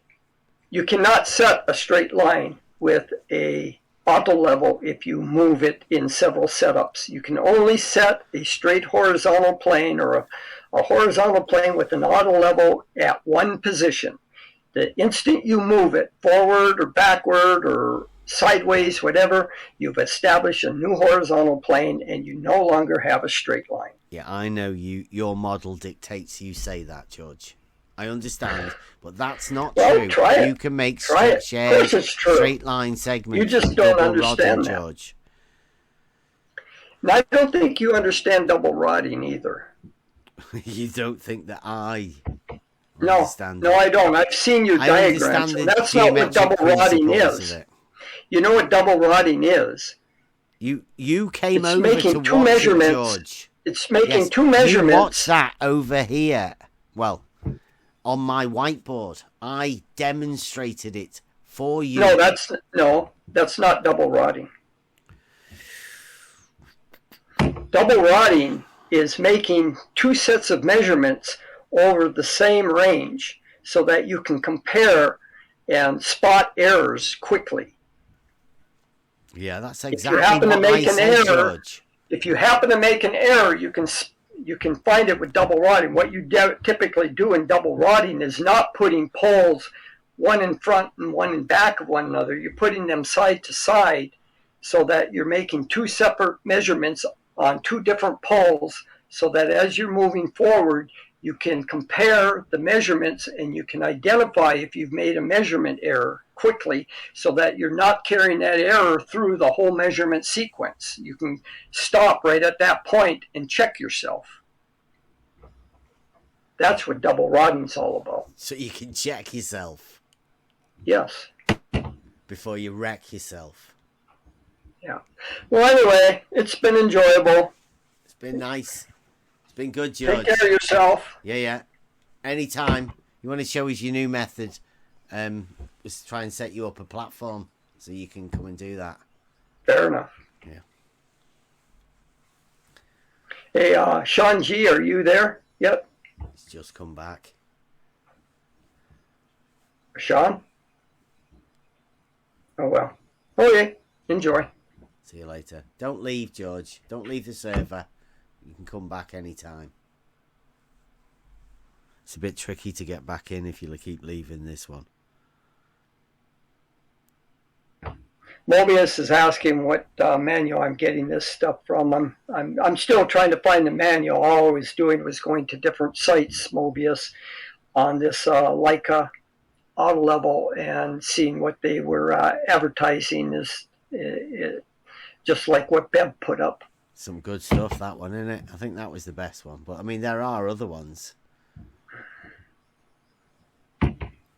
Precision one. Like I'm going to keep trying to find the manual for it.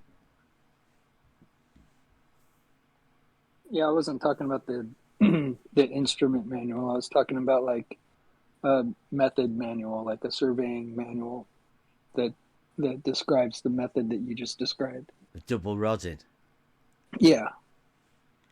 I was just wondering where you got that information, George, because that doesn't sound like anything that I've seen. But maybe you've got a special source manual that you'd like to share or something.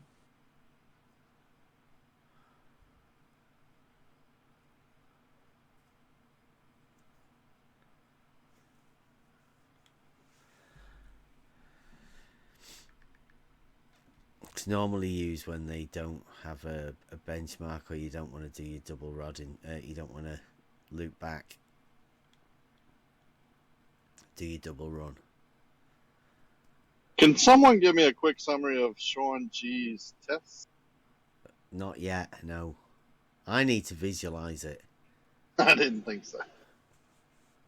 And I don't know whether anybody's had any chance to. I think George has come to shut Sean down. Any predictions?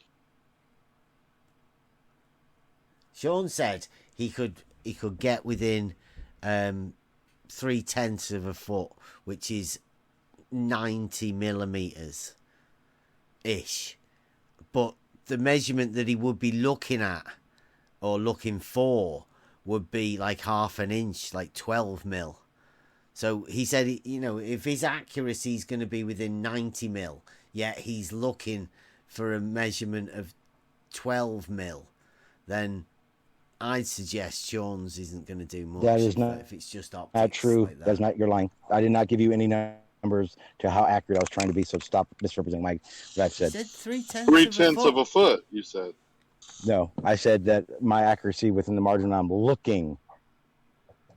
Yeah. I didn't say anything about measurement of drop. I didn't say an accurate measurement of how much there'd be drop. None of that. The So, water level. Bev, please stop saying I did. The water level.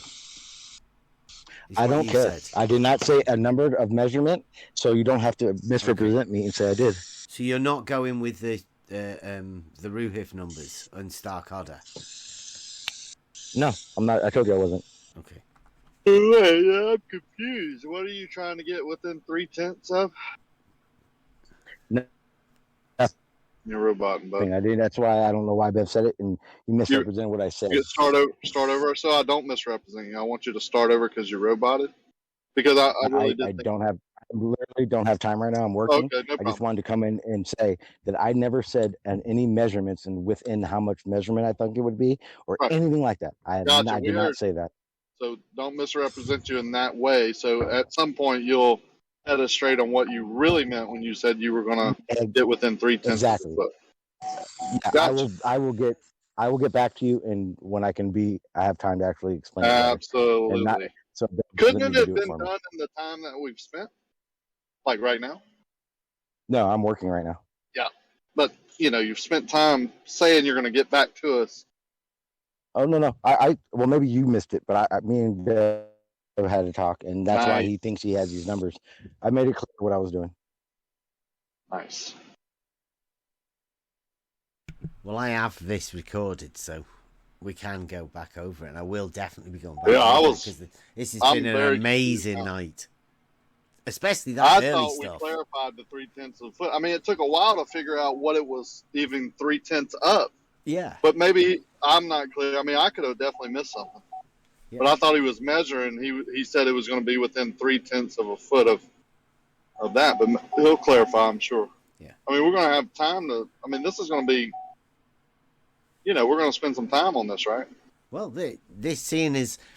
This is dealing with auto levels. Got one, yes, I have, and 400-meter water levels, which I'm present. Oh, I got one of those also. Hear that? I got an auto level right there. That's I got two in here right now, and a laser. Yeah. A full auto laser. You just chuck it out the back of the van, it sets itself up and everything. It's ready to go. Well, within a margin. If it lands upright.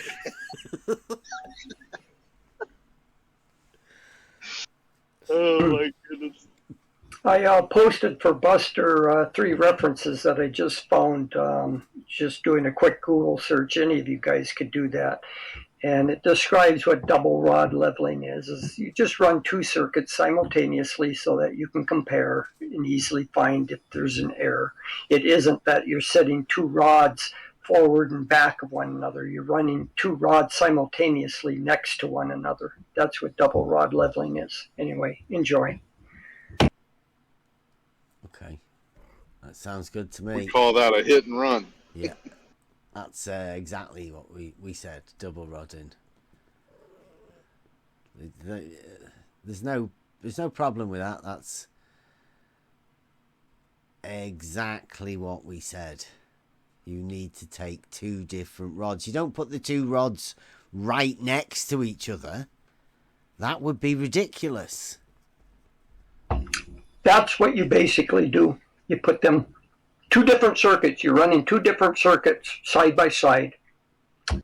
Yeah, but you don't put the measuring rods next to each other, George. They're 2 well, rods. You can put them like 10, a couple meters apart. No, further than that, George. Come on. No, you don't. You don't You don't run them in front and back of one another like you do. You put them side by side. So you're running 2 circuits simultaneously. Please, George, do not do this. Is professional people do this. Yes, and again, you don't understand what double rod leveling is. Just go to the references and read it. Read what I posted. I just grabbed this off the internet. Very easy to do. George, you didn't know what it was the other week when I told you about how it's done. And how we would use it to show a shared straight line segment. I just didn't know what the hell you were doing, and you don't know what you're doing. Yeah, George. Yeah, I don't know if it was on purpose. Maybe he's lagging, but he did cut you off. What was that, Bev? I said we told George how to do it the other week by showing him how to use a shared straight line segment. Geometric principles. It's either a shared straight line segment or shows you parallel planes established by the auto level. That's how you keep a check. You do a running 2-peg test constantly. Never ends. Keep going off in a straight line.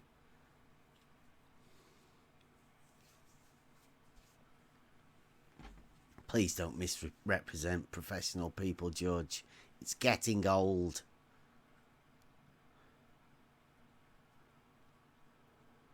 Oh, he's gone. Oh dear. Did he leave the server? He probably. I don't know. He gets butthurt like that. It just happens. Still banging that table, I see. Yeah, it's getting even more. Did I get that right? That he was suggesting that you have the the two rods next to each other at the same distance from the auto level? I think so. That's or within 2 meters, he said. Why would you do that? You're not measuring the distance, the elevation left to right like that. That's like, I don't know. It's because he wants to leave you a chance to imagine that there's going to be a curve at some point, and these horizontals can intersect at that point. It's the cog disc is going to be terrible for someone like George. That's just really odd. It's the hump, isn't it? George has got the hump within the auto level, whereas Sean G is measuring the drop. That's the problem. The double rodding puts a hump there. Rumpus is going for the drop as well. Yeah. If he ever does his test, yeah. And George just supported through hip side angle. There's a concerted team of people obfuscating together, backing each other up.